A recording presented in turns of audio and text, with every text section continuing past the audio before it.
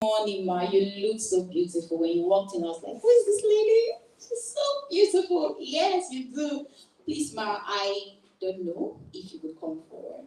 Thank you. Thank you so, so much. All right, so are we doing a round of introductions? Yes. Okay, I'll just take this round. All right. So start here. No, okay. We're going to do an activity. I told you I was strategy. Oh, okay. Yes. So we're going to do an activity. So we're going to pair ourselves in twos. So thank God we're at 2-2. You're going to introduce yourself. So you're going to tell the person your name, what you do, and you just have 5 minutes max to do that. At the end, we're going to take the mic around and you're going to introduce your neighbor. Is that all right? Okay, so you're with him. So what's your name? Mr. Zaya. All right, so you're going to introduce yourself to Mr. Zaya. You're going to tell him what you're doing. Mr. Zaya is going to introduce himself to you, tell you everything, and then I'll take the mic to you, and you're going to introduce Mr. Zaya to us. Is that okay? We could do that, right? All right, so let's start.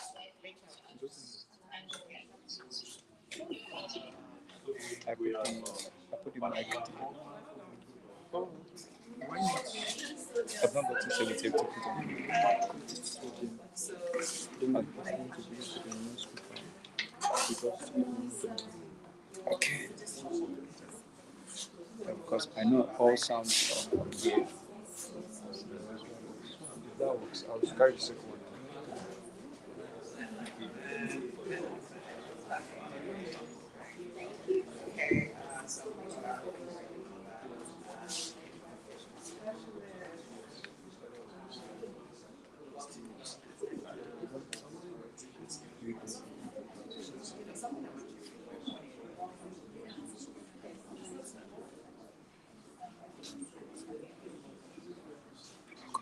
Okay, just fill out the second row. Thank you. Yeah. So, I love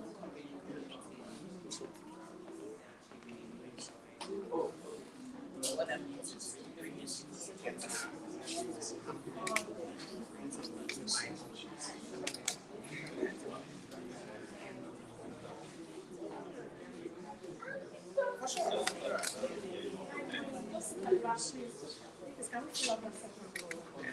just beside them. Second, not first. Second row, sir.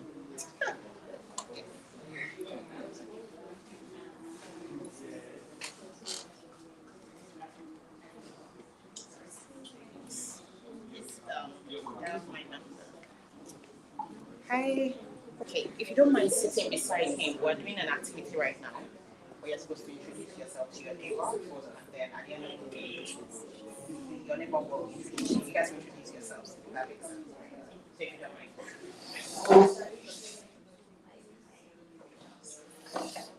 Hi. So we're doing an activity where we're doing introductions, we're doing different so other than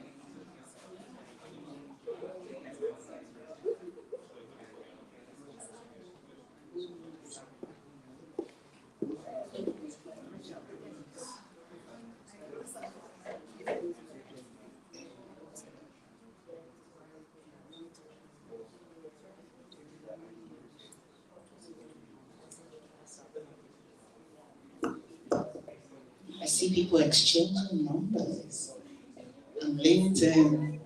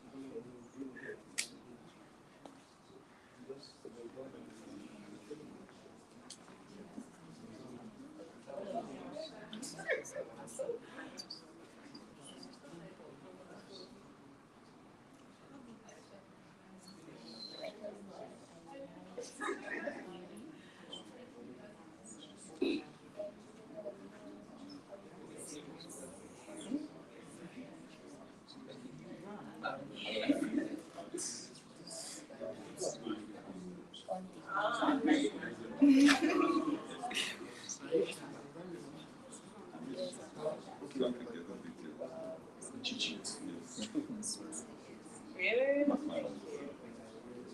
It's nice to hear. We are going in deep.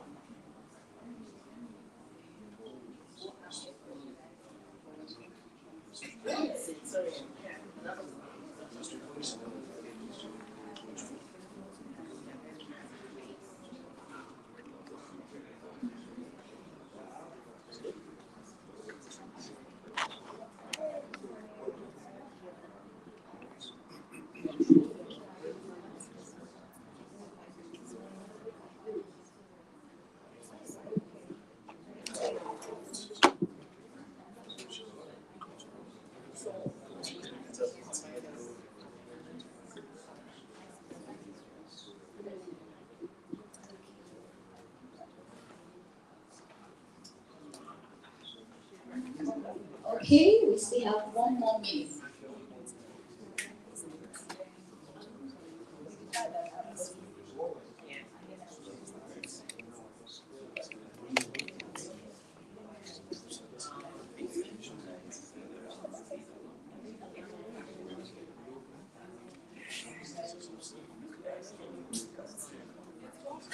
Tell us something that just by sitting at this.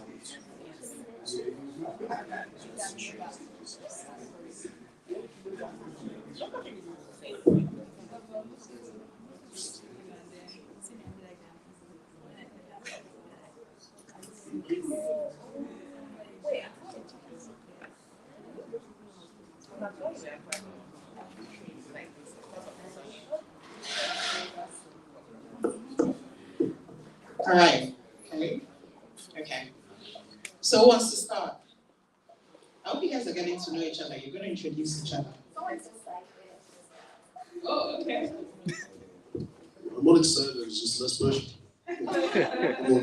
You were there. So I'm introducing Mr. Abdul Razak, aka Mr. Chukule. He works at the Federal Ministry of Agriculture. Hey. As well. Federal Ministry of Agriculture. What is the job? What his job is? Oh, yeah, he does admin stuff over there. More prepared. All right, thank you very much. I have the singular honor to introduce to this August gathering Mr. Isaiah Gaines. Mr. Isaiah Gaines is a freelance data analyst. So thank you very much. Nice to meet you, Isaiah and Abdul Razak. Okay. They're still at it. Are we ready? Okay. We'll skip it.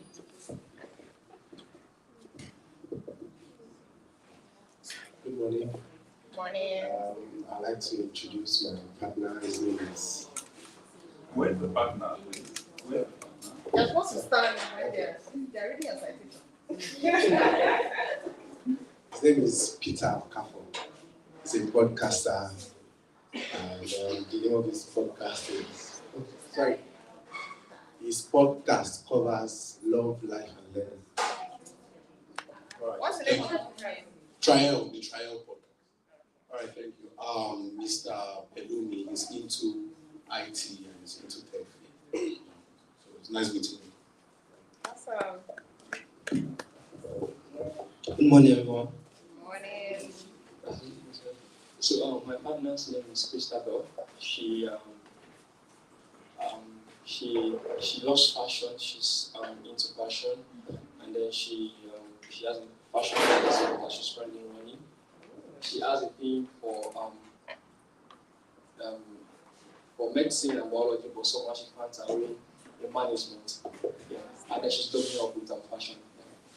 Wow, that's a rich one. Please, people celebrate their day. Good morning, everybody. Morning. So I'm going to be introducing Mr. Samuel, who is currently a serving corps member but is also a freelancer in the writing and real estate space, and also runs an NGO. Wow.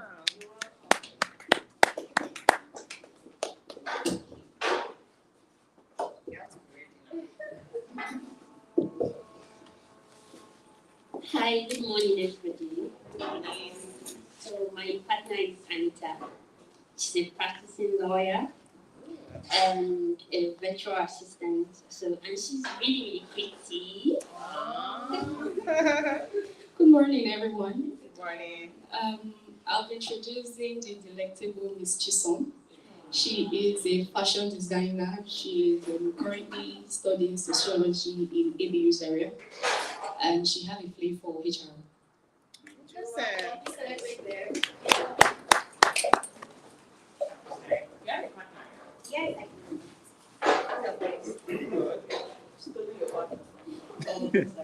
All right, good morning, ladies and gentlemen, because we're all ladies and gentlemen. So I'd like to introduce to you Mr. Israel Alabi, all the way from Ibadan. Please celebrate him. Exactly. So Mr. Israel Alabi is a grant consultant and also a business developer.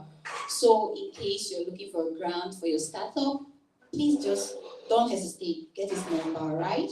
You're welcome, Mr. Israel. Thank you very much. I'd like to introduce my partner, my first partner. Her name is Deborah Ayine.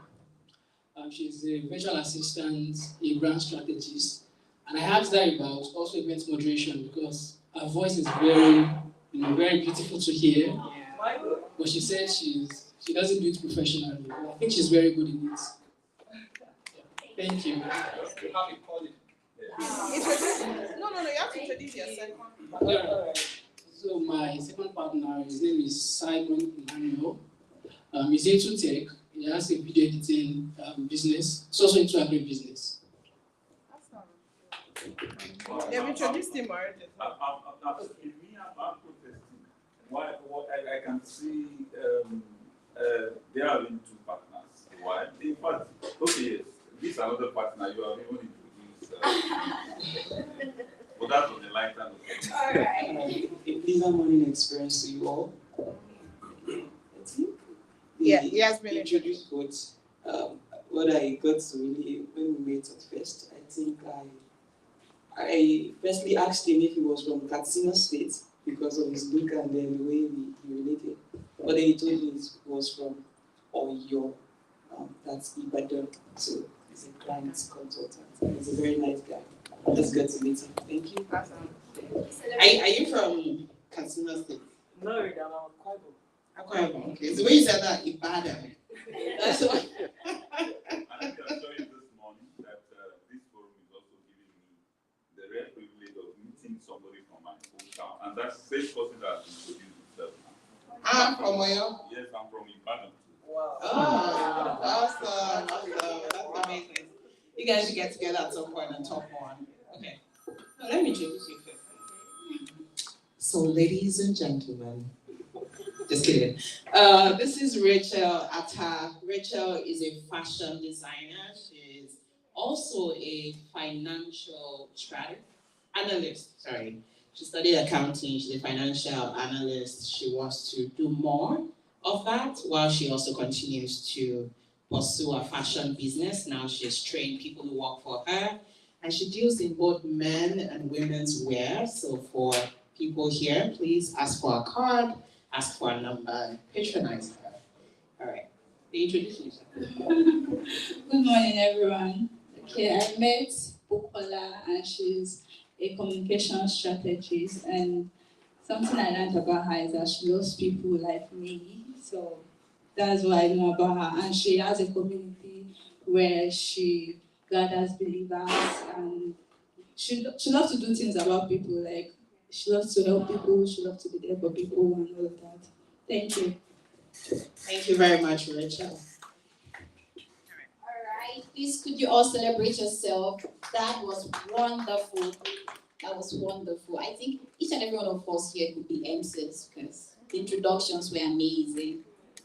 All right, so now we're going to go into something special. I'll still be engaging all of you. Yeah, we're not here to sit down and listen to the speakers. We are here to participate and gain from each other. So, I'd like to know, I'm going to ask like 4 persons here. While registering for this event, what did you have in mind? What was that one thing that made you say, no, I have to be here today. I need to be in the summit today. We're going to start from you, sir. Yes. Well, thank you very much. Well, I'm a civil servant. I've always looked forward to my retirement any moment from now, and I felt I need to begin a side also, so that I'll have something to fully retire into. And I'm beginning to think in recent times of going into a real estate business. And seeing the title of this, Get Started Summit, I have a feeling perhaps it's coming at the right time. It should propel me into my dream business. Thank you very much. Wow, that's amazing. That's really amazing. Awesome. I think I'm learning already. Okay, so we're going to do this to you, sir. You have a podcast, and it's so interesting. So why did you register for this event? Well, I'll say personally, the speakers, that's just one here because in this year I started following you on Instagram. On Instagram, and the way he talks about structure and setting up things just blew my mind. And I'm currently in the phase to, officially set up my podcast professionally, and I also run a book club, which it's like a community.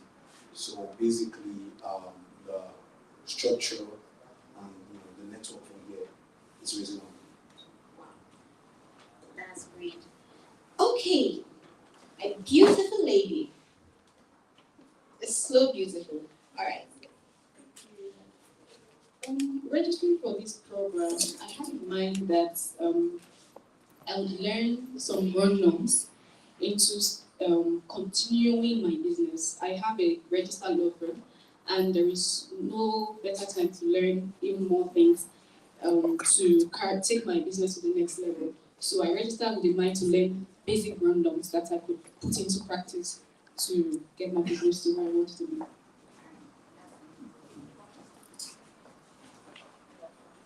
Okay, so one last person. Should be a guy. Okay, we have 2 guys already. So be a lady. Thank you. So I believe at every point in a person's life, we are always wanting to start something, right? Be it transitioning from the corporate world to the business world, or from the business world to the corporate world. At some point, we all want to start something.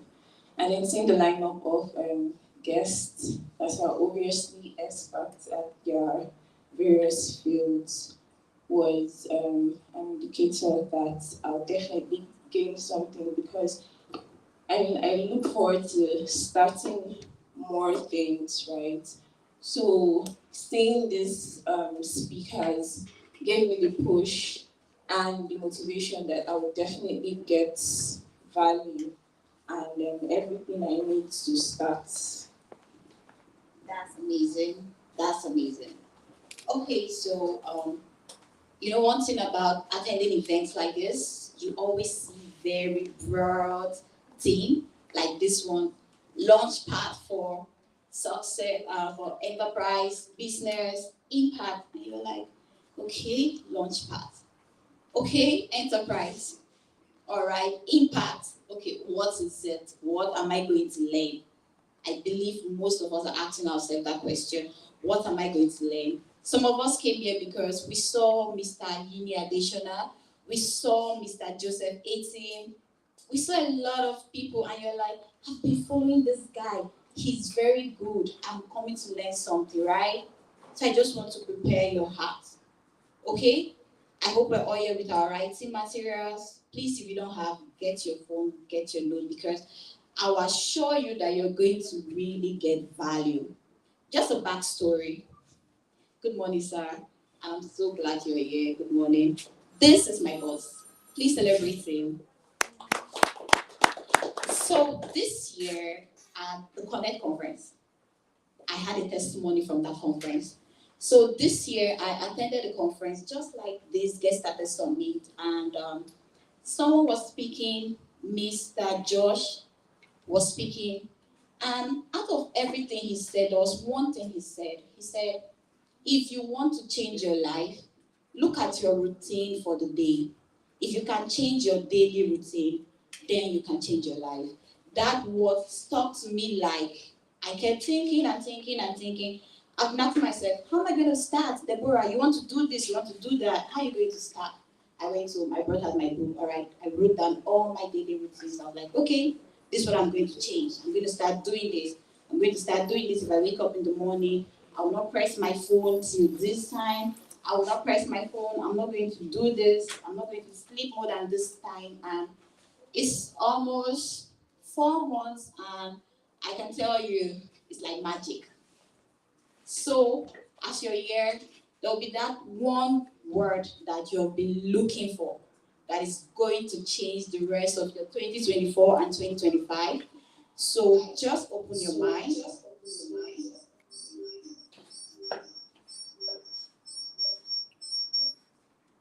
Can I continue? All right. So, open your mind, listen, write, jot down. You don't know what you're going to take home with.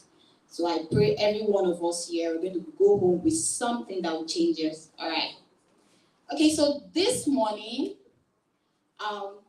it is a very rare privilege for me to be doing this. I never thought I'll be doing this. Today, the 2nd of November, 2024, a special day.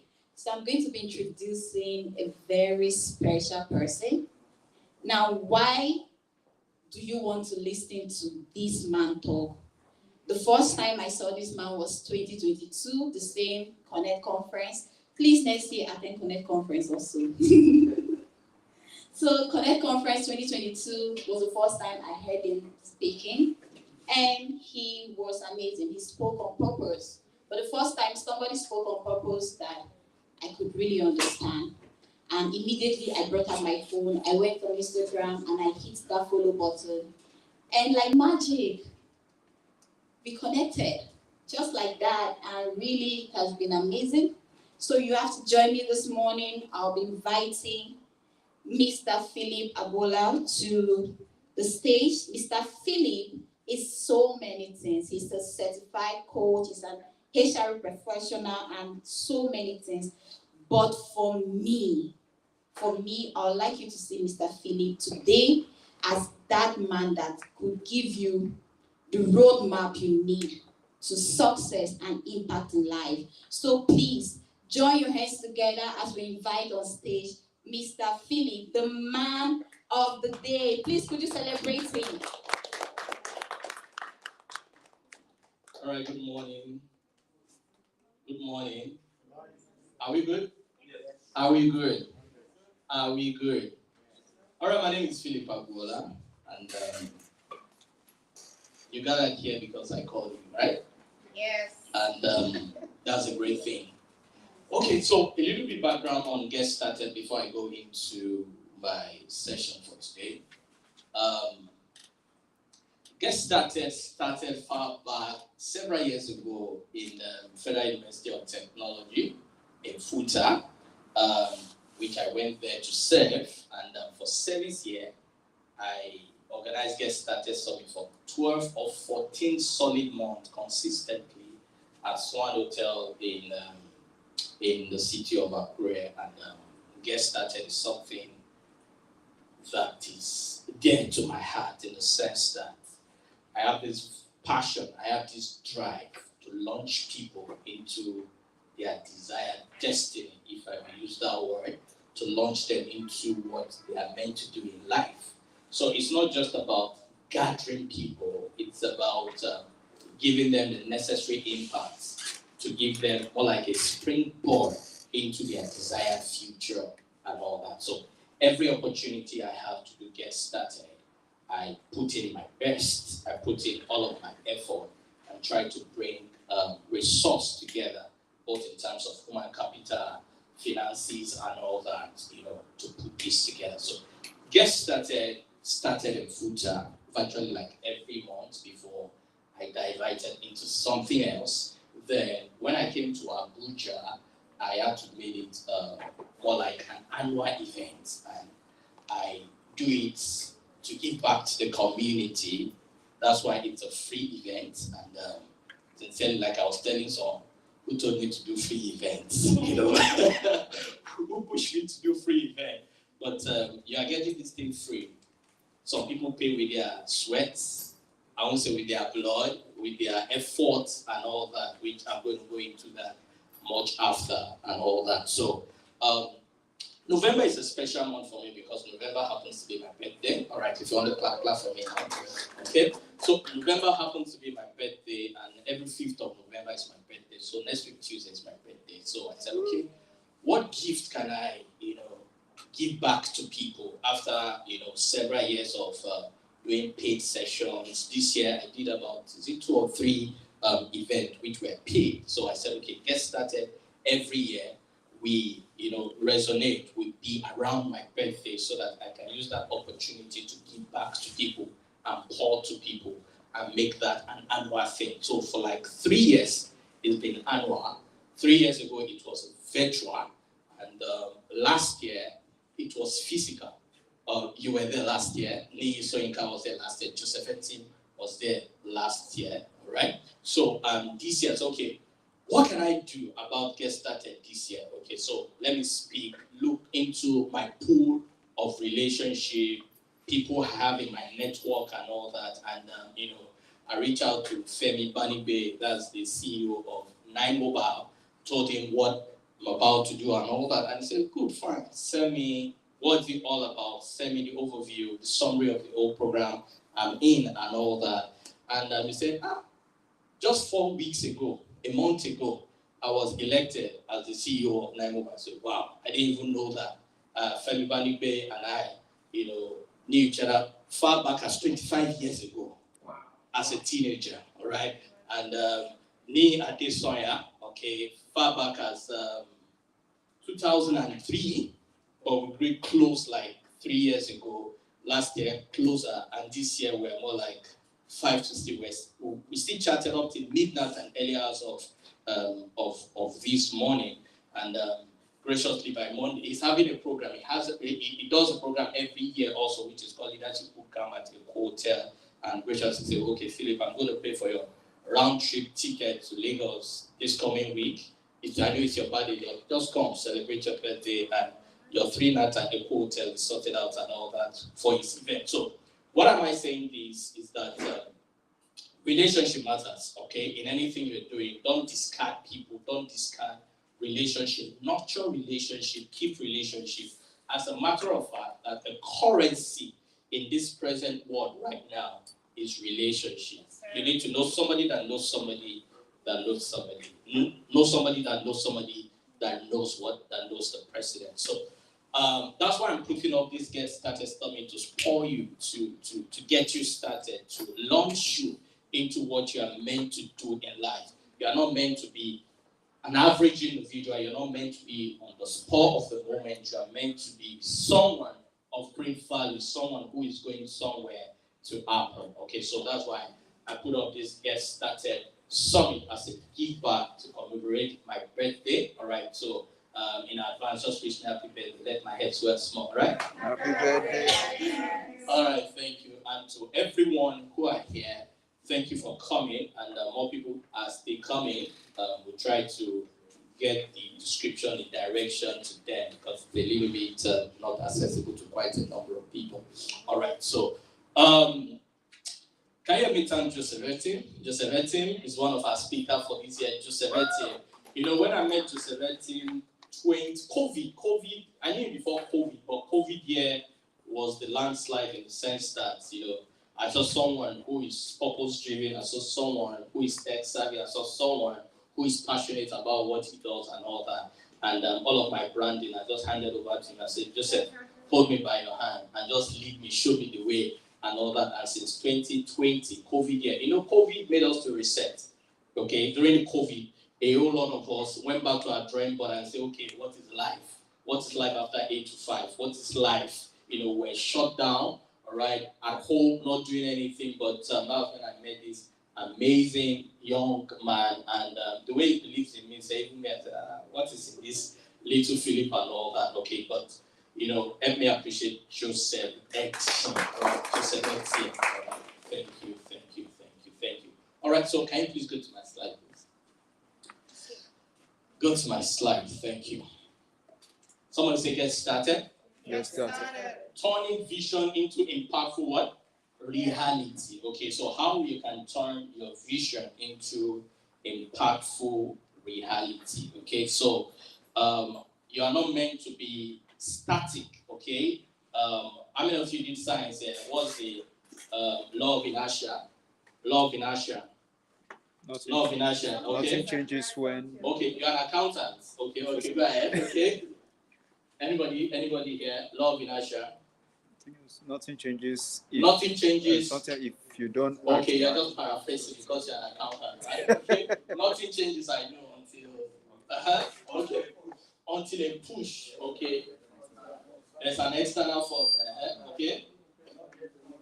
An object. Okay. An object will remain in motion, static, or until. Okay, all right. So an object will remain static or in motion until an external force act on it. Okay?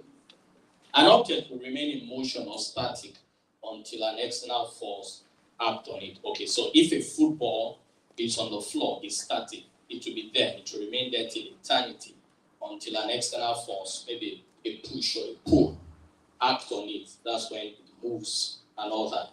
And it will be in a linear direction. If you push it, it will be in a linear direction. Keep moving until maybe an external force also act on it. Maybe a kick, a wind, or anything act on it to change direction and all that. So now, you are not meant to be static in life. Tell your neighbor you are not meant to be static in life. You are not meant to be static in life. Okay, tell somebody you are not meant to be static in life. You are not meant to be static in life. All right, tell yourself, I am not meant to be static in life. Okay, so apart from being static in life, you are not meant to be on the same motion in life, okay? How many of you drive? If you drive manual, a whole lot of us learned how to drive with automatic, and when they give us manual to drive, we find it very, very difficult to do, okay? So, some couple of weeks I was in the UK, and my friend was driving and he wanted me to just, bring the car somewhere, and I found out this is mine. I said, Dad, no, I don't feel try this thing, okay? So now, when you're driving, how many of you know that car changes gear?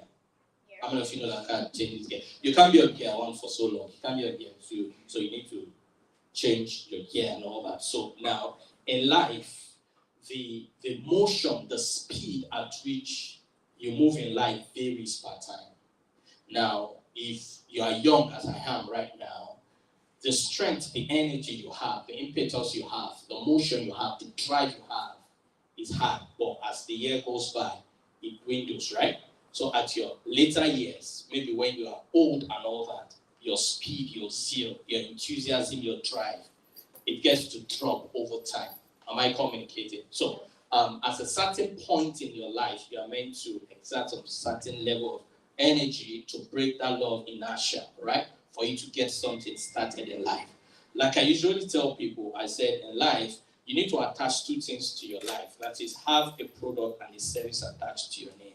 I know you're doing a 9 to 5 and all that, but 9 to 5 is not what you're going to do for the rest of your life, okay? So your 9 to 5 is a learning curve, okay? You are there, it's a learning curve. If you get to a point, you will be settled into your own. So what you've acquired from your 9 to 5 is what you're going to use to establish yourself later in life. So as an individual, attach a service, attach a product to yourself, because your salary will never be enough. Somebody say, my salary. Okay, so how many of you, your salary has never been enough? You bought your house, you bought your car, you've gone to that trip with your salary, with your paycheck, even before the paycheck enters into your account, the money enters into your account, and you spent it, but you still have excess, more than enough on some other frivolities, in quotes, the urgent 2K and all that. So one stream of income or salary is never enough, and that's why you need to attach a service to yourself or a product to yourself.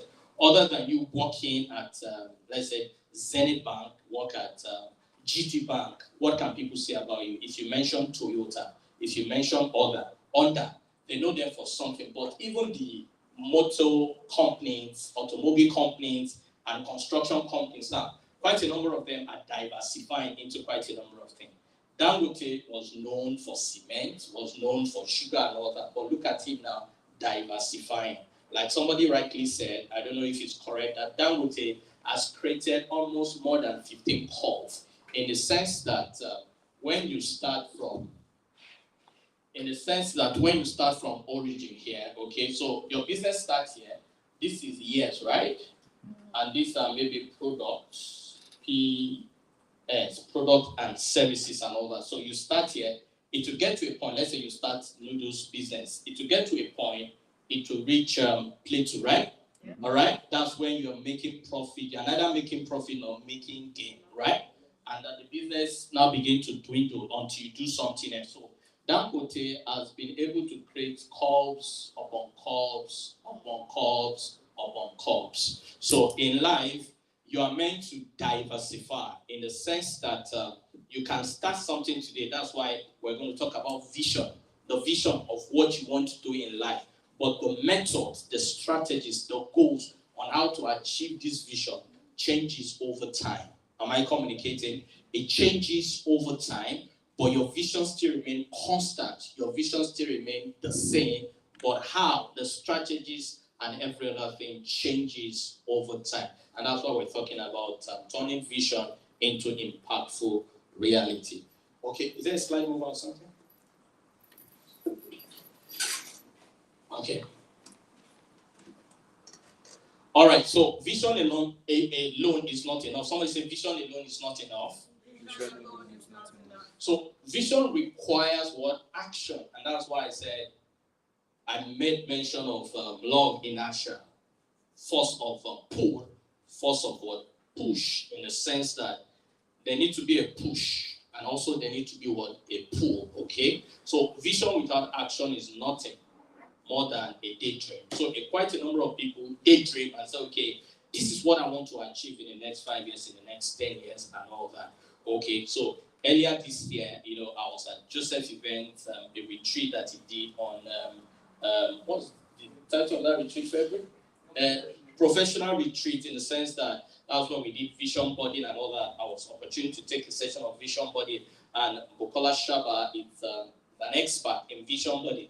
And I guess towards the end of this year, you're organizing another one again, right? Yeah. Vision Board Express, because that is massive in the sense that earlier this year, on my vision board, there were quite a number of things I pasted on my vision board. And even in February, we had an event, Wealth Craft, that she took vision boarding and all that. I crafted my place somewhere in my house where I see, in my bedroom.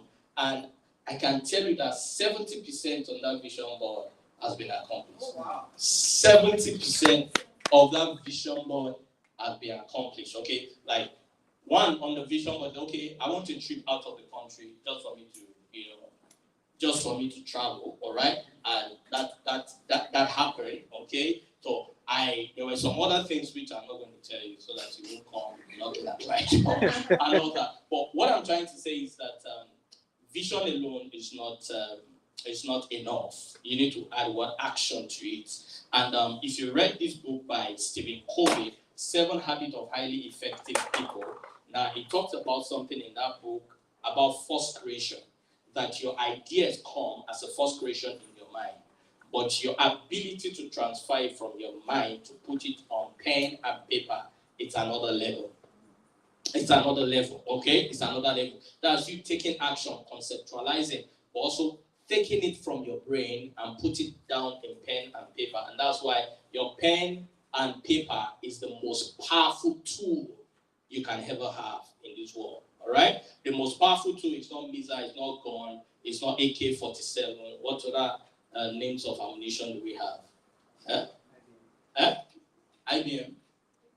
Okay, what other names of rifle? Okay, so if you're able to know, I'll ask you, what are you doing with guns? All right? Okay, so the most powerful tool you can ever use in your life is the pen and a paper, because with that, you are able to use that to craft your future.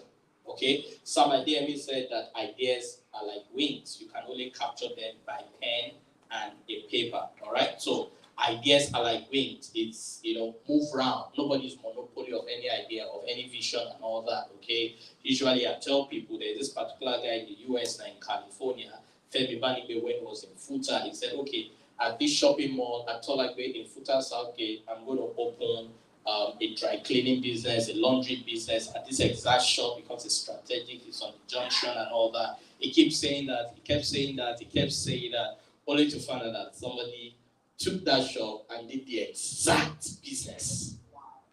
So that you're thinking it right now doesn't mean somebody else is not thinking it right now. So, but for you to conquer that thing from your mind is for you to put it down on pen and paper, and that's why you must not do without a journal. You must not do without a notepad, in the sense that you need to have something, a journal where you document things, you put things together, okay? So that's one of the ways for you to take actions, all right? So the key to success is to stay focused on your vision and also to be realistic about your current situation. Not that, okay, that you want to,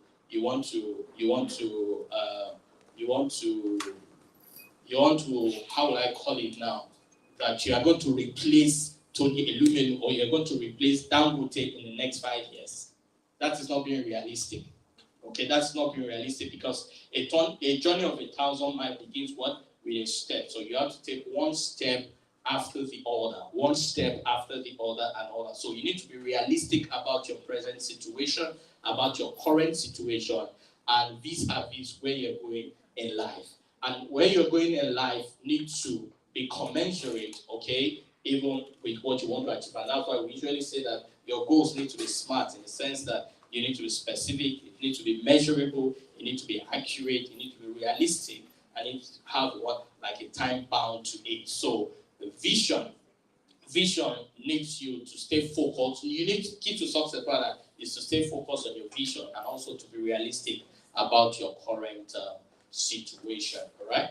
Your current situation. All right, can we celebrate my brother, Nii Soyinka? Thank you. Nii Soyinka, I've known Nii Soyinka far back as many years as an undergraduate, right? Many years. So, it's not just today. Most of the people I tend to relate with bring many years. Not that, okay, we just saw somebody somewhere and we brought them in. Okay, so Nii Soyinka is a friend, is a brother. So he's going to be speaking also. So how to navigate the journey from vision to reality, okay? You have this mental picture, you have this thing you want to achieve in life. How do you bring it to physical, to reality and all that? So that's what we're going to be talking about briefly. Please monitor my time, because I can talk for Africa when I have my microphone. This thing is not moving. Can you move it?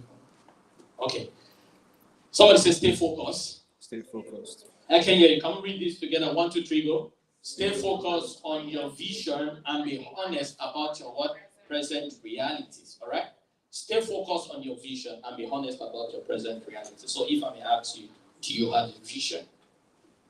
If I may ask you, do you have a vision? You need to have a vision for your life. Okay? Don't just join the bandwagon. All right? So somebody who does not have a vision, let's say for example, you are going to Lagos from Maiduguri and you got to Abuja, okay? And you got to Abuja and somebody said, okay, let's go to Kaduna, and you joined the person, you went to Kaduna.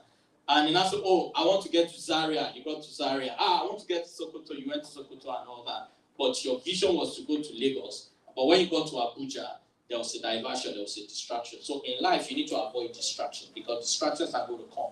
Distractions are either in forms of men, distractions can be in in form of your environment. Distraction can come in form of quite a number of things: peer pressure, comparison, competitions, and all that. So you need to be very, very careful and filter yourself against every form of distraction. Am I communicated? You filter yourself against every form of distraction. So number one way for you to navigate from vision to reality is to stay focused on your vision. So the question is, what is your vision? What is your vision? What is your vision in the next 5 years? What is your vision in the next 10 years? What is your vision in the next 20, 30 years? What is your vision in the next 50 years? So as simple as these things are, but these are the climbing stone. These are the building blocks, right? For you to have a fulfilling year, for you to have a fulfilling life, for you to have a fulfilling career, or for you to have a fulfilling business journey and all that. So ask your neighbor, what's your vision? Or I can tell you, ask your neighbor, what's your vision? So before you leave today, you need to craft your vision, all right? You need to craft your vision, because your vision is more like the mental picture of your preferred future, all right? The mental picture of what you want to be. As a business person, what are you projecting? What picture comes to your mind? As a public speaker, what pictures come to your mind? As a career, a family person, you're into enterprise, you're into entertainment, you're into media, what vision comes into your mind? So what is the mental picture you have?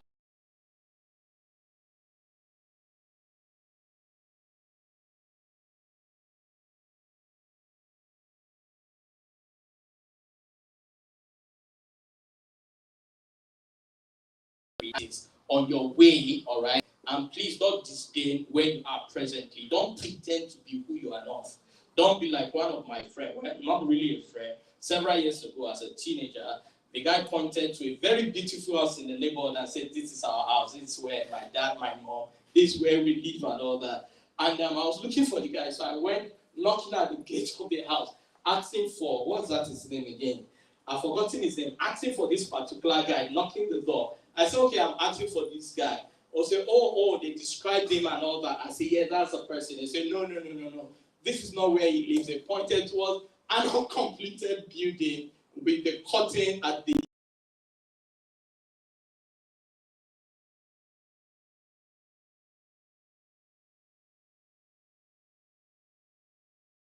staying there with his mom and all that. But if you see this guy, if he comes up with his shirt, with his tie, with his suit and everything, and the way he speaks and all that. So the guy was pretending. Assuming I'm an angel investor right now, I won't help the guy. So don't be ashamed of your present realities. We know you don't have the money right now, but don't be ashamed of that. We know you don't have transport money even to go for that interview. Don't be ashamed of that, all right? You don't have the car. You're trekking and your shoe is dusty and you need to use a rag to dust your shoe.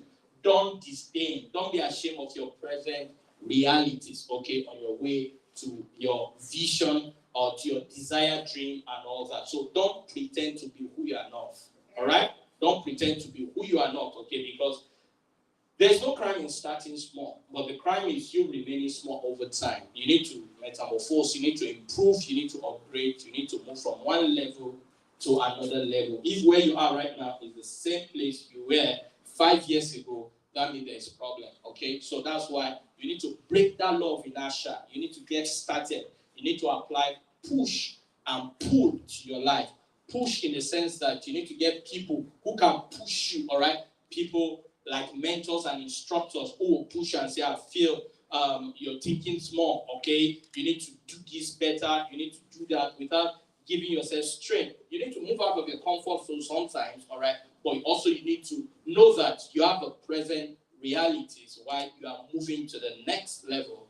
Am I communicating? And in terms of the first, again, about pull, your desire. You need to have a desire to get to the future, to move ahead, to get to your desired place and all that. So stay focused on your vision and be honest about your present realities. Okay, number 2, let's read it together. 1, 2, 3, go.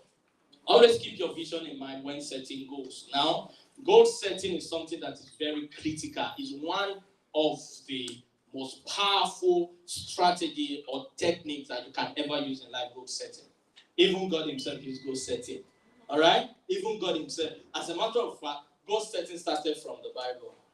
Okay? Apologies to those who have not up to Christ. Okay, I don't need to apologize for my faith, right? No. So God setting, you can find the foundation from the scripture and all that. Okay, so in life, if God can use goal setting, who are you not to use goal setting? Okay? And what is goal setting? Okay, you determine that this is what I want to achieve at so time. God did the work of creation for how many days? 7 days. 6 days. Then on the 7th day, he rested, right? So there was a goal setting. There was a timeline that first day he did it, second day, third day, and all that. Then on the 7th day, he rested. And he put system in place. So goal setting helps you to put system in place so that you can run. So if you look at the universe right now, everything runs on systems.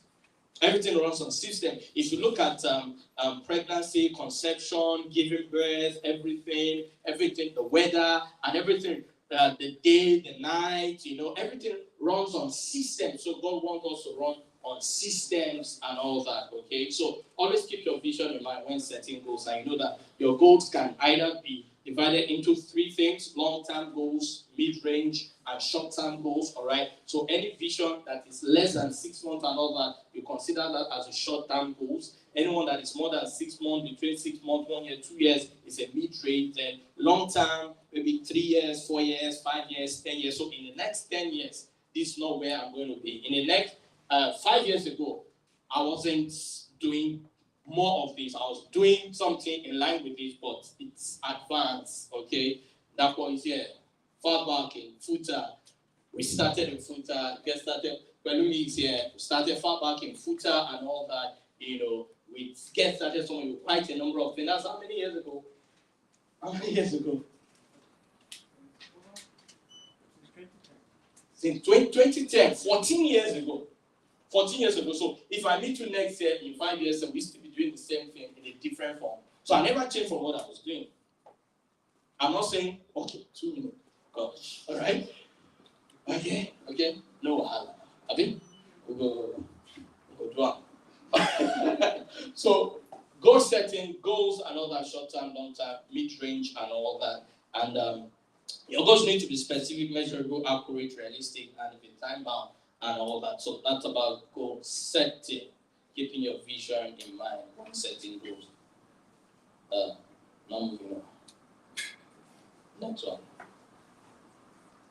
Okay, so be willing to reset your goals. Now, you keep the vision in mind, but how many of you know product life cycle, or you've gone through project management stuff before and all that, okay, in the sense that you can do some certain stuff over a period of time, but when you find out that it's not giving you the desired result, you need to go back to the drawing board. Your vision is constant, but the methods, the avenue, the channels of reaching that vision might change over time. Am I communicating? It might change over time. So there is an opportunity. You have a window for you to go back to your drawing board and reset your goals. If this desired goal is not giving you the desired result, you can change it. If this road, like in Yoruba, they said one way does not lead to the market, okay? So if this road does not get you to the market faster, you need to change your route and all that. So you can revisit your goals so that you can achieve your vision better. For me, I needed to change the environment. Yes. Yeah, he can attest to that. For me, I needed to change environment, okay? I changed the environment, and what I was struggling for like 5 years, in less than 12 months, I surpassed that. So environment also can impact you. The vision is constant, but the environment. So I had to reset my goal. So some of you, is a cycle of friends you need to change. Some of you, the kind of people you mingle with. Now, I call somebody in the real estate sector and say, my God, I don't have land in this Abuja. I know you sell land. Come, give me land. Give me a plan on how to be paying, because I want to be landlord in this Abuja.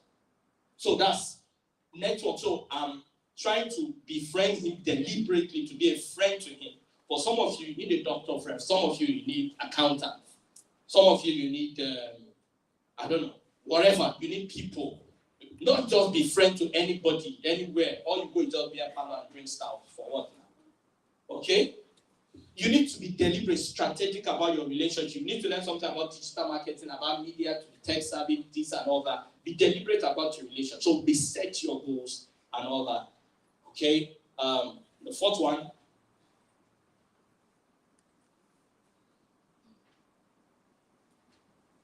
revisit your vision consistently or frequently. Now, I don't know who said this. They said constantly evaluate your present efforts.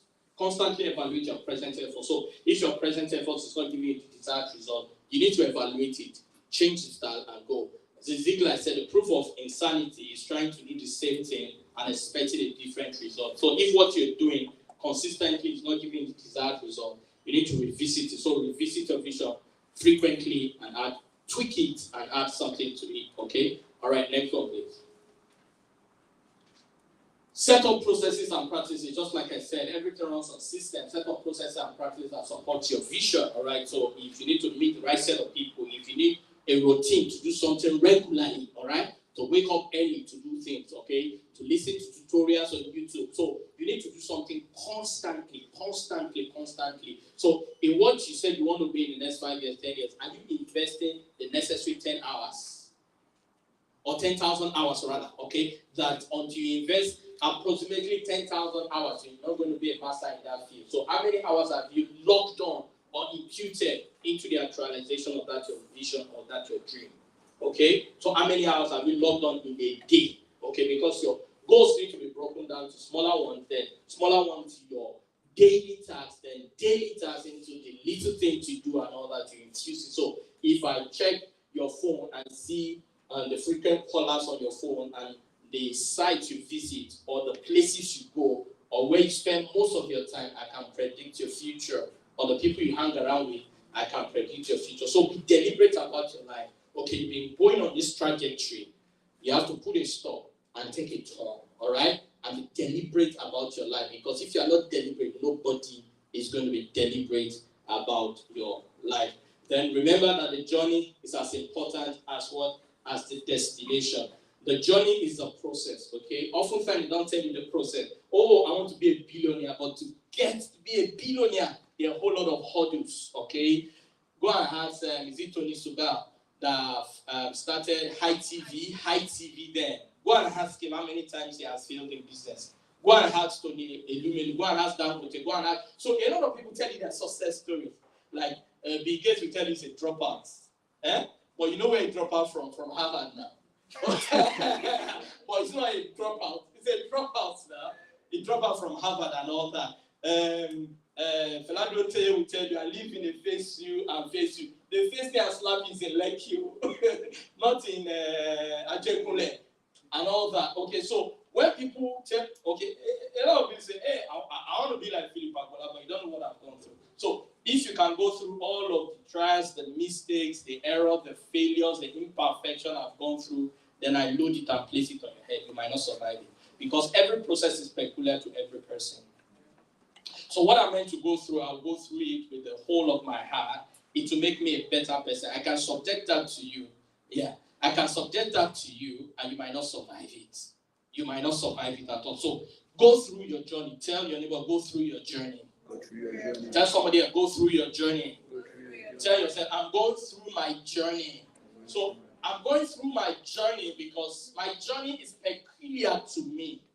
My journey is peculiar to me. I'm going through because it's peculiar to me. And do you know, it's forming me, it's shaping me, molding me to be who I'm supposed to be. So that when I get to the top, I'm able to, have stability and all that. The people I'm meant to meet, I'm meeting them on the way to the top and I'm treating them nicely, okay? I need to meet them, the detours I need to take, the valleys I need to go through. I'm going through that so that at the end of the day, I'm a thorough man, I'm furnished, okay, when I get to the top. And when somebody is telling me that a trek from so place, no, I was there before you. It's not a new thing. All right? I remember when I got to Abuja and all that, if you know Arab Road from my house in Catholic Church Junction, I'll straight to Arab Junction and I'll take along to Area 1. From Area 1, I will now trek past Rita Lorry, go to Area 11 to my office. All right? At a point at Barnes, when I stopped, rain dealt with me and my friend that were staying together. But now, when we drive past with our separate cars, we've forgotten all of those journeys, all of those processes and all that. So you are meant to go through all of this journey. It's part of the success stories and all that. And number 7 is what? Tell your neighbor, start now. Start now. I can tell your neighbor, start now. Start now. All right. Vision is about action and being overly cautious and having every detailed workout. You might not see all the steps, but as you take some steps, all that will become what? Clearer. Thank you. Wow. Please put your hands together. Very well. No, we're not doing it right. We're not doing it right. Please. Put those hands together. Very well for Mr. Philip Agbola. He is our convener and he has started us out on a very, very good note. A lot to learn from that. So, two of our keynote speakers, because they couldn't make it, Femi Banibe was in Abuja last week, and they sent in their videos, all right? Tailored towards this event and all that. That's Nia Desenya and Femi Banibe. Thank you. That's how you know the convener. They'll drag Mike with MC. They will drag Mike. Anyway, thank you. Thank you for that. I was saying that there was a lot to take away from his session, right? And I think one of the big things that struck me was when he said, attach a product or service to your name, right? Because your salary will never be enough.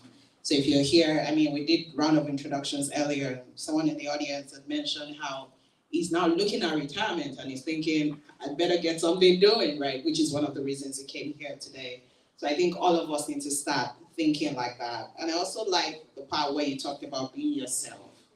I think there's no other you. You can try to be many people, really, but the truth is God created you specially and there is an inherent unique value in you. So be yourself. Be yourself all the time. Ladies and gentlemen, please put your hands together again for Mr. Philip Agbola. All right, I wanted to try this with an audience. Maybe you guys, I'll see if you guys are the right audience. When I say it's giving, you give me an adjective, right? So when a speaker finishes their speech and I say it's giving, you supply adjectives to me. So we're talking about Mr. Philip Agbola now. It's giving what? Ginger. I didn't hear that. It's giving insight. Okay, I like that. It's giving goals, impact. All right. Any other adjective? Vision, visionary. It's giving visionary. That's interesting. Bro, I like you. Yeah, you fight for it. Well done. All right.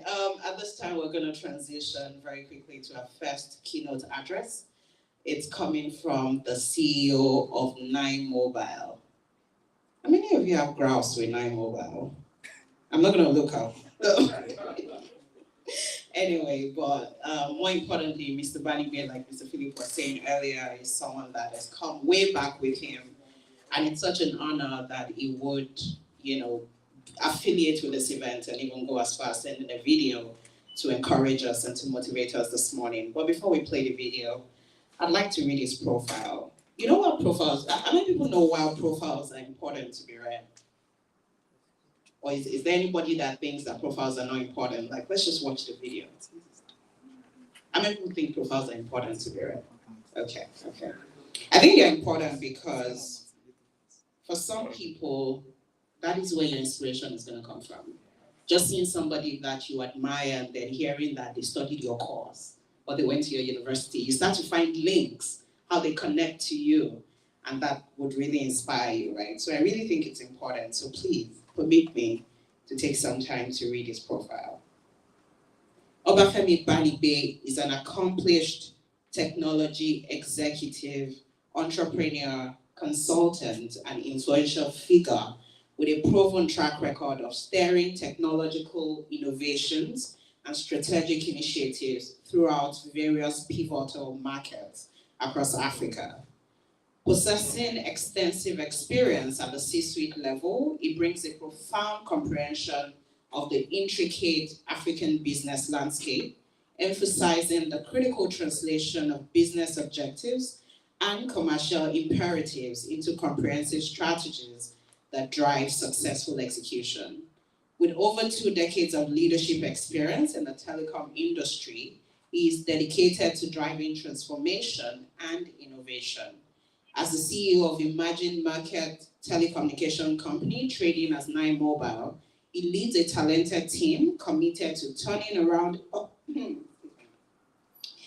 a talented team committed to turning around organizations, enhancing operational efficiency and delivering exceptional value to their customers. His career is marked by a proven track record of steering companies through challenging times, fostering a culture of excellence, and implementing strategic initiatives that result in sustainable growth. His expertise lies in strategic planning, operational restructuring, and leveraging cutting-edge technology to create competitive advantages. His leadership philosophy centers on transparency, collaboration, and relentless pursuit of excellence. He believes in empowering his team, fostering an inclusive workplace, and maintaining strong stakeholder relationships to achieve strategic goals. Ladies and gentlemen, please put your hands together for Obafemi Bangwe.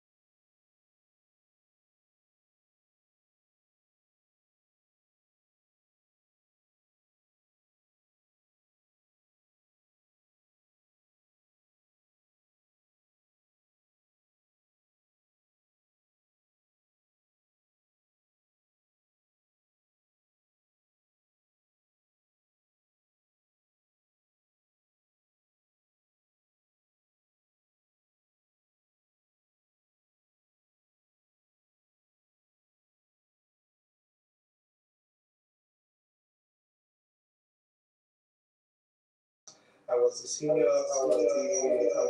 science club president of my class at the time.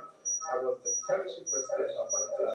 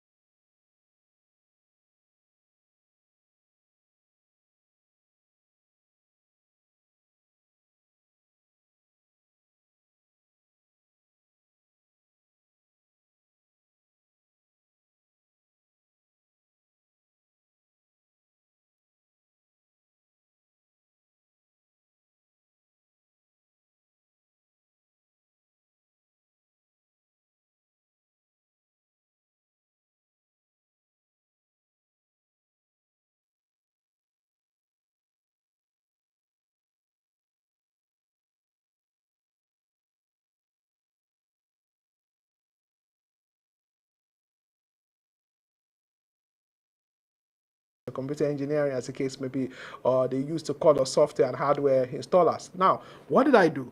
I left the city of Ilorin, had an opportunity to come see a cousin of mine in Lagos at the time, and then I started having this desire to go do an internship, and then I was looking for a place that is actually going to help me to be able to learn. Now, I got into this place, I was given an opportunity to work in this place. They were not going to pay me salary, but I was determined to learn, because I know that all I need is an opportunity for me to learn something. So I decided to volunteer. Now, by volunteering, they were paying me a stipend, even they were paying me 2,000 naira that could not even pay for my transportation. I remember most of those time I used to do some exercise by walking part of the distance so that I can save on transportation money. I would feed on the tea and biscuit that they get to serve us in the office. So I take a cup of tea in the morning and a cup of tea in the afternoon, and I go back home to go and eat. Now, I was learning for 4 months. It was like suffering. But that knowledge equipped me to the point whereby the owner of the business, remember after 4 months was over, and I asked him, say, how did I perform? He said, wow, you've done so well. He says, young man, I want to promise you that every time school is on break, or every time you are in quote, ASU is on strike, you can always come back to work. And that was how I got the first job. Now, from volunteering, I became an ad hoc staff. That means that when school is over, I could come and work. Now, and I've realized that when I apply that same principle of volunteering in terms of working pro bono sometimes, doing something for other people, not because you want to get paid, that will always open opportunities. And I can always remember that every time I have advanced in my career, at the period in which I have done something beyond what I've been asked to do, and I've volunteered to do extra. Now, what volunteering does for you is that it equips you with knowledge. It equips you with experience. Now, when I'm putting my CV together, my CV is basically a description of my career journey. Nobody's going to ask me whether I got this skill or I got this experience through volunteering or I got it through being paid. What is going to be stated is that I have acquired this skill, I have done this, I have done this, I have done that, I have done this, and that becomes my story. Now, I will package that story and then go and use that story to go and apply for a job. So I say to young people, when you work in a place where you are not being paid enough, trust me, it is a seed to your future, because a time will come in your life when you will be paid much more than you are working. Now, because when you are investing in developing skills or you're volunteering to get experiences, it always seems so painful. It always looks as if their organization is not very fair. Trust me, you are investing in your future. So for those who are seeking for career opportunities, don't go after those big companies where you don't learn anything. Go to smaller companies that are looking for, let me use the word cheap labor. Sorry, I'm using that slang, cheap labor, not because you are not worth it, but simply because it is an opportunity to learn. They will use you like cheap labor. They will not pay you enough money. You're going to work so hard, much more than you are being paid. Don't worry about that. It is about the future. Don't forget that future doesn't ever wait for you. It will take you to envision that future. It will take you for you to position yourself in volunteering when you are not even being asked. It will take you to continue to invest in self-development, even whether you are being paid or you are not being paid. As long as you keep your eye on the goal, you will always achieve that destination. It's not a question of time. Everybody will work based on different timelines in their life. Your time is not the same as other person's time. See, everybody is running a different race in life. Now, the last thing I'm going to say to you is really avoiding comparison. Comparison, when you begin to compare yourself with somebody else and you begin to compare yourself with yourself, see, those who compare themselves with themselves are not wise. See, you are running a different race. Your outcome in life is never going to be the same as the outcome in the life of your neighbor. The fact that your neighbor has achieved something quickly does not necessarily mean that you are a failure. Everybody will have their own time. Your time is going to come. And then for those whose time have come, understand that you will not always reign forever. You're not always going to be in the limelight. Life is about mountaintops and valley experience. So you will get onto the mountaintop, trust me. After a while, you will experience a valley. Now, when you experience a valley, it's simply because you are supposed to go back into hiding. You're supposed to go and rebuild yourself. You're supposed to redevelop yourself. And when you're going through the valley experience, nobody knows you. Everybody will forget about you. People who probably used to enjoy your influence when you're on the mountaintop, they won't even have call you after that. But don't worry about that, because every single human being, no whether you are old or whether you are young, or I do not care how much money you have, everybody goes through a series of mountaintops and valley experience. And at the end of the valley experience is an opportunity for you to climb the next mountain. And that next mountain will always be higher than where you are coming from. But when you have enjoyed that spotlight, trust me, another next valley is going to come. But every valley experience is supposed to set you up for the next mountain top experience. So do not count yourself as a failure because you are going through a valley experience. Understand that life is in phases. Men are in sizes. Every one of us are running a different race, but everybody must understand that the journey of 1,000 miles always begin with a step. So whatever that journey is going to be, the most important is how you start and when you start. Don't wait. It is time to get started on your journey. It is better for you to start now than to wait for every of the situation to be perfect. Those who wait for perfect circumstances usually don't make their move. And when you are thinking of waiting for that perfect circumstances, you will never start. And when you don't start, you will never make progress. So guys, it is time to get started with your dreams. Never forget, you are not in this world to find something to do. You are in this world because you have something to do. An assignment brought you here. So find it, discover yourself, and then give yourself wholly to it, because your profiting will eventually appear to all men. It's going to be a matter of time, but you will eventually reap the result if you are diligent and you do not give up. And that is my message to you guys. And then I hope I get to see you guys one of these days, one-on-one, and we can have a one-on-one interaction. But until that time, enjoy the Get Started conference. Thank you very much. Bye-bye.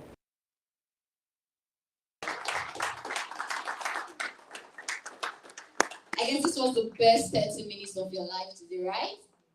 Right? Please, if you're here and you are proud with your full chest to be a Nigerian, can I see your hands up? Oh my God. Some people are not proud. Even me, I'm like, because there are sometimes I'm like, God, why was I born in Nigeria? What? T-Pain. But well, just like we had, you were not born because you were not born to come and look for something to do. You were born for something. So even if you're from Nigeria, it's a privilege. You have a part to play. You have where God is leading you to. I'm a Christian, sorry. So you have where God is leading you to. Don't ever feel bad. Don't ever feel, oh God, why am I born in Nigeria? Why is T-Pain? I want to japa. Please don't japa yet. Find out why you want to japa before you japa. Hallelujah. Oh my God. We're getting to another level. Yeah. All right, so that was an amazing section, and that 30 minutes was worth it. It was worth it. I felt encouraged. I believe you also felt encouraged. If you felt encouraged here, let me see your hand. You felt encouraged. You felt you're not left back. All right, so we're going to go right into another amazing section. Before we do that, I would like to ask, if you're here and you have a business idea, can I see your hands up? You have a business idea you want to implement. Can I see your hands up? Okay, 1, 2, 3. All right, 4, 5. Okay, if you're here and you don't have a business idea, but you want to start a business? Can I see your hands up? One. I'm here. If you don't have a business in Nigeria in 2024, Mr. Philip already told us, you can't be depending on your salary anymore. I don't know what you're doing. You can't be depending on your salary anymore. You're here, you don't have a business idea, but you want to start a business. Can I see your hands up? Okay, we're at 3 now. If you... Sorry, I'm hijacking you again. Okay. All right, so part of the benefit for those who are attending this conference is that if you're starting a business or you have an existing business, you want to register your business, particularly with the Corporate Affairs Commission. For you being an attendee, there's a 20% discount for somebody to register your business. So that's what you stand to benefit. So within the breakout session or after that, please walk up to me for your business to be registered. Thank you. Thank you, sir. I guess now everybody will have a business idea.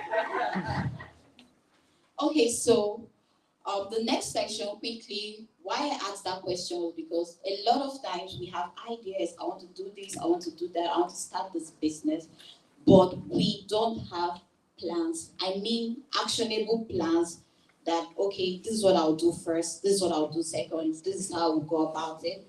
But the next section, we are going to be learning practical steps, not theory, practical steps of betting a business idea and implementing it. So quickly, I'm going to be reading the bio of our next speaker, Mr. Olaniyi Soyinka, the success catalyst. I love that.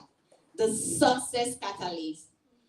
As he's fondly called, he's a life leadership and business coach, a trainer and a consultant. He holds a master in philosophy in leadership and strategic studies, and a master's in business administration with specialty in human resource management. He has several years of experience in the banking industry and has facilitated trainings for the members of staff of Federal Capital Development Agency, FCDA, Federal Mortgage Bank of Nigeria, FMBN, Keystone Bank, and many other banks on subjects that includes customer service, performance management, leadership, sales and marketing team building, and so many more. He has also facilitated sections for Click on Kaduna, a Kaduna state government program in partnership with the World Bank Group and the Rockefeller Foundation to promote digital skills, Faith Foundation, Mennonite Economic Development Associate, MEDA, and so many more. He is on the advisory board of Ignatius Ahmadu Bello University, ABU, and the Eye Opener Youth and Women Foundation. He's also a facilitator at the Mordecai Christian Business School. Mr. Soyinka is on the radio every week on Invicta 98.9 FM Kaduna. Please, you can tune into that when you have the time. He is the author of the best-selling book, How to Earn a Fee from What You Do for Free, Making Big Money from Your Skills, Ideas, and Talent. He is also married to Mrs. Abiodun, a product manager and a prolific fashion designer at Feyi Creations, and they are blessed with 2 adorable children. Please, ladies and gentlemen, with a standing ovation, can we welcome on stage the success catalyst? Please take your seat. Thank you so very much. And please put your hands together for yourself. I know you do better and blow yourself a kiss. You know what I mean? All right. Good morning. Good morning. Good afternoon. Okay, good afternoon. I firstly want to thank our very esteemed host and this incredible team. Can we celebrate my dear brother and friend, my Ekon, right? Mr. Philip Akola. Please do it better to you and your very, very incredible team. You know, when I came in here, one of the first things I noticed, because I'm very passionate, is it passionate, or I love excellence, all right? And I can imagine, we're attending this meeting for free, all right? So I can imagine the input, the slide, every stuff. It's just beautiful and excellent. Do I have a witness? Yes. So don't put our hands together for them again. Right, and dear brother, Joseph Petty, amazing guys. Good to see you again. Good to see you again. Right, I can see a couple of people. I may not be able to mention everybody's name, but it's good to see. Kaduna has been mentioned here several times. That's probably where God lives, But forgive my bias. I mean, again, scriptures. Promotion doesn't come from the east, or from the west, or the south. No, that was not mentioned. So it's as if God is resident in the north. All right, so good to see you, Nani. You're doing an incredible job in Abuja. Good to see you, Dr. Razak, Nelson, dear protege of mine, and every one of you. If I don't mention your name, it's all well and good. All right, so are we ready? Very quickly this morning, I will be speaking of getting started in business from ideas to actionable plan. All right, and again, thank you. All right, so thank you. I want to, again, we've put our hands together for many people, but for people who are into entrepreneurship, SMEs, businesses, and that's what you do, all right? I do that, but I also have a 9 to 5, okay? But I want us to put our hands together for them especially. Yeah. You know why I said so? Because the times are not funny, right? Times are not funny at all. I was, so 2 days ago, at Faith Foundation, I sometimes do selling consultancy for some of the guys that they train. Okay, so just 2 days ago, one particular guy who is into fufu, I'll talk about him during the course of my conversation this afternoon rather. And he was saying that he has a very big problem right now, and the problem is transport. The cost of his goods have not really changed, but transportation has changed completely. Over 100% now, and he's not able to break even again. He can't even supply because those guys cannot pay for the transportation. So you can imagine such challenges. It's crazy, it's tough, but I'm sure we're going to get out of this. Nigeria know they carry last, right? So we're going to get out of this. But truly, I applaud you. I applaud us for the incredible zest and for the tenacity that we have, and I'm sure, again, that we're going to get out of this. So before I start, a few stats. I want to read up a few stats. Okay? Are we good? Okay, so a few stats very quickly from Money Point. Money Point, again, a Nigerian brand that has assumed or the unicorn status. Unicorn status is if your company is worth about $1 billion, right? If I'm correct, right? So Money Point just a few days ago came to that status, right? Google has even invested about $110 million into that business. A business that literally started as a payment solution, transited just in about a year plus, August 2023 or thereabout, they transited into banking services.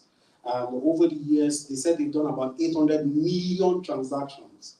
Incredible. You and I inclusive. 800 million transactions have grown about 2,000% in just about a year plus. Incredible.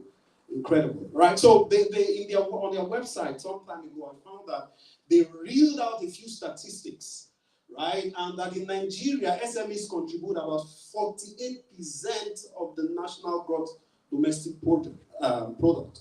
So when I said you should celebrate yourself, I know what I'm saying. So almost 50% of the GDP figure in Nigeria is being contributed by the SME space. Very important. I'm just laying this foundation. I'm getting somewhere. SMEs also account for 96% of businesses and 84% of employment, not government. Yes, they say sometimes government is the highest employer of labor, but if you look at, a little kiosk there, this building here, employing 5 people, 10 people, if you aggregate them, right, we are saying that it's about 48% of the employment rate in Nigeria. Research also shows that over 50%, now this is where the rubber hits the road right now, over 50% of SMEs fail in their first 5 years of operation.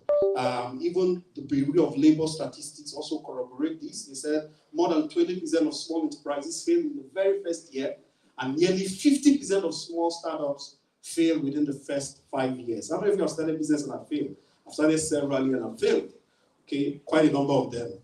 So I think I have a badge, a bit to share a bit of failed businesses. I've failed business, I've lost millions, and all of that. Painful, I'm saying this smiling now, but easy. Okay, so why did I say all of this? I decided to lay this foundation because I'm going to take some time here. I'm talking about how we can transition from ideas to profitable businesses and all of that. But it's also important to see some reasons why businesses fail. Right? We've said that just about a few percent of businesses survive after 5 years, over 50% fail. So we need to know why businesses fail. Right? So the first one I wrote here is that a lack of proper feasibility studies. Many times in Nigeria, what happens is that when you hear, oh, this is the way everybody's going, everybody's studying now, everybody's doing pure water, we just go and move there. Oh, today is crypto, is one of those businesses, so we just gravitate towards them, and before you know it, you that came in, many times for such businesses, is the first takers that make the big deal. In literally every business. Remember the stock market that happened and crashed? When people started rushing, they move from stock market and say, okay, for you to maximize the stock market, go into private placement. Before you know it, boom, in 2008, 2009, there was a big crash. So usually it's the first people that, so that's why I said that I'm not sure I'm not discouraging it. I'm not sure I'm going to invest into any MLM business or whatever until I'm probably the inventor. Okay? So, I don't know if you understand what I'm saying. You get the idea, you get the drift. So the first takers are usually, but the idea I'm saying is that a lack of proper feasibility studies. One time we just copy and paste. Okay, feasibility study simply talks about you being able to analyze how viable, right, your business is. Okay, so it's very important. You need to look at what we call the TELOM. What is the technical feasibility of that business? Okay, what is, how technically viable is it, right, in terms of equipment? Do you have them and all of that, right? We're looking at the economic viability, economic feasibility of that business. You're looking at, all right, the costs, what are the potential revenues that will be generated. Like I said, you don't just rush in because everybody's doing that and you want to make a kill of it. No, you may burn your foot. So you want to look at that. What are the economic feasibility? What are the legal visibility? Okay, the viability of that business. What are you going to do that you ensure you're not compromising the law? What about the operational visibility? What about the marketing visibility? Right? How marketable is this product? How marketable is this service? Right? Very important. So it's important that we ensure that we look at the feasibility, viability in terms of the technical, the economic, the legal, the operational, and of course, the marketing viability and the feasibility of business. Please ensure you do it. Ensure you take time to ensure that this is properly done, because this is one of the reasons why businesses fail. The second reason is, of course, wrong business decision. Right? Some people, for simply just making a wrong business decision, they fail because of that. Right? The decision that probably, and such decision can come because it's ill-informed. Right? Another reason is wrong business location. Yes, I agree completely with the Dr. Josephs of this world that talk about, of course, the marketing space, the social media is big deal. I'm not putting that down. But sometimes for certain businesses, every business should be out there, right? Online and all that. But certain businesses, probably 90% or 95% of the revenue is from the local environment. So certain people are failing in business because of the wrong location. Do you agree with me? Some people wrong location basically. It's not that your product is not good. It's not that you are not excellent. You can imagine when you are crossing all the T's and dotting all these I's. Right? Your product is excellent, your delivery is good and fantastic and all of those things. However, just because you are in a wrong location, right, and bang, the business fails. So it's important to note that that's another reason why businesses fail. Okay, they do a lot of marketing, a lot of fine stuff, but just location, right? So it's important to be strategic about your location, right? Very, very important. Be strategic about your location. You wonder why certain businesses are in certain locations. They know what they're doing. They know it. Some people, their rent is probably taking 40% of their revenue, but they know exactly why they're there, right? They know who should come. They know, of course, this is Abuja now. You know better, right? Certain people are occupying Ahmadu Bello Way and all of those strategic locations. Some of them know. You begin to wonder, these people, they make sales. So, and you see them 4 years, 5 years, they are still there. Yeah, strategic, right? Number 4, of course, this one is a no-brainer. harsh government policies. Harsh government policies. Okay? I don't know how you and I can control this, but Isha did. He did the list. Okay? Harsh business. Recently, the government is proposing a tax reform, right? The NEC, the National Economic Committee, is it not National Economic, yeah. Yes. Is it Federal Economic Committee? There's Federal Economic Committee, there's also the National Council. Yeah, that's what I'm looking for. So is headed by the Vice President, right? So they are saying that the president should bring the House of Rep, or those in the Parliament, and the NEC guy said the federal government should retrieve it. But I think just yesterday I read that Tinubu is saying that no, we shouldn't let them go. Let's debate on it. Let's tweak it. Let's do all of that, those stuff. So, harsh government policies. Okay, I know certain people who sat down before Tinubu, when it was clear that Tinubu was going to become the president, right? They sat down and began to analyze. In fact, I was in one of those meetings and say, okay, what was the thinking of this man when he was in Lagos? Those 8 years in Lagos. That's how strategic people can be, right? What was his drive? Where did he head to at the end of the day? So they began to say, okay, they can also predict what he will do when he comes. So for certain people who have made such analysis, they are not surprised with the drive and the drift. Okay, for me, this is not a political meeting, and I stand.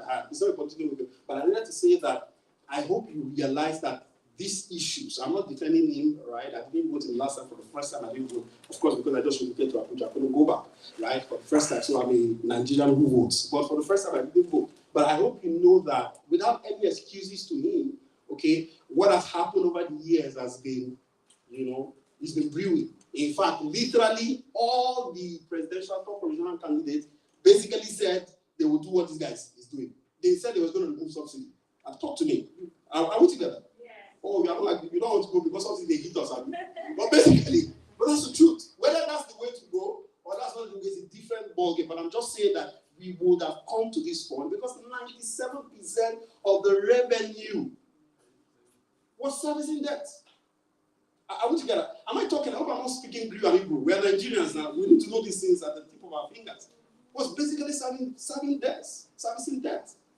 That's something else. In fact, it was while I was praising one of those presidents that didn't stay too long with government. It was later I realized, recently, early this year, I realized that it was because of his reversal of the sale of the refineries that is also responsible for why we are here today. While Obasanjo was leaving, he sold the refineries. Yes, some people said, oh, he sold it to his cronies and all that. But I can tell you for free, if that succeeded and went through, we will not have been here. But now it has become a war. We have made Dangote. Why am I tilting this way? But government policies, I'm still in line, right? Government policies. Dangote has become a unionist now. For the first time, I won't run my business, but we're back to back. For the first time, NNPC will talk. 4 hours later, his press release will come out. And the war is still ongoing. But, how do they say it? Now, grass, they suffer. We will not suffer. Amen. So, harsh government policies. Yes, I cannot say this is how 1 + 1 to do to prevent harsh government work, but basically, and this is what I just discussed now. We must be able to understand, right, where the government is going. What's the thinking of government? Basically, that's what I'm saying. So, some people who are able to realize that, or who have the opportunity, right, they know for some hunch, for some information, for some relationship, they capitalize on it, and government is just bringing this before you know, whoop, they make their first 500 million and all of that. So let's understand that. Inability to move quickly with trend and technology is another very important reason. I read the story of Kodak, right? I'm sure they said, basically for them, they said probably, or was it Kodak or Nokia, one of them, they said, they didn't feel they did anything wrong, or whatever. Nokia, right? But it just happened. But basically, I'm saying that the world that we are, especially in this world of AI again, is taking it a notch higher. We're in the industry 4.0, right? We've left industry 1.0, you know what I mean? By industry 4.0, I mean revolution. What is the revolution it's called? Industrial revolution. Thank you very much. So industrial revolution. So we've done 1.0, 2.0, 3.0, the Bill Gates of this world, right? But now we're in the world of AI, augmented reality, artificial intelligence, Internet of Things, and all of those things. So we must be able to move quickly with trends and technology. If we're not able to move, okay, we're going to be moved out. So we must have that understanding, right? Know where technology is going, have a bit of it. It may not be too expensive, it may just a little addition to your business. And boom, it can change everything, right? Fierce competition is another reason why businesses fail. Fierce competition. I say it always that you may have a church mind or a mosque mind and say that, well, I'm into this business, going to provide value and service. I don't send anybody, nobody they fight me. I don't they fight anybody, but I can tell you, people they fight you. People are literally watching you to see how they will swallow your business. They will not say it, but that's what is happening. It's really happening. So some are doing it intellectually, some are even doing it spiritually. This is Africa. Let's talk about that. Are you with me? Some want to ground your business, say, want you now, make that person die, make something happen, make it fall sick. And business gets grounded. So fierce story, whether technical, whether in terms of innovation, whether spiritual, competition exists, and we must be mindful. We must be strategic enough to stay no matter how competition comes in, right? To swallow us. So basically, I'm saying that just be aware. If you're not thinking, ask the practical person who can do it. Dangote is a typical one. Are we together? Right? He wants to be in all this. Of course, what he's doing now in the oil sector is it's not going to be easy for him because he did it in cement and it was cool, right? But of course, some people are wised up now. They're wising up, right? And I say, okay, no, be cement with this industry. This oil industry will battle now, right? So it's a fight to finish. Okay. So basically, I'm saying that fierce competition. One practical example, I just want to mention one person. Of course, Mark Zuckerberg. You are coming out, he wanted to buy TikTok several times. But those guys, the Chinese government said, no, this one not going to go anywhere. Right? Because Chinese is quote unquote the future. And so they know some of these things. You remember how Donald Trump fought when they were bringing 5G, Wire was bringing 5G. He fought them too, because he knew that's the next breakthrough in the industry. You have to fight them. I didn't even follow through that story. Right, because Huawei was going very far with their 5G, whatever, and it's becoming some so fierce competition, basically. So Mark Zuckerberg hears that we brought the product, whatever, he wants to buy it up, okay? And WhatsApp has been brought up, Instagram, and all of that. So that's what competition does, right? So be alive, be awake. If you too can buy up, please do. Right, so lack of knowledge and experience in the chosen field is another reason why businesses fail. Right? Is it okay to talk like this? Am I communicating? Yeah. Very important. Okay, I'm taking my time here. I'm deliberately using 50% of my time here because I think it is important, not just to talk about how to generate or how to convert ideas into business. It's also important to know. All right, so I've said this. It's one thing to know the definition of a thing. It's another thing to know what it is not. I hope you know one of the ways to know a thing is to know what it is not. Yeah, this is a whiteboard, it's not black, it's not blue, it's not red, right? So it helps you. That's basically why I'm laying this foundation. All right? So fine. So I'm glad that I'm communicating. So lack of knowledge and experience in the chosen field is also another reason why businesses fail. Right, so like Mr. Philip has said, like Mr. Femi Banbi has said, all right, it's very important. I know there are Gen Zs in this room, there are millennials and all that. Literally, I think we are Gen Zs and millennials largely. Okay, but the next generation, especially the Gen Zs, do not want to volunteer, right? Everybody want to make it bigger, make it sharp. Okay, so it's important. I tell younger people, I said, if you have a job in today's Nigeria, I'm still saying it up to tomorrow, and you are being paid 150,000 naira. 150 is small. It's small. How many dollars is that? So let's imagine that you are being paid 350,000 naira. Let's stay moderate. Then another job is paying you 150,000. But the job that is paying you 350,000 is taking energy from you, sapping you. All right, you are not growing. You are not improving. Right? If you ask me from a little experience, I will ask you to go to that 150,000 job that gives you opportunity to grow, to improve. I'm telling you. Take this from me. It's only a matter of time. Give yourself 3 to 5 years. You will literally, like they say in the English balance, the guy that collected the 350 job will not go see your back. Right? Because you'll be able to learn to grow. And it's important. I'm saying this because, again, Mr. Femi Banini was saying how to invest for the future. Whatever we're doing now is a seed.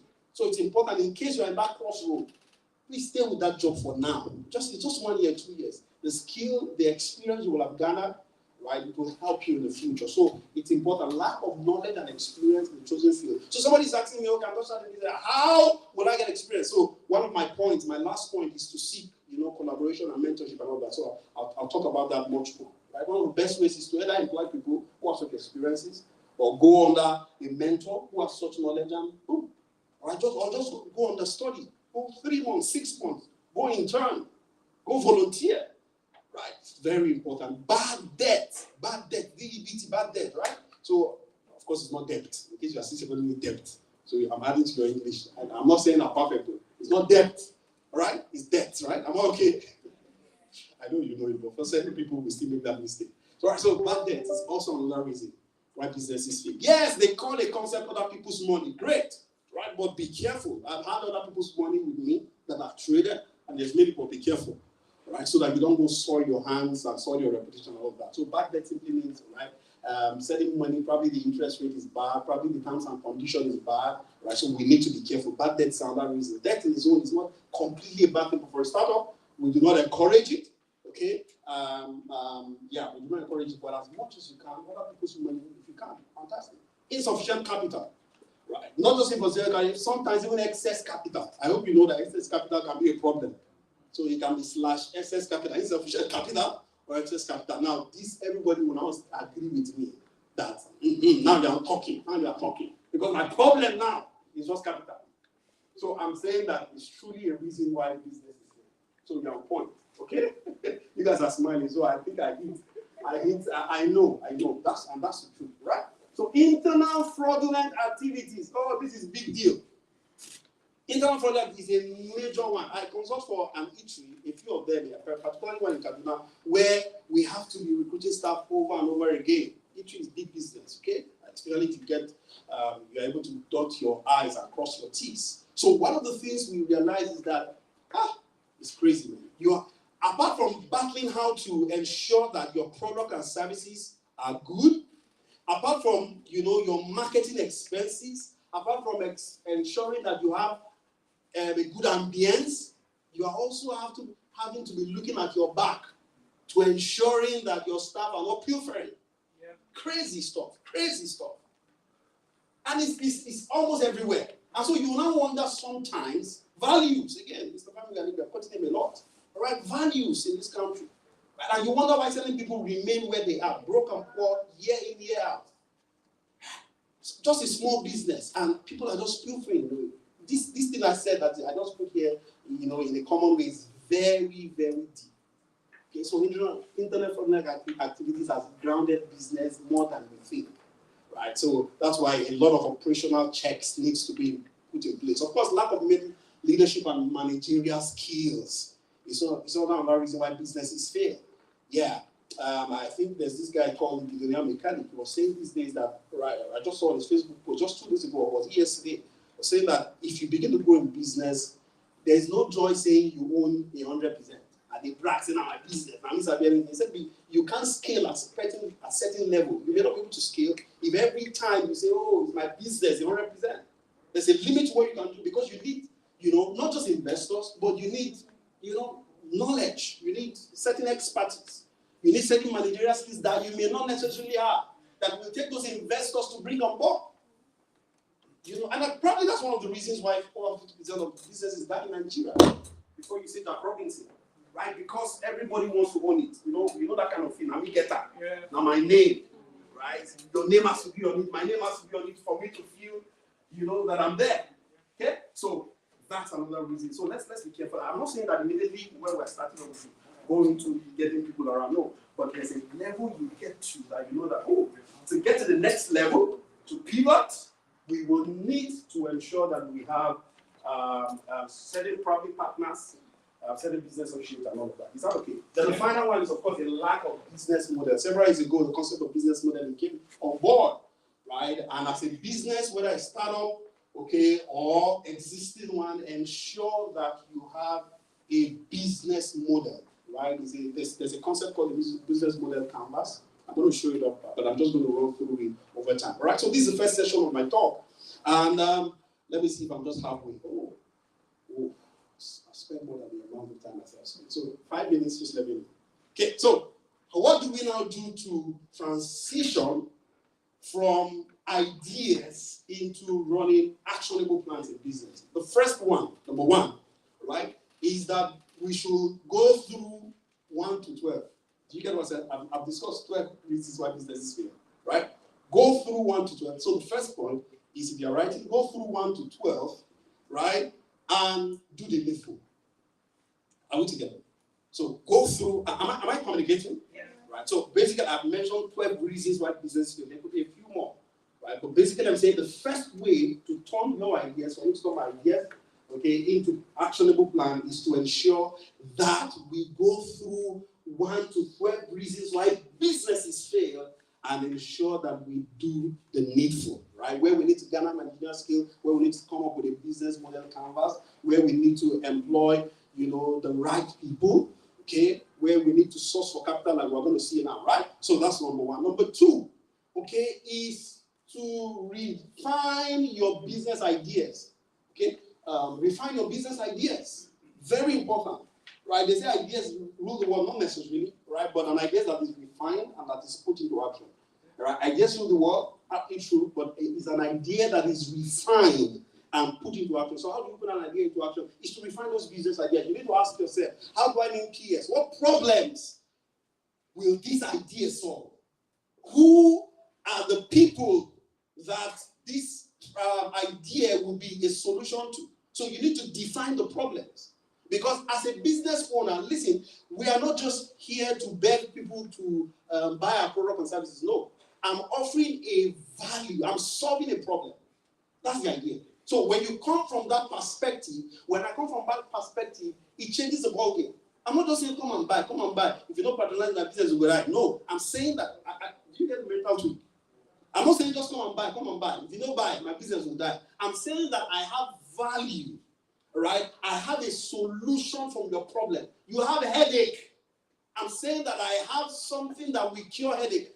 It changes the ball game psychologically. In fact, it will determine how you approach your business. Am I talking? Yeah. Instead of saying, come buy. If you don't buy, you be my brother, yeah? Brother must support brother, sister must support brother. And you remember saying the same village you come from. You want to go back to our village without money? No, that's not the idea. The idea is that I have value. I want to solve your problem. I have a solution. That's the idea. Seriously, I'm sure I'm communicating, right? What is also, so in refining your business ideas, you're also looking at your unique value proposition. It's not just grammar. What is the thing that makes you different? What is the thing that, not literally only you can do, but it's just not native to you, right? What's that unique thing? What's that thing that is different from you? Every one of us, in fact, you will have noticed every speaker here, you will just see it naturally. Every speaker has his unique value proposition. And that's exactly what is that thing, right? That makes you different, that makes you stand out. I recall when everybody thought that, how did we started from Econet, right? Talk to me. Econet. Some of you didn't know Econet age. Sorry. I'm not some people, if you didn't, I'm not I want to say if you didn't know Econet age, let me not embarrass you. Of course, age is not, it's just numbers. Yeah. So MTN came in, right? Then who? Right? Then Nine Mobile. Let me echo this. Etisalat. Let me stay at Etisalat. Let me call them. Nine Mobile is a rebranded name. Yeah. So I want to start how they started. It started. So I can see who is that person now. Who said Zane? I'm not looking. I know they. All right. So Econet. Econet came into the market, and of course they were the first guys who came in. So let's not say they had any unique value proposition. Yeah, let's say their unique value proposition was that we needed mobile banking. Yeah. Let's just say that's there. But what did MTN come with their own unique? How did they come? I'm trying to remember. Everywhere you go, okay, they were everywhere. Right? Where maybe I think they came in. They came in as yellow. Yeah, they came like yellow. I think they perhaps came in also. No, but Econet is. I wanted to look at their unique value proposition. I'm beating at something. So let's converse. It's even a good time to converse. Okay, what do you think was their unique value proposition? Was that they were everywhere, they could reach everywhere that Econet could not reach? Per minute charge. Could that be a reason? Let's talk. I think they were cheaper. They were cheaper. Okay, fantastic. Extra cool. Oh, yeah. Some of us think they were cheaper, extra cool. Midnight call, that's the extra cool. That's the extra cool. Midnight call, you are there. All right. All right. But do you see how unique value proposition comes in? Okay, so Glow, you should know this. How did they come in? I can remember. Per second. Per second minute. When all Econet and MTN literally vowed, they say it's not impossible in Nigeria to run billing per second. I was in the news and they were saying it was practically also Econet Glow said, okay, this is our niche now. And they got their own. So before you knew it, less than maybe days later, all of them started billing per second. So how about Etisalat? Very interesting. What did they do?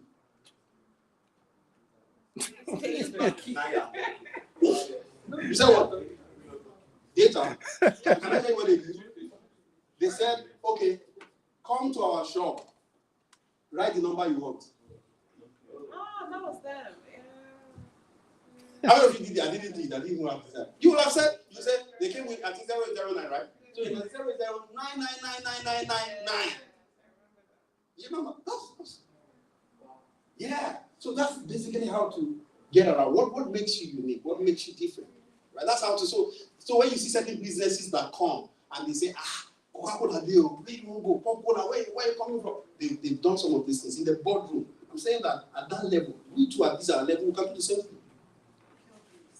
Right? To get your niche, your pie out of it.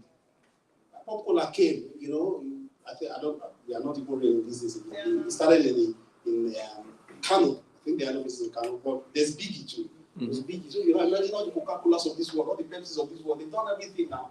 If I look till now, I wonder why Pepsi had the liver to come into the market. Because for me, I'm sorry to say anybody want to work with consult for Pepsi brand tomorrow. I apologize for going to edit this video. But I actually think Pepsi is a watery Coke. I think for me, that's how it tastes in my mouth. It may be different. But they say even in America, Pepsi is even more acceptable, right? For me, it's as if you pour water into Coke and you are taking that Pepsi. Forgive me, that's how it tastes in my mouth. So Coke is my brand. It may not be everybody, but that shows the idea. But I'm just wondering, but they must have had, certain uniqueness. And in America, I hear that Pepsi is, I think, more successful than Coca-Cola, right? I have a witness, fantastic. Right? So if you define your business ideas, also helps you to define your target audience. I say this every time, that as long as you're not oxygen, not everybody needs you. All the idea that, this idea we are getting, if I release them, everybody for this world will collect them. I cannot play with my idea. If you are losing out, come partner with me now, you are losing out. See, as long as you're not oxygen, not everybody needs you. So the idea is to be able to define your target audience. Your target market is very important and fundamental. So because what that will do is that it will help me, right? Even how to do my marketing. Because we have, you agree with me, or you know, that we have what we call this 10% or to 30% conversion rate. Okay? So many people are saying they are failing in business. Let's talk about marketing. They say, I want to sell just this 3 apples, and nobody is buying it. How many people did you reach? 3 people. Nobody will buy it. The rule is to meet at least 30 people. 30 people. How did I get here? So is it telling me myself and my time is up? All right. All right. So it's to reach 30 people. So when you have a 10% conversion rate, you can sell to 3 people. So I think this is just for someone here. The idea that they're not buying, they're not selling. The idea is that you must market people, at least 30 people must see it for 3 to buy. So when businesses every day they're investing in ad, you're wondering, you go here, you see billboard. Before you go on your ad, on your Facebook, you switch on the TV, you wonder why these guys spending millions. They know what they're doing. Yeah. Right? Especially this where I read recently, not some 2 years ago, that the attention span of the goldfish is more than the human. The goldfish. Yeah. But our attention span is getting little by day. Many reasons. From social media to many activities, even to T-Pain and other things, Sorry to say, do you get the idea? The attention span is divided. So they have to be on your face. You have to be on your face so that you remember that the next time you are thinking, I'll be different. So I'm basically saying that, and in defining target audience, it's not just a group of people. Technically, when you are defining your target audience, you are talking about one individual. And I'll help us define that. So you're saying probably have a product or a service. You want to service somebody, or your product or service is for somebody who has a 9 to 5, who works in a Chevron-like company, it earns a 7 to 8 figure, Are you with me? Yeah. Who has 2 children, who goes on vacation twice every year. Are you with me? So this can be your, you must define this person. So you can even give that person a name. Lara, that works with the MTL. So that's your target audience. Is that serious? Because I see this practically. So we are basically saying that you can have more than one. You can have 2, you can have up to 5. 2 hours. But the point is that you are able to define. I'm taking time here because I know it is critical. Many people are just running and doing this, but their audience, they are not seeing them. So they can't feel you. As long as we can't see you, we don't know, we can't buy from you. And you are burning all the energy to other people who cannot buy. So I'd like to use this simple example. Let's imagine my children came into this room, David and Darren, they came into this room. And let's imagine this place is, of course, it's no ventilation, no air, everyone's choking. One of the first things that happens is that we'll be tested, isn't it? Mm-hmm. And so what one of them did. So these children now came out after you have taught us, you even wrote it in your book, right? You talked about target audience and all of that. So they came to the hall and said, everybody, what is this? You answer water, right? And you now said, okay, how much do you think this water is? Okay, they said for the purpose of, because they've come to their target audience, they say we're going to sell this water for 1 kilo. You're not going to think of the price. Are you with me? I don't even get cash. Do you guys have account number? Let me transfer quickly. Do you understand?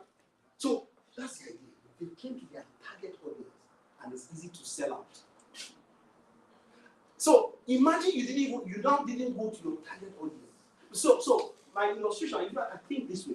So imagine sometimes even your target audience, at the time you're approaching them, sometimes they are not even ready to buy what you have. So how much more not targeting your target audience? Do you get it? So it's important to do this. This will take a whole day to take it. Right? So that's that. So in my next slide, I showed the business model canvas. I showed all of those things. Then number 3. So number 1 is to do what? Go through 1 to 12. And what do we need for? Number 2? Through your problem, solution, you need value proposition of what? Number 3 is financial streams. So one of the ways to make your ideas fruitful, but is my time up? 5 more minutes. All right, thank you so much. Right?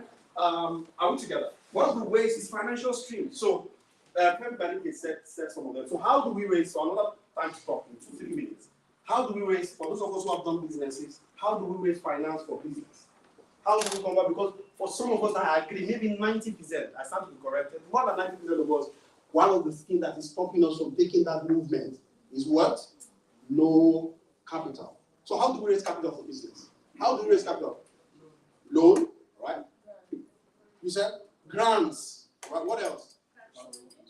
So let's be writing them. Personal savings, that's even where it starts, right? You don't want to meet me to give you loan or anything. Now, what have you invested yourself? So let's write it together. Loans, grants, of course, I do not completely encourage you to start with loans, right? Grants is usually better. If you want to scale, we can do loans, especially in Nigerian banks. I work in that space where interest rate today, even for personal loans, is like 31% per annum. It's crazy, crazy, crazy.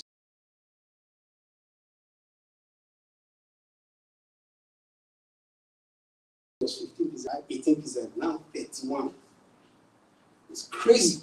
It's crazy. So you collect a loan of say 2 million. In 3 years, you are paying about 3.8 million. Yeah. So that's why it's even to tweak or to say it better. That's why it's even better to really calculate and ensure that you got it. Again, I'm saying for the often times, you cross your eyes and dot your teeth to ensure that this thing you are doing is really going to be viable. Right? So what other streams to, I'm not going to make any contribution here, I'm going to allow us to stop. What other ways to financial stream to convert ideas into profitable action? Crowdfunding, fantastic. Right? Thrift. Yeah, thrift. Crowdfunding, thrift. So are we getting ideas starting our business? Personal saving, family and friends. Yeah, family and friends could be. Okay. Partnership, awesome. Awesome. So this is some of the ways we can, he was talking about, Mr. Ferry was talking about, what was he talking about? Some pitching kind of stuff, right? Venture capital, yeah. venture capital, then pitching. How many of us no budget? No budget? Fantastic. Not Lumini. Right. Fantastic. How did he start? It was like a pitch. They did a pitching, and he won that pitch, and from there, that name began to. And before you know it, today, MacArthur Foundation, Bill Gates Foundation, rolling millions of dollars. What did he do? As small or as stupid as that idea, not stupid, that idea is Nigerians do not know their budget.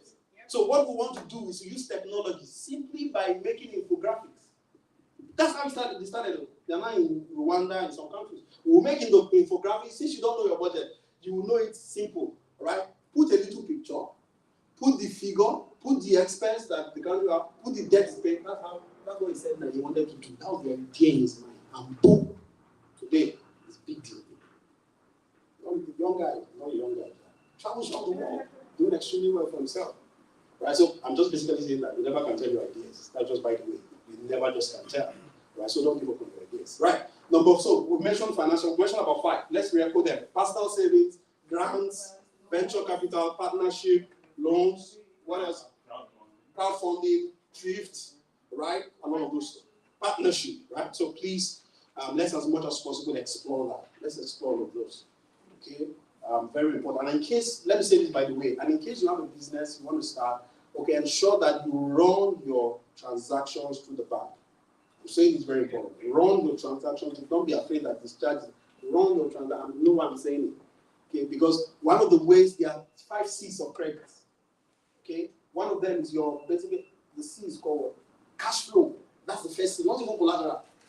Don't say, if you have no collateral, bank is not backing collateral. Collateral is like the last thing in bank. Or maybe second or third. In terms of priorities, your cash flow. So, yeah, capacity is there. Capacity, cash flow, collateral, character. Those are the 5 C's of credit. So, the bank is saying the first thing the bank wants to look at is your activity. Because they are lending not against collateral. They are lending against cash flow. Are you with me? So that's why it's easier for banks to do goods or businesses to form businesses who are fast-moving consumer goods. Because every day, money is entering and going out. So because they know that they are safer. Not somebody who once in a month or once in 3 months, even you as a natural human, you will not go into business. That's what I'm thinking of the banks. So ensure that you run your business, because I'm saying that because you may need it. You may say, bring your 6 months, maybe your 1 year statement. Where do you come from? Number 5, innovate and adapt. Okay, like innovation is very key, right? When I was checking on this, I just sat down and said, okay, let me even check the word innovation. It was when I realized that innovation is from the Latin word.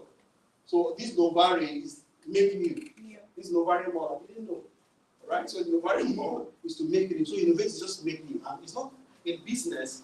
Transitioning from your ideas into business, it's not have to do new. We are told that, you know, doing things differently, the same things in different ways, is bringing something new. Creativity and innovation, adaptability for your business, right? Adapt in terms of technology. The times are changing. Your ability to stay the time. Right? I'm sure you are not drowned with other reasons. Of course, see collaboration, networking, and partnership, and especially mentorship. Right? It's very important. We sit down on the shoulders of those ahead of us so that we can see farther than they see. Right? So I hope you know, I think in the last class when I came for Philip Agola's class, I said something. I said, I hope you know that your dream and mine is your biggest dream and my biggest dream is somebody's current reality. Yeah. If you think that is wow, I hope you know that your biggest dream and mine is probably somebody's past. Yeah. You get the irony. Yeah. My biggest dream is somebody's past. So what do I do? Leverage on those persons. Sit down on their shoulders. Learn from their feet. See communication. Right? Thank you very much, and good afternoon to you. All right, I appreciate you.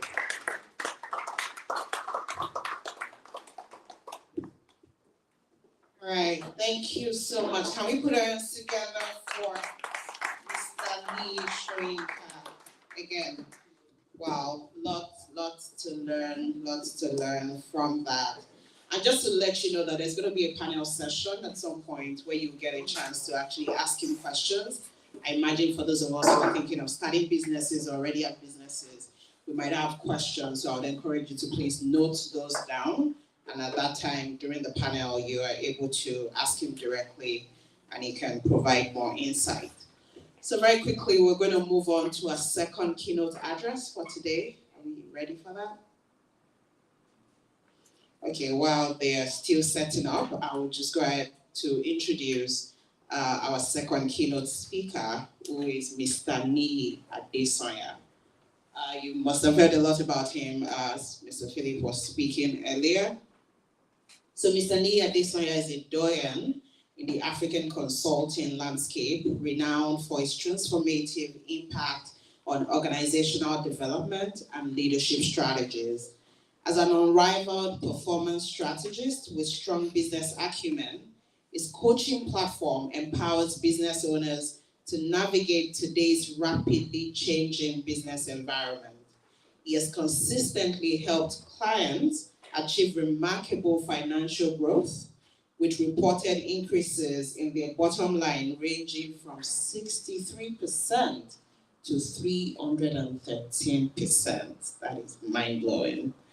He is the CEO of Fifth Gear Consulting and the convener of the yearly Leadership Bootcamp in Lagos. Ladies and gentlemen, in absentia, but also he has a video for us, please put your hands together for Mr. Niyi Adesanya. Good morning, everyone.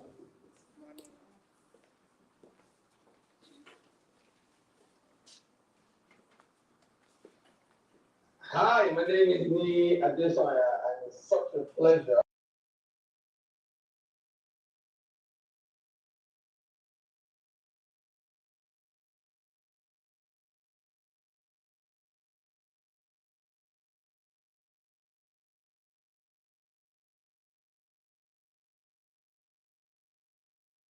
Parts of this world program together. Get Started Summit 2024. Philip, I want to say you've done so well, and I'm so proud of you. I am so excited to be connected to you and to tell people that I know you.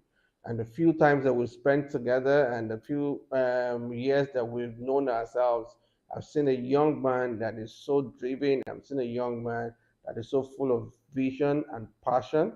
I've seen a young man that is going somewhere. I've seen a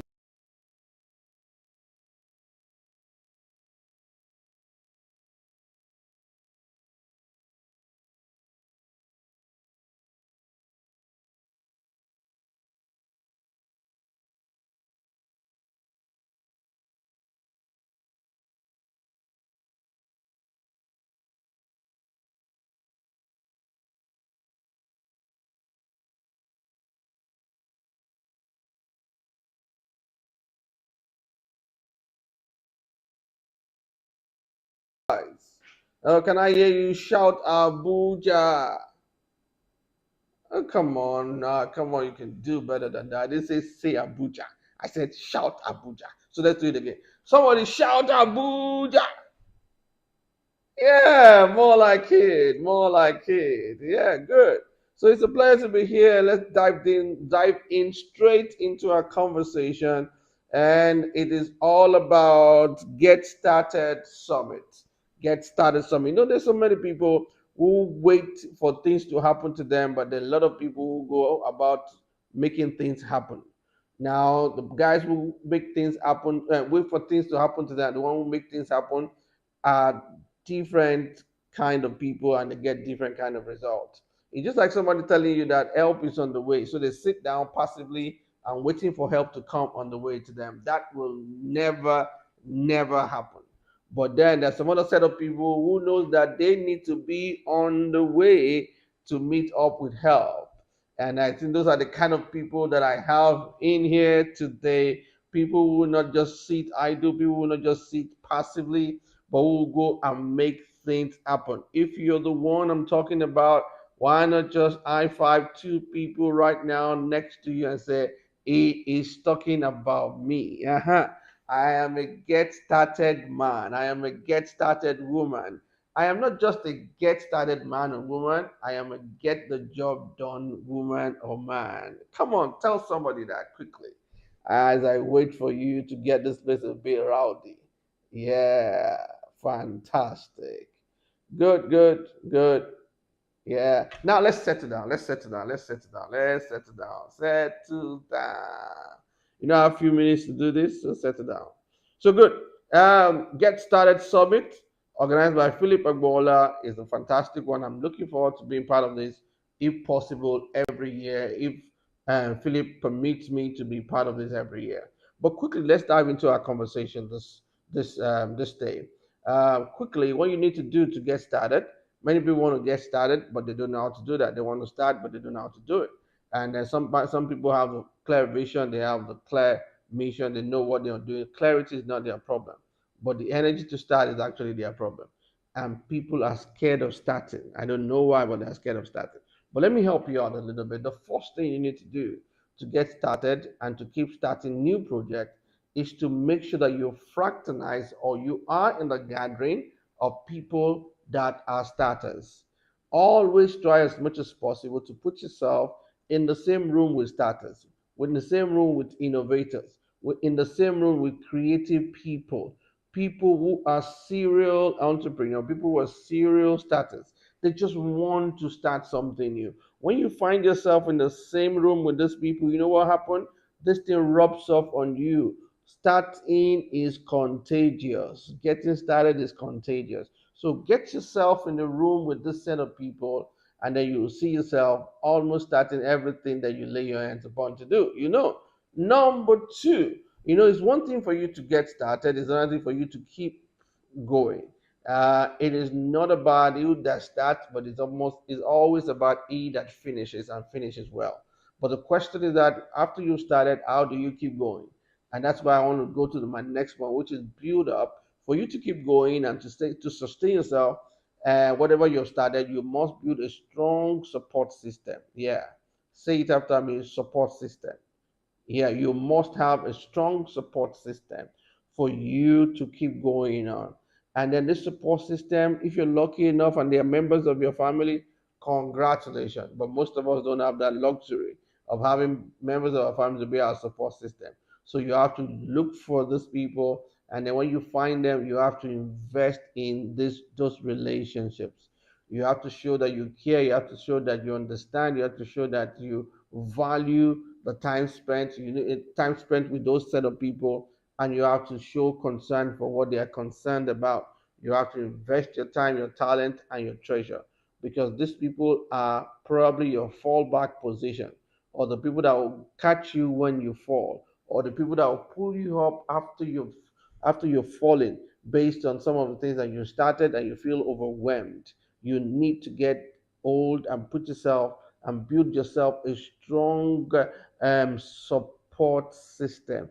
Is absolutely important, and there is nothing you can do about it, except you don't want to last for too long. I always tell people that nobody can be emotionally healthy or spiritually whole without a network of caring people. Yeah, you can be spiritually whole or emotionally healthy without a network of caring people. It's impossible. So you need to build those caring people around you. You need to invest in those relationships, because that is your only guarantee to getting started and staying strong till the end. So you need to know that. Even William Shakespeare said it. He said, "No man is an island. All of us were a piece and a part of the main, and we are all born for connection." And consider connection. So there's nothing you can do about it. Relationship with the right set of people is the key to you getting started, and for you to keep going. And the third point I want to share with you today, which will round off whatever I have to say to you, is to find yourself a mentor. Find yourself a mentor, because nobody actually can move anything or get to a particular position in their life without a mentor. So you need to get yourself a mentor, and you need to do that quickly. I always remember the story of Howard Schwartz, the guy who owns Starbucks. There was a time so many years back, about 2 decades or so, about right now over 2 decades, he was trying to buy Starbucks those days, and he was told to bring $18 million or so. And when he was trying to raise the money to be able to buy that company, Starbucks, someone went behind him and offered the owner of that Starbucks then, $18 million cash. Can you imagine $1 million cash? For someone to offer you $18 million cash is not a small fry, is a titan in the business world. So they called Howard, and they told Howard that, look, we're not going to sell it to you again. We have got a new buyer who is ready to pay us cash. I mean cash.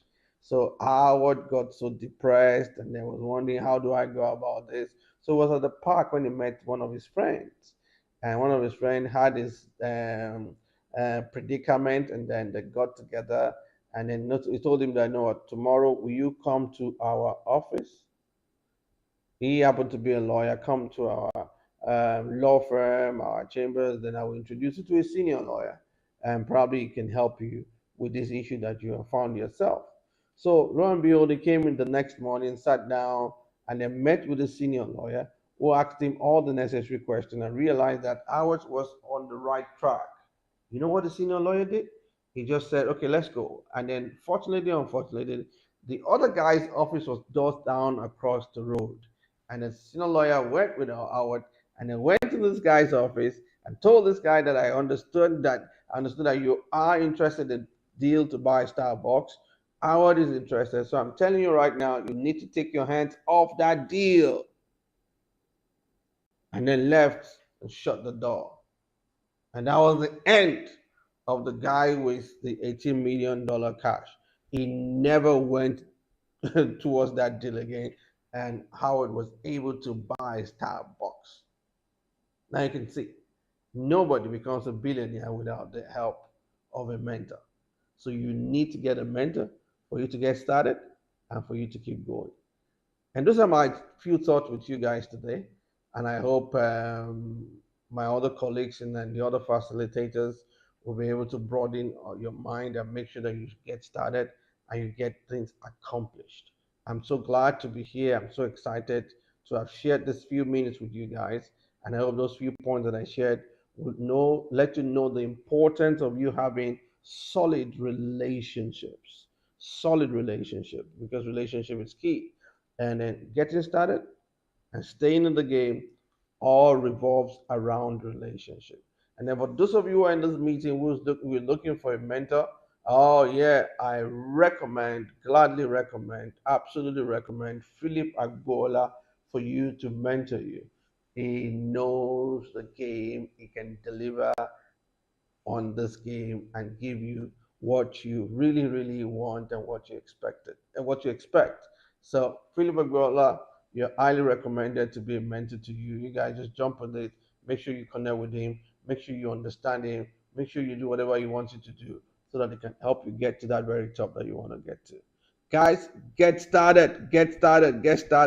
All about relationship. It's such a pleasure to be here. Thank you for your time. Thank you for listening to me. Philip, thank you. I appreciate you. I love you guys. And Abuja, God bless you. See you soon.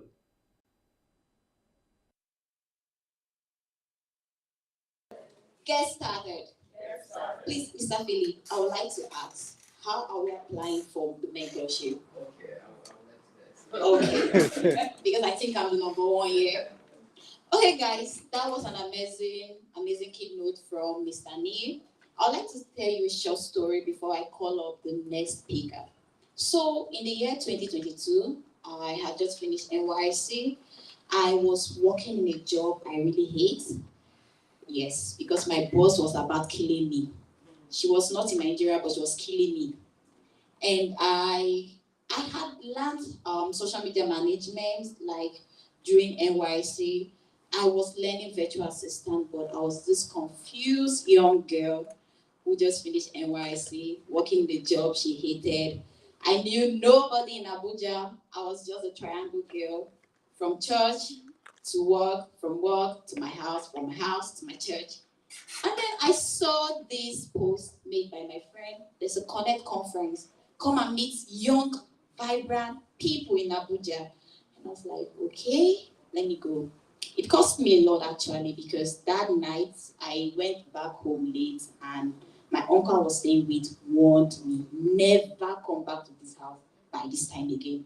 But that changed my life, because 2022 I met Mr. Philip. Please put your hands together for Mr. Philip. 2022 I met Mr. Philip. 2022 I met some people who later became an important part of my life here in Abuja. And that thing that thing is impact. Imagine there was no Connect conference. Imagine nobody thought about creating a platform for young people to come together, network, connect with each other, and then grow. I'm telling you, from 2022 till now, my life has not been the same. I told you of last year, I went to Connect conference again, and I learned something that, no, not last year, this year. And I learned something that had changed my life. Trust me, I'm a product of this next speaker. So we're going to be learning how to create impact. I want to be that woman that someone can come and say, because of this lady, I'm here. Who wants that? We all want that, right? We all want to be that person that everybody will can point on, like, yeah, if I'm telling my life story, this person is part of it. So we are going to be learning how to create impact from having an idea to creating real life change. So I'm going to be reading the biography of the next speaker, Mr. Joseph Etin. Wow. I think I should change my voice for this, because this is personal. So Mr. Joseph is a brand and media expert, providing valuable support to organizations to enhance stakeholder and community engagement. Notably, he is the founder of Young People Connect Africa, YPC Africa, a thriving and fast-growing community of change makers, brilliant entrepreneurs, and leaders. As an alumnus of the Young African Leaders Initiative Program, Regional Leadership Center, Accra, Joseph Impact has improved the life of over 10,000 young Africans, and I'm part of those 10,000. Through YPC Africa, he equips youth with education and tech skills for career success and sustainable growth. His effort extends beyond YPC Africa. He has been organizing the highly anticipated Young Connect Conference since 2018, attracting 2,500 participants yearly across Africa. His remarkable achievements have been recognized and awarded by youth communities and international organizations. Mr. Joseph Etin is driven to educate young Africans, train and provide support for the next generation of innovators and creative genius. Please, ladies and gentlemen, with an applause, can we welcome on stage the man of impact, Mr. Joseph Etin.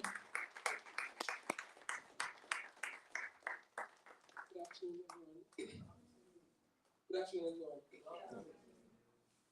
Good afternoon, everyone. Good afternoon. Good afternoon, everyone. Thank you so much, Deborah, Annie, for the warm introduction. Thanks so much, Sam, for your session. I learned a lot. And thank you so much, Mr. Philip Agwala, for hosting us and organizing this Christmas parties together. Since I was celebrating you, is here. Mr. Can you come out? It's very fun. They were doing something. I want you to just come, please, briefly. Okay. It's something they did. Let's go put our hands together again for. Amazing. This is free event. Please, can we celebrate him, please? Thanks so much. And I've seen a couple of my people. I'd like us to please recognize Shedrack Nwakocha for being here. Shedrack is part of my team at YPC, and his support and contributions is part of the reason why we are where we are. And I'd like us to just recognize him, Shedrack. Thank you. I've seen somebody in the crowd. This is somewhere that everywhere I go, I think the first time I met her, she just came for, I think that was 2022. She came for a conference like this. She didn't come to attend. From the door, she said she wanted to give somebody a gift. And that was one of our speakers. And since then, it's not like every time we get a chance to meet, she has a gift for me. And I'd like us to just celebrate Olivia. Olivia is very resourceful and she has been a major part of what we've been doing at YPC. And I'm grateful to see her. Thank you so much. And my topic, making an impact. And again, please don't celebrate ourselves for being here. Maurice, I see how many of you follow YPC Africa on Instagram? If you love the song, if you love the work we do, it's because we have some geniuses like Maurice that are able to capture our moment and help us share this with our community. So Maurice, thank you so much for all you do. Thank you so much. That is the problem. The way we're excited is reducing what I want to say. So I'd like us to put our hands together for ourselves. Are we excited? So we're going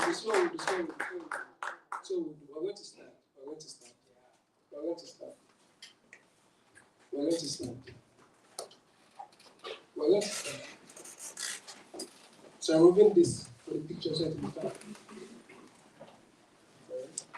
Let's go put our hands together for ourselves. So this is I don't know where it came from, I don't know how far. I'm sure some of you came from other states, far away places, but you're here now. Please put your hands together for yourself.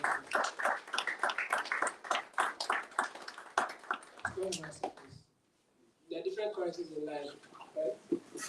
Different currencies in life. And money is the lowest. But you've been able to create time to be here. I would like to emphasize, right? A lot of you, this is not the first conference you're attending this year. This will not be the last. But the question will always be, what has changed in you trying to attend all this event, right? Because people attend events without goals for their lives, right?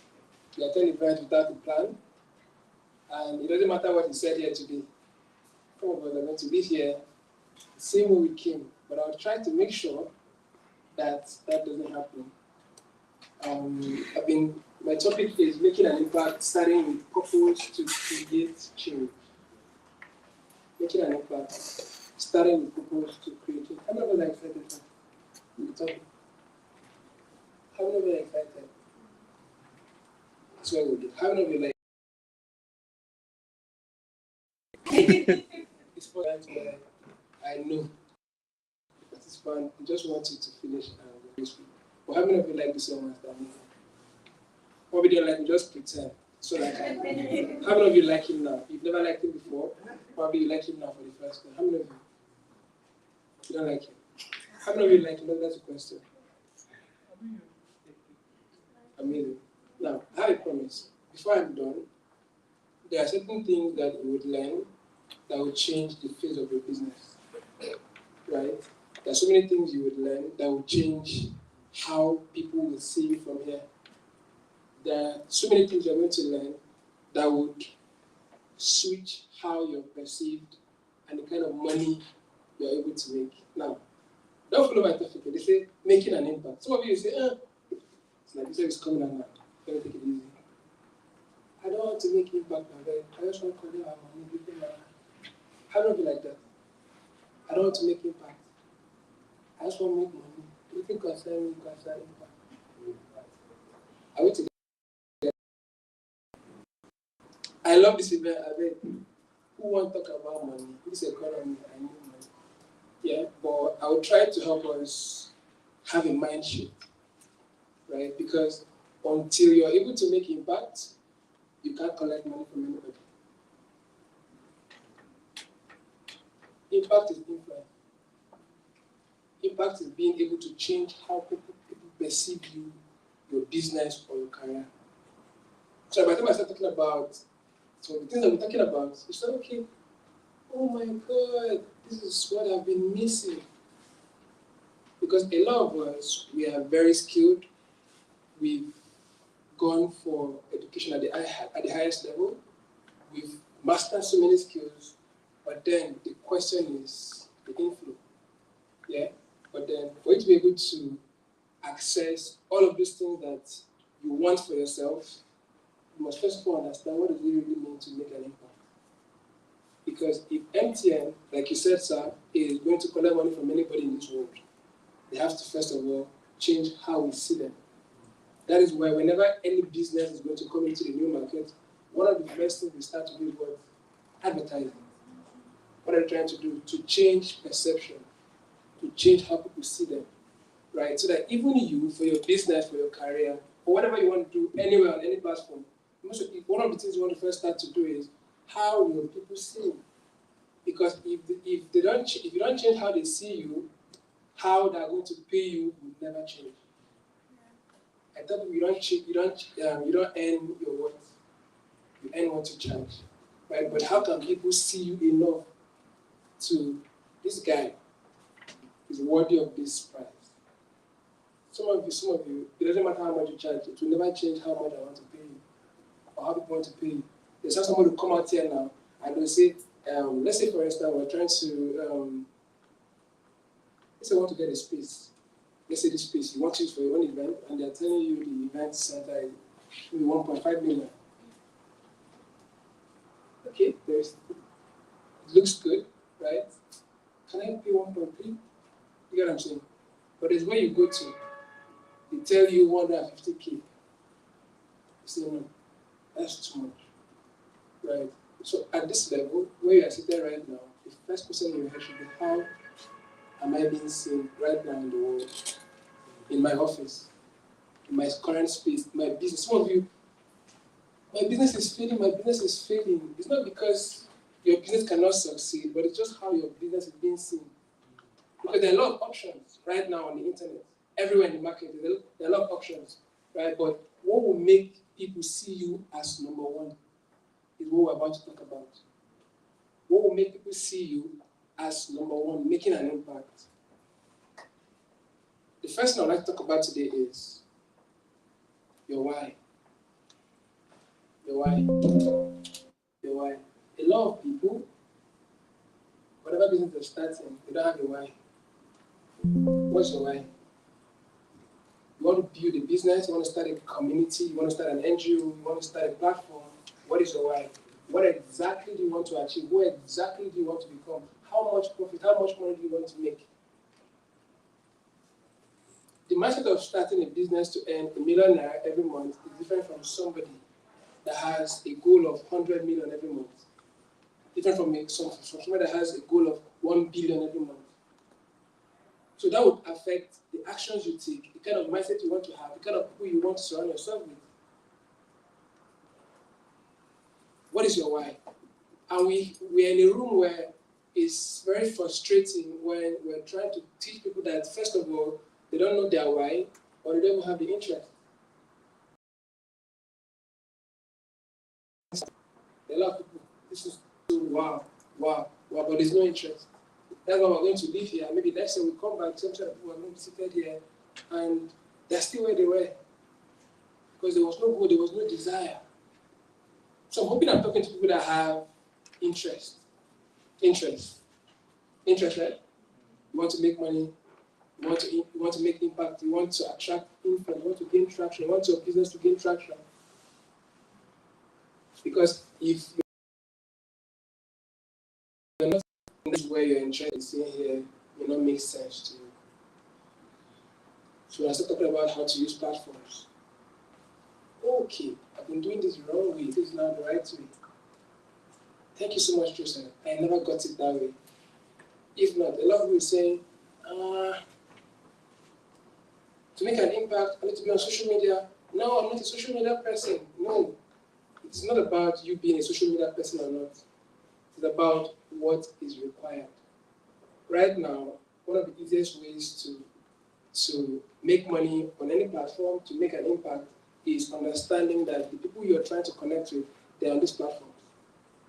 Are we together? What we're doing here is being broadcasted, right? To people where?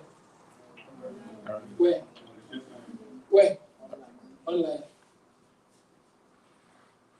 It means that there are other people that are not here that you can still reach out to, whether they're in Abuja, Lagos, Nigeria, or not.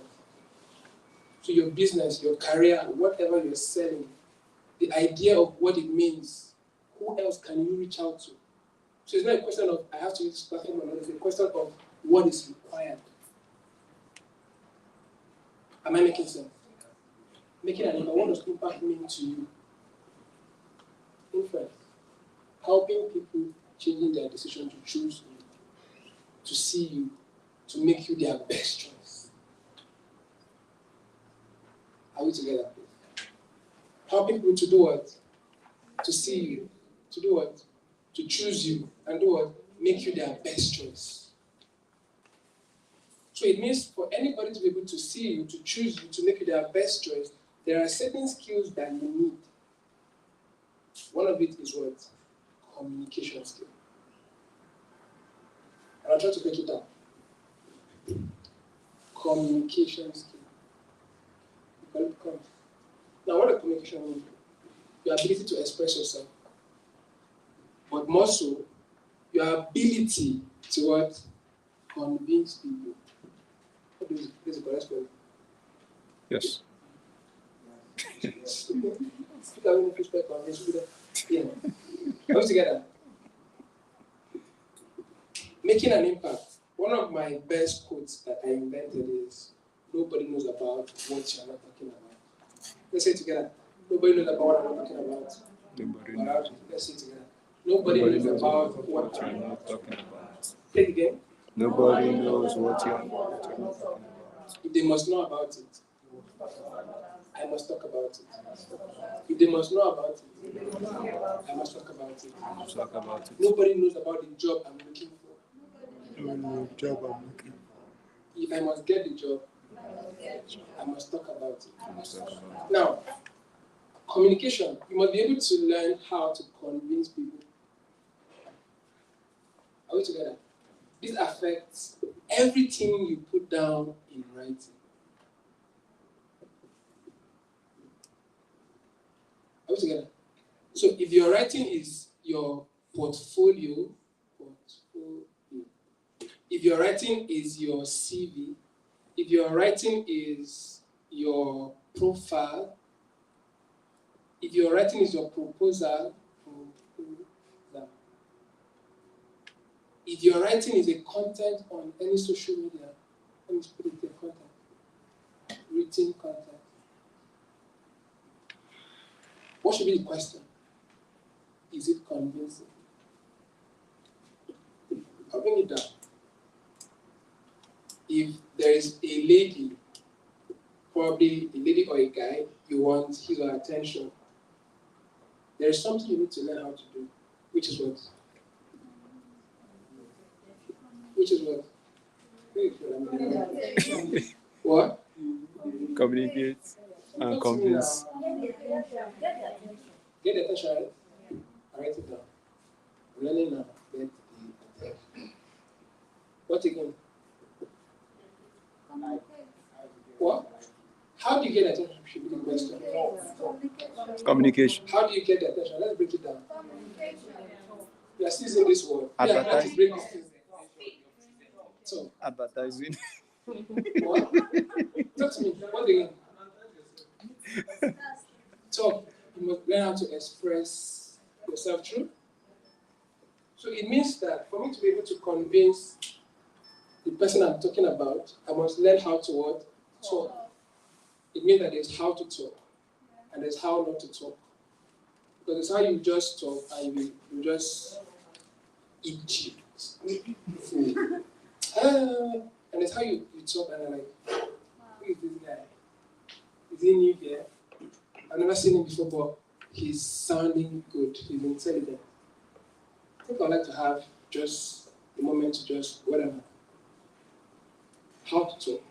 Because the moment you are given a chance, maybe 60 seconds, you tell the world how good you are or why they should never listen to you again. Communication. If you miss that moment, that 60 seconds, that 1 minute, you're gone for life. Because that may be the reason why that person, male or female, don't ever want to listen to you. Or that may be the reason why every time they see you, they want to have a conversation with you. So how are you always able to establish that first impression? Through communication. So it means that this is a skill we need to learn, how to convince people. Making impact is learning how to convince people. Are we together? Because it means that if I have a portfolio, everything written on that portfolio must be convincing. ChatGPT came and make life easy. See, ChatGPT, you can have a portfolio that was created by ChatGPT, but that's still convincing.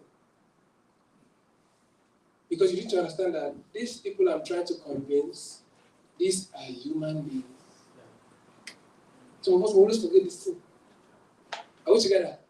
I'm trying to get to my boss. Tell your neighbor, my boss is a human being.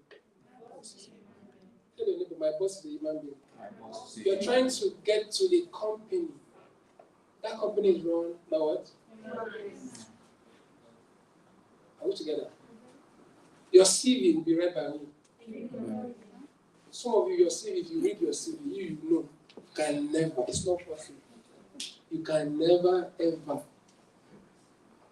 give yourself that job. You know. You know that this CV is not convincing. But let me just have a CV. But I'm saying that if you must have access to an opportunity, you must be able to influence a decision. What do you need to have? The power, the skills to do what? So every time you're going to meet someone, don't just go and meet someone. You must practice your life. How exactly am I going to be able to convince this person? Because I want a relationship with this person that can lead to marriage, to business, to whatever. This is serious business. And some of us, it's more like we don't see these things as serious because you've never understood what it means to you or what it should mean to you. Now, when you're able to convince somebody, right, with your portfolio, there are different pyramids. Let's say pyramid 1, 2, 3, whatever. Let's say the portfolio you're sending out is supposed to help you get 100 million, whatever. How you intend to convince will change. Trust us. It may require you paying somebody $1 million to put this together. But someone that is not aware, you say, I have the skill now. Let me just try now. ChatGPT today now. Tech, I can. Let me just pay one guy at UTC to just. Because you don't even understand that it's 100. Do you know how much is 100 million? It's the first pyramid. Are we together? There's another pyramid that's maybe 500 million. 1 billion. So when you understand what this will cost you, your ability to convince people will change. For instance, if I'm trying to sell a book, I will not just go and write on my WhatsApp. Are we together? I will not just go and make a write-up with any picture on Facebook. Are we together? I will not just write, there's one fine picture I took on Sunday, happy Sunday, yeah, on Instagram. No.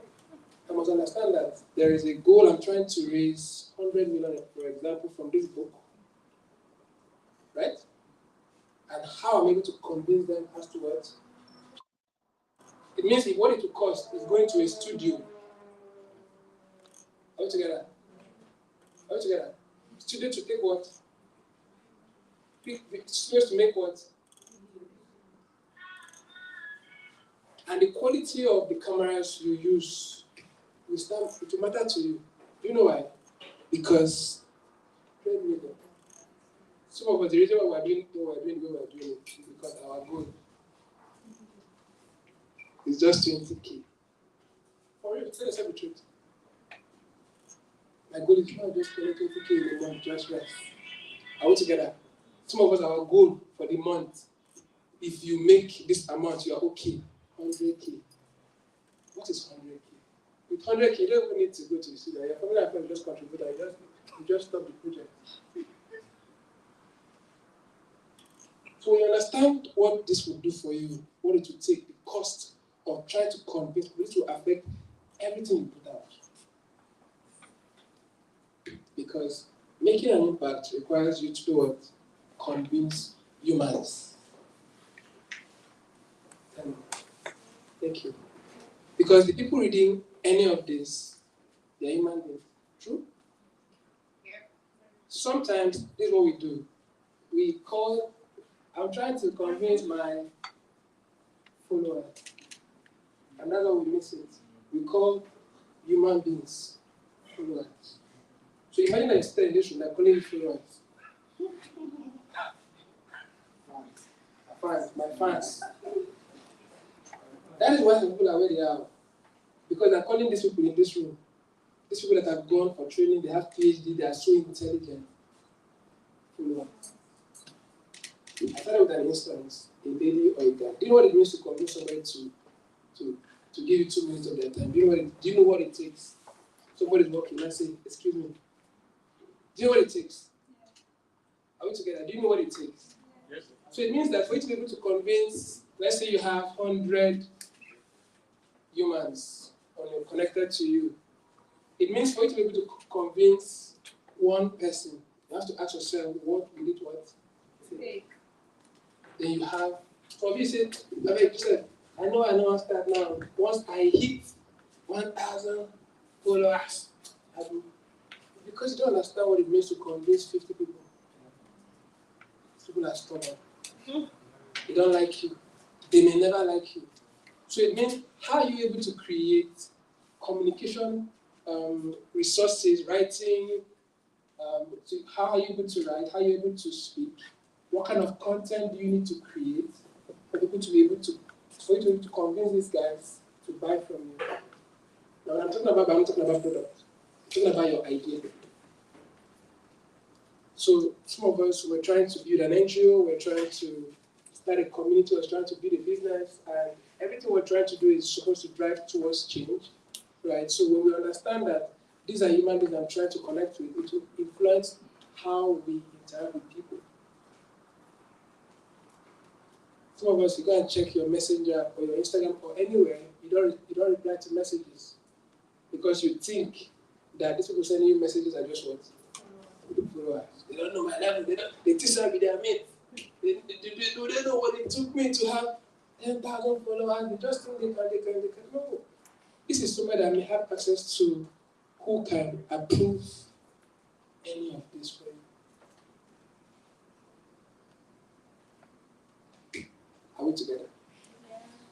Are we together? But the question is, how are you able to see yourself as that person that wants to make an impact? Because impact must be desired. If you don't desire it, you can't pay the price.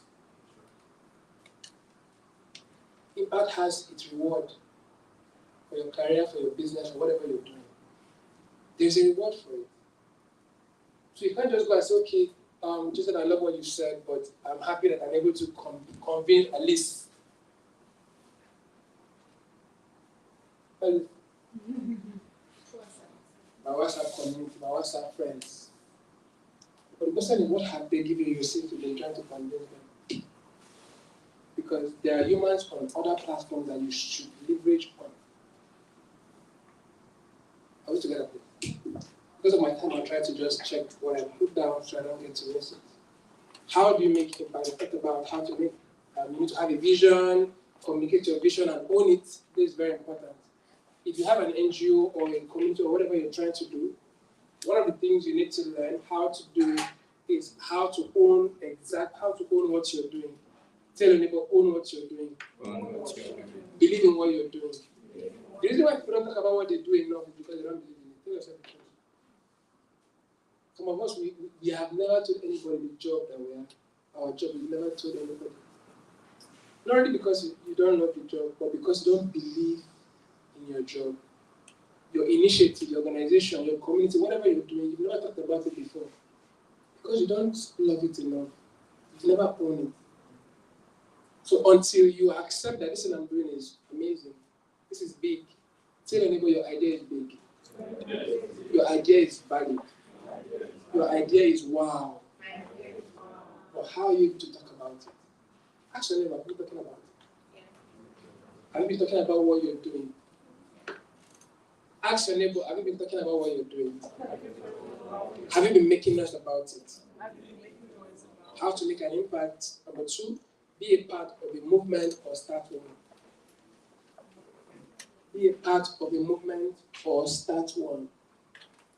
Now, whatever initiative you want to start, ask yourself, is this globally relevant or recognized? Many times, the things that we're doing can never be rewarded by anybody because it is not relevant globally. Are we together? So the initiative you want to start, ask yourself, can this be rewarded at a global stage? Don't just have an idea and say, this thing makes sense, this thing makes sense too. You know, there are different kind of ideas. The idea you can just have now can be in gaseous form. So you need to sit it down for it to become what? Liquid. Then solid. But the ideas we just immediately start. We started something that was in gaseous form, that was supposed to be liquid or solid. That is why immediately you enter the market, it was rejected. Because you not ask yourself, how is this done? How can this be started? Whatever idea you have, whatever impact you intend to make, whatever problem you want to solve, you must ask yourself, how is this done? How should this be done? How is the market for this? How do I need to penetrate into the market? For every company that wants to enter into the market, there is how things are done. You get what I'm saying? Just like you got a new job, one of the things you want to do, first when you get into that office, what do you want to do? You want to just watch, observe, how are things done here? Because you can just do everything how you want, the next thing to sack you. Just so I know what you're doing, you came here, wow, I'm just sorry, we made a mistake, I think we're going to call you very soon. This is your second day. After you posted the new HR consultant of the multinational, the sack. So to avoid, let's go on social media and let's do that. Don't worry. Are we together? What skills are required? I talked about self-expression skills through writing and through speaking. It's very, very important. One of the things that we need to learn from here, if we must make an impact, is how we're able to write. See, this was a skill I had to learn. When I started, when I started my my NGO, and I decided that okay, I wanted to become a big deal on the internet.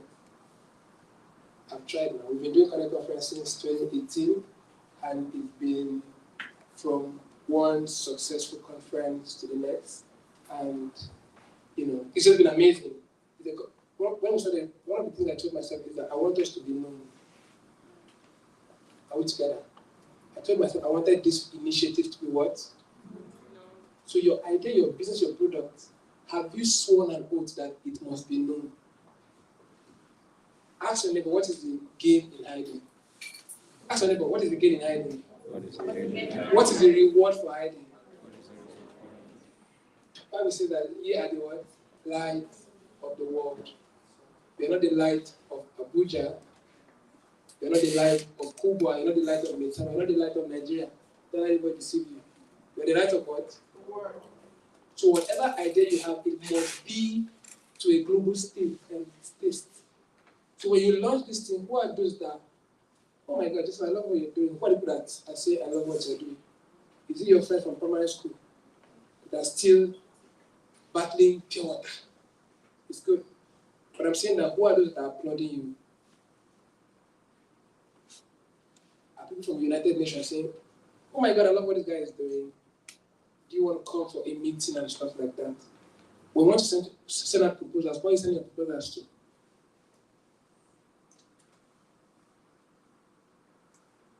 Making an impact, starting with purpose to create real change. Another thing for you to be able to make an impact is to know how to volunteer. Now, whenever we're talking about volunteering, people think that this is for young people. It's not. There's wahala. Because volunteering can change the face of your business. If you want to start something, ask yourself who is doing it big. Like you said, sir, imagine that my biggest dream is somebody's past. One of the qualities or virtues you need to have is with humble. During my retreat, I taught my participants that one of the currencies that you need to have in this life to make it is what? The currency of how to beg. If you don't have money, have the capacity, the skill to what? Sir, wait, you've done this, You have 2 startups already. You've been able to raise 100 million for your business. How did you do it? People may never want to tell you, and they shouldn't. How do you buy into their vision for them to come to a place where they're now comfortable to say, okay, I can share my dreams with you? Some of the things you meet, some of the people you meet, and they just talk to you casually, these are secrets. Now, so there's some meetings you go for, like this. Some of you cannot value whatever I said there because it's free. There's some meetings you go for, and the same thing we have said, the same thing that will stay for $1 million, 500K. But because you didn't pay a dime, you didn't even pay attention. Yeah, somebody brought you here for free. And there's somebody waiting to take you back for free. There's free food for you to eat. So you don't understand what's happening here. You're still with your parents. So when there is light, power, somebody is going to recharge. So you don't understand what it means to survive it. The same tip, you don't understand what it means. Everything available for you. But when you understand that what I'm trying to build will change my life, then I must be able to acknowledge that this currency called begging is possible for me. So I love how you got this place. Went to another speaker, they didn't stand up, the night and time. Okay. I guess my time is up, but I'll just try to wrap up here. Right? We must learn the skill of volunteering. We must learn how to learn. Because learning from someone that made it in life or has some level of result is hard. And they may not be in a position that they are willing to teach you until you are able to serve. Until you are able to serve. There is how to serve. You must learn how to serve genuinely with a pure heart. So when we go to serve people and from day one, they know that this one is a threat. They will never show you their secret. They will never. You are going to serve someone, you are trying to become their colleagues. You are trying to become an executive. You are trying to look for a position where they will dedicate. But when that guy comes, please, I'm not around. How are you able to serve? How are you able to learn? Your vision, what are the skills that are required? And I'm saying that one of the skills that you need to be able to make an impact is your ability to express and communicate what you've been doing over the years. If it's a business you're doing, if it's a job you're having, you must learn that this platform that I'm on, these are human beings there. How am I able to communicate what I've been doing so I can convince them of why they should reward me? Your initiative has a reward. And it's called Social Impact Project for a reason. Now, this is the problem. A lot of us who are doing social impact project are waiting on God to reward us. No. Social impact project is rewarded by human beings. The work you are doing must be seen, and the impact must be felt by who? Human beings. Human beings, they must know it. You can't be doing social impact work and you're hiding it. No, I'm a humble person, I don't really want it. It's called Social Impact Project. So if anybody must call you on stage and reward you, and that reward will make you go viral, you must understand that the people you are doing this for, and the people that will see you reward you, they are human beings. God bless you. But this is Social Impact Project. And I'm hoping that whatever idea that you have here, whatever idea that we bettered, it was in a conference like this that I had the idea to start Connect Conference. For some of you here, you're seated and to look like everything we're saying doesn't make sense. Probably when we go back, you lie down on your bed, in the night by 1, you just wake up. Okay. I'm talking about how to write. Some of you just said, I understand what you're saying, but I don't think writing is for me. I don't think I need to create content. I don't think I need to do any of these things. Probably you don't need this money enough for you to understand that it is required. It is required. For you to be able to go to a new country, what do you have to do? Get a visa. Get a visa. It's a requirement. Passport is a requirement. What again? You need to get into an airplane or use your leg or whatever you want to do. You must ask yourself, how many require, what are the criteria, what are the processes involved? So you can't just say this one is not for me. It is required. Whether you like passport or not, you must what? Get it. Because it is required. To start an initiative, there are certain things that are required. To start a business, there are certain things that are required. To have access to a new job, there are certain things that are required. And I'm saying here today that one of the things that are required is your ability to properly communicate and articulate what is in your head. Because nobody knows what is in your head. Nobody knows what is in your head. Nobody knows about what you're saying. Nobody knows about the impact that you want to make. I'm sure we have a panel session, so some of the things I have to share, I will try to share during that session. Thank you so much for coming. Thank you very much, Joseph. Team, can we please put our hands together for him one more time? I don't know how Joseph does it. His voice is somewhat calm, but at the same time, there's energy there. You know, wow, you're a fantastic public speaker. It's an amazing blend. Like, your voice is calm but full of energy. It's great. So we're transitioning very quickly to the panel session. Please, can I get some help over here just to move this out? And I'll be inviting the middle somewhere.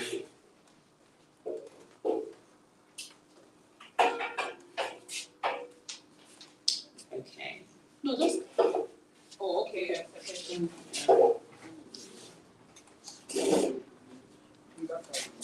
Yes, we have 3 speakers and 1 moderator here.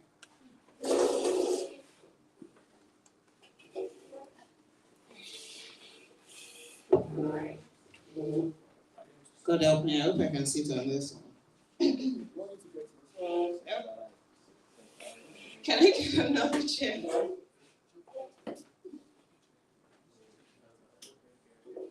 Can we use this other? Yeah. No, the chair is fine. I don't have to sit at the same level.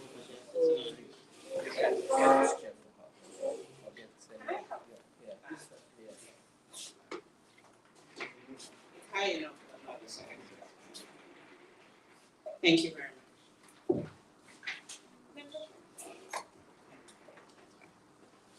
Awesome. Thank you. Okay. We don't roll away. No, we don't. Okay, we stay. All right. It's time for the panel session. Ladies and gentlemen, please help me put your hands together as I invite the panelists. First, Mr. Niyi Soyinka. Please put your hands together for him as he comes. And of course, Mr. Joseph Etim. And last but definitely not the least, and our convener for today, Mr. Philip Agbola. Please put your hands together for them. All right. Wow, I'm the only lady. Wait, how did you say that? It's usually blessed that you are amongst men. Oh, I am blessed amongst men today. Okay, that's interesting. So I have a couple of questions, but before we start, I think that this is a unique opportunity. This is a good opportunity for you to be able to ask questions as well. So while we have questions set already, we have some questions already. If you do have a question in the audience, could you, how do we do this? Should we write it down or would you prefer to say? We should write it.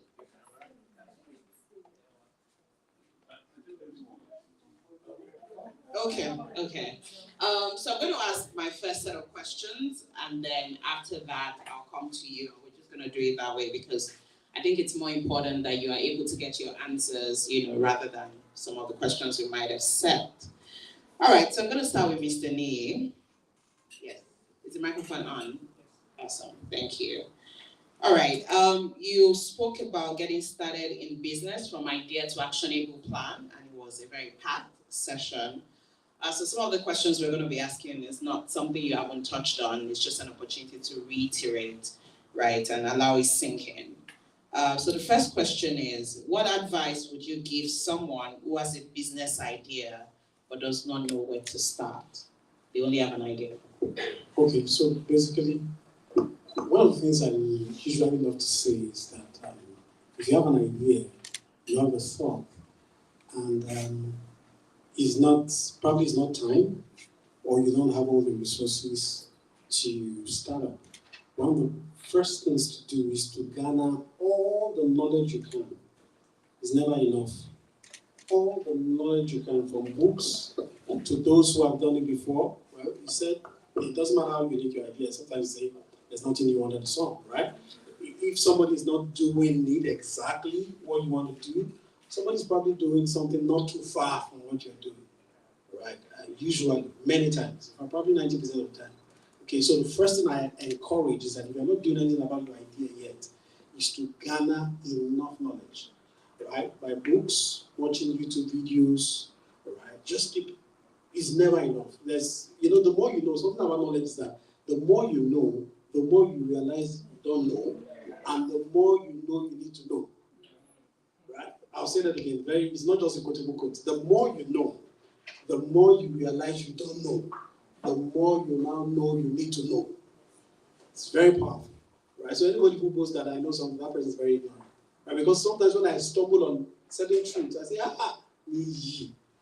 how ignorant have you been all these years? You can imagine, probably it's even common knowledge. I don't know if you feel me. So that's the first thing I encourage anybody to do. Then the second is what we've reiterated again and again and again, right? Is to go learn under someone, right? Just go volunteer, go serve. I think I've said it, Joseph has said it, Mr. Barnaby has said it, Philip has said it. I think it's just, even directly or indirectly, even Mr. Nee has said the same thing. Okay, getting a mentor and all of that, right? So those two things, I believe, they are very powerful. There could be others, but these are basic. Gather all the knowledge you can. Number two, go and serve, right? Jesus said, right? They came to ask him, what is the route to leadership? What's the route to greatness? Right? He said, serve, just serve, just serve. That's the route. In fact, the shortest shortcut, they say, is not good. But when it comes to greatness, there's a shortcut, and that shortcut is to serve, right? So that's it. All right, thank you so much. Can we put our hands together for him? Thank you. So the next question is to Joseph. How can a new business define and commit to a purpose that promotes social impact? Right. So now we've moved from an idea. But you talked about impact, in your speech. How can a new business commit to that? Define it. Okay, before I answer that, another thing I would just like to add is, I think sometimes we try to keep the word mentorship. Are we together? Now, because there are questions I would like to ask a mentor, but we have a friend. Discover that that's not a mentor. It's the same like a mentor. Sometimes we need knowledge of our side. So we pay money for mentor. Meanwhile, there are who you have that you can just ask them just on the phone call to chat.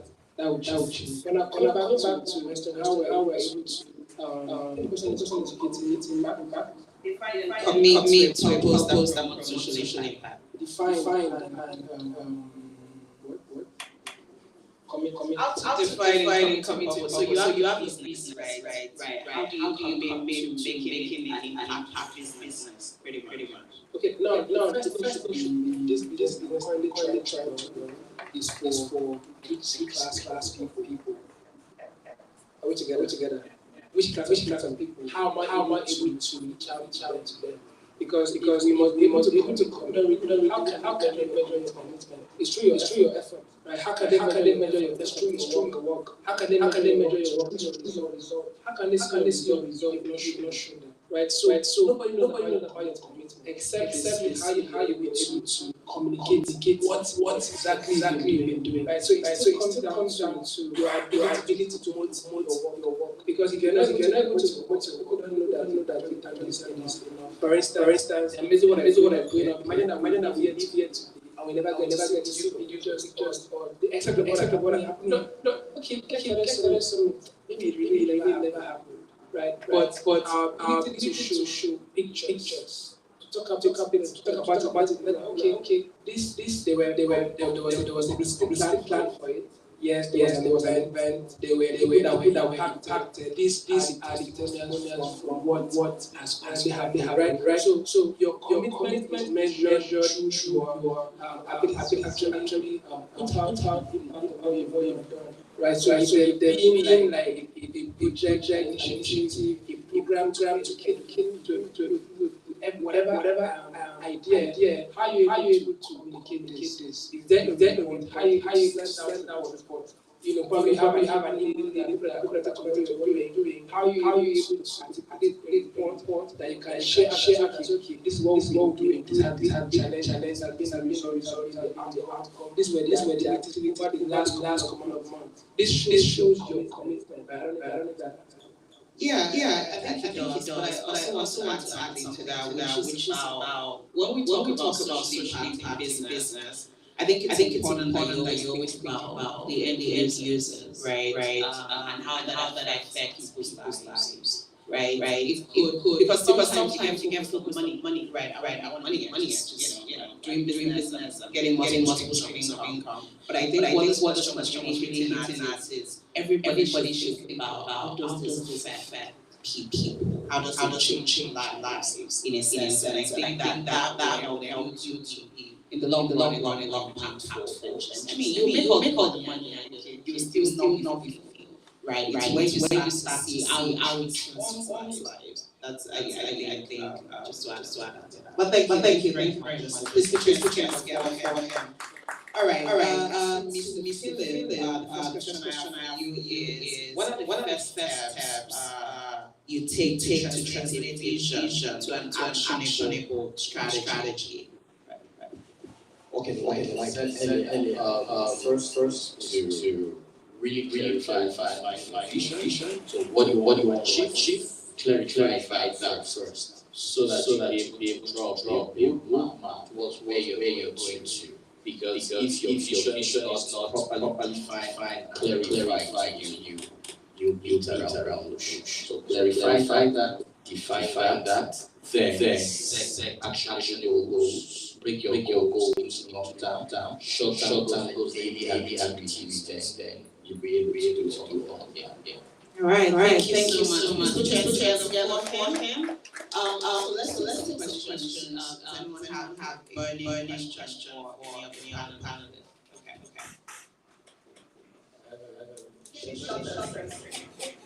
Okay. Good afternoon.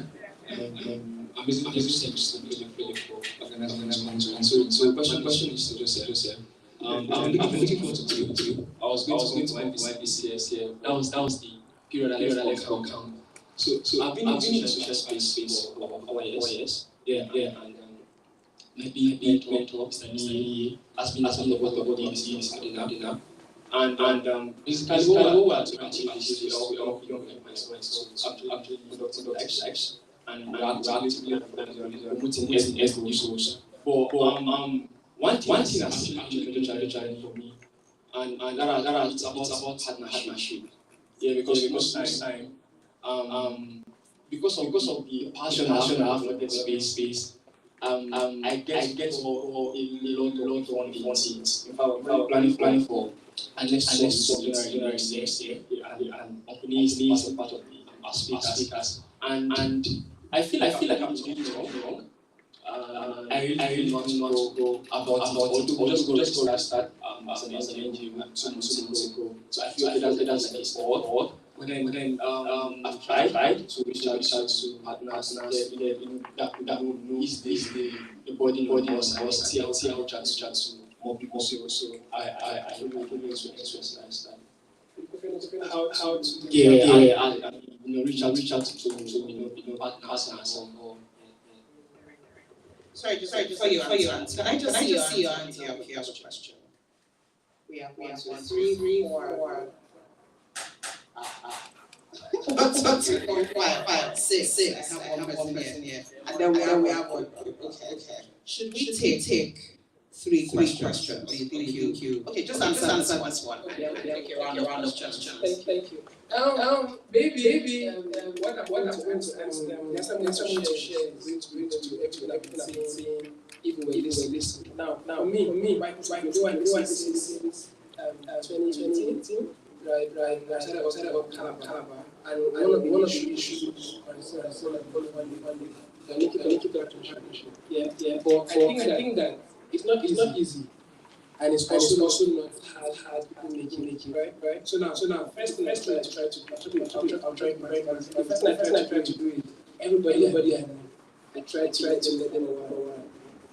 So one of the things we're trying to do is your friends, people you are connected to, should know what you do. Now the reason is not the problem. A lot of times we try to tell because we want this. Because we want their support. Just there. You never know who's listening, Right, I want to say this talk. I had the partner. I don't even know. This is one of the Calabar. We had a partnership train. Some like student graduate on some text and stuff like that. And some just stood out. This is what I want to do. To get excited. Just like go. And she said, you want to be there, right now, I like to be student. So you see that I shine that idea by being so passionate about and the funny thing is, many times we share our idea, people know when you're just trying to run it as I just running. It's like you share idea with like you find out. So people know what people are first start, right? So when you share your ideas with people really know how to come in, right? So the first thing is sharing your ideas. You don't share with the plan that they support. I share my idea when they want to ask and he says I need to meet. It's good. I want to be this at this event. And this is somebody that is at an executive level government that there's no relationship I can have. I was still a student and that can help me get access. But by sharing idea with him, he said he thought was expressive. The next day he called the man, and the man said come to his house. And for the first time in my life, I've never been in a house like that before. It was really where the environment was cool. That changed my dream. But then even when I went to meet him, I shared with him. Then when we were still very young, so I had a wish, even though he shouldn't have me money. But he just listened to me. And at some point, he shared his own vision with me. And immediately, he came to speak. But later I said, send me your sometimes I just have to just enjoy the sharing. That too is our ability to distribution. I don't know how to talk about doing without social media. Because that has been like major reason why we're succeeding. Right. So what it mean? I don't know about what I'm doing. I try to make sure that from the beginning process, I try to make sure that I'm able to communicate this. So how you able to reach media, not social media, so that there's a lot of people that have done amazing stuff, but there is no proof, no trace. They're not talking about just send me. So the question is, what news can you sell? If it's a project you did, call it. Where's the truth? People don't believe them. So why you just say sir, you're showing them, and this was showing pictures of what you've done. We still have just 2018 conference. Every year, one of the things that we do is media coverage. Because I understand that after we are done, people will forget. How can those like next thing about partnership that who are reaching out to, right? Have a brochure that every year you see it. Even you want to speak, even you want to partner, because we didn't communicate our impact over the years. Our training program, conferences, people don't believe that. Like my director, nobody believe. But when we show the crowd, people don't believe it. Okay, we have a video. You don't believe the video. Okay, there was this that came to speak. So every of these points are evidence that you need to learn, right? So that whenever you're talking to, right, if you're able to communicate, and that's the relationship. Then finally you reach out to organizations. The truth is you're going to get a lot of define. In fact, when I'm saying that to any company at any level, I just expect thank you Joseph for we can. So when I see we like to have like so have these companies or bodies you reach out. This should be 100. Don't go to say if five look for help. One of the things it's true. Most of you're reaching out. You're reaching out to the partnership. Thank you. Sorry, just first that I remember when I trained EC of Atlantic University, taught us on funding, and one of the words they use is leave digital footprint. Okay, leave digital footprint, just like I said, in terms of photos, videos, and all that. Because people, we actually go back to check you, right? See what you're doing. So please keep digital footprint. Thank you. All right. Thank you. So for those who have questions, I'm enjoying you to brief. And I think it's also important to introduce yourself, what you do. You never know that could. So we're going to take questions before we take response from the panel. Good afternoon, everyone. My name is Promise. I'm sort of political space, and I reached out to you once. Yes. Relation to last one. All right. I have two questions. One for Nia and one for Joseph. The first question is how do I manage multiple or separate businesses? Let's say I have an idea, two businesses which are not related.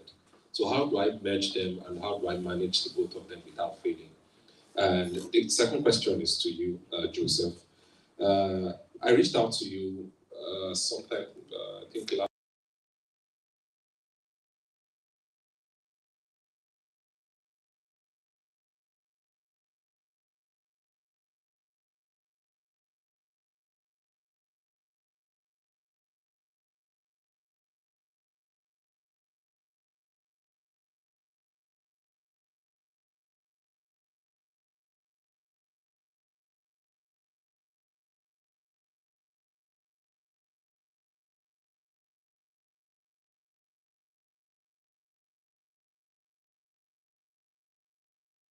convinced. There was nothing I didn't do. In fact, it had gotten to the point where I had to start praying and fasting that God, if I can't convince this man, convince him. But I don't know. It just didn't work out. I even had gotten to the point in time where I had to just barge into the office and the security stopped me. I didn't get to the man. But God will get to him last. So what do I do in such a situation? Just to, thank you very much. All right. Please note your questions. Sorry. If you can, don't worry, I'll also try to help you remember. All right, thank you so much. Thank you, Mr. Philip, for this impactful event. So my question now goes to Mr. Nei. I learned that you have carried a lot of businesses and you have failed in those businesses. And I recently read a book that talks about failing forward. Now, I'm starting out a project or social enterprise that empowers students and recent graduates to be able to deal with the problem of rejection in jobs and also having realistic expectations while they enter the workforce. Now, a challenge is every Nigerian youth just wants to get money the next day. So, and I've tried in the past and failed and felt disappointed that they're not catching the picture of what I'm trying to show them. So I want to know how you are able to navigate these downtimes, these disappointments, how you are able to keep your motivation and your purpose true all through this period. All right, thank you very much. Mr. Philip to me, I don't know, Mr. Philip to the rest of you. And thank you to the rest of the panelists. It's been a rich time. My name is Olive Postolibanjo, and I'm a research and development specialist. I'm currently starting my own private business where I am hoping to help organizations to secure funding. That is what I've been doing for some time. Proposal writing, research, and all that. So that involves a lot of negotiating with organizations, which is what I'm about to be doing now. Negotiating like earnings and the profits from businesses, right? Particularly social impact businesses, NGOs particularly, and all of that. So trying to help them to get funding. So now I want to know what are the things I should expect in negotiations with organizations, with guys that have been there before me. What should I expect, and how do I edge in that negotiation? How do I break the deals to favor myself, considering that they are going to want to favor themselves in that kind of, what should I expect, and how do I edge it for myself? Thank you. particularly to Mr. Nee, and also I believe that Joseph will have something to say, and also Pastor Philip. Thank you. All right, thank you, Mr. Nee. Okay, yeah, I think all of us do have experiences. Ignore the fact that I spoke on a particular topic. Everybody can actually speak along that line, right? So we may not narrate. Not that I'm scared of your question, right? I'm just trying to just be. So let's make it that way. So I'll answer a few. I'm sure they will also answer a few. But permit me to just start. I won't take time with Lee's question or Samuel's question, just to add to the brilliant suggestion. Number one is that also related to yours, right? Is that no matter what the hula baloo, as it were, ensure you do not give up. I don't see that in you, but I think it's also you should prepare your mind, like he was saying, ensure that you are that resolute that we die here. I think that summarizes it. We die here, right? The second thing I also think you can also do is to also see that apart from asking these guys for partnership support, let's use that word support, you should also be able to tweak in what's in it for them. Every one of us in this room has an FM that is running in our brains, and that's WIFM, WIIFM. It means what's in it for me, right? So it's working, everybody. Before you came in here today, your friend will have dragged you. You will ask, unconsciously or consciously, or even you really literally ask, what's in it for me? Everybody has that bias, right? So you need to be able to tweak it in whatever proposal, whatever proposition that you're giving to them. Thirdly, all right, is also the fact that you should endeavor to meet the people that can make decisions, decision makers, right? Many times some of our proposals just get to the gate, and by gate, you know what I mean. Get the secretary is locked up there, right? Find a way around it, whether through relationship, through contact, to ensure that you are able to see or that your proposition or proposal gets to a decision maker, right? It's very powerful. There are many proposals that have died at the gate. Right, so that's what I think. So I think it also applies to your question. Okay, so for me, I'll come to you, sir. Right, your biggest motivation is you. Right, just have that can-do spirit that I will not give up. Because you need to define the why. Mr. Banigbe talked about why. Joseph also talked about why. That why is he a must-have or a nice-to-have? Okay, many times I'll repeat that. Is he a must-have or a nice-to-have? Many times our vision are cut short because of the challenges are normal. They are there. But you have, that's why I say that in my book, in my first chapter, I said that some of the biggest words in the English lexicon, there are words like what, where, how, when, but the biggest of them is why. Okay? So you have to lay that as a foundation. You need to be so convinced about it, all right, that nothing can sway you out of it. Even if the world, the person who you think is your Siamese twins is giving up on you, you are not giving up, right? So that's what I think. You must have that kind of never giving up spirit, and that I think I would say the second thing was the other thing you can also do, apart from not giving up, you being your biggest motivation, is to the community around you. No matter how much you say, oh, I will not die, actor not they die. All right, you need a community. Even actor doesn't fight alone. Okay, you need a community of people who can emotionally, mentally, right, who can keep you going and say, Esther, no, this is not you now.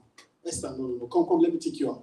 Let's talk over this again. And boom, you see the motivation I'll keep. So that's what I think you should do. Then your question, finally, his question, managing businesses, all right, of course we couldn't say much.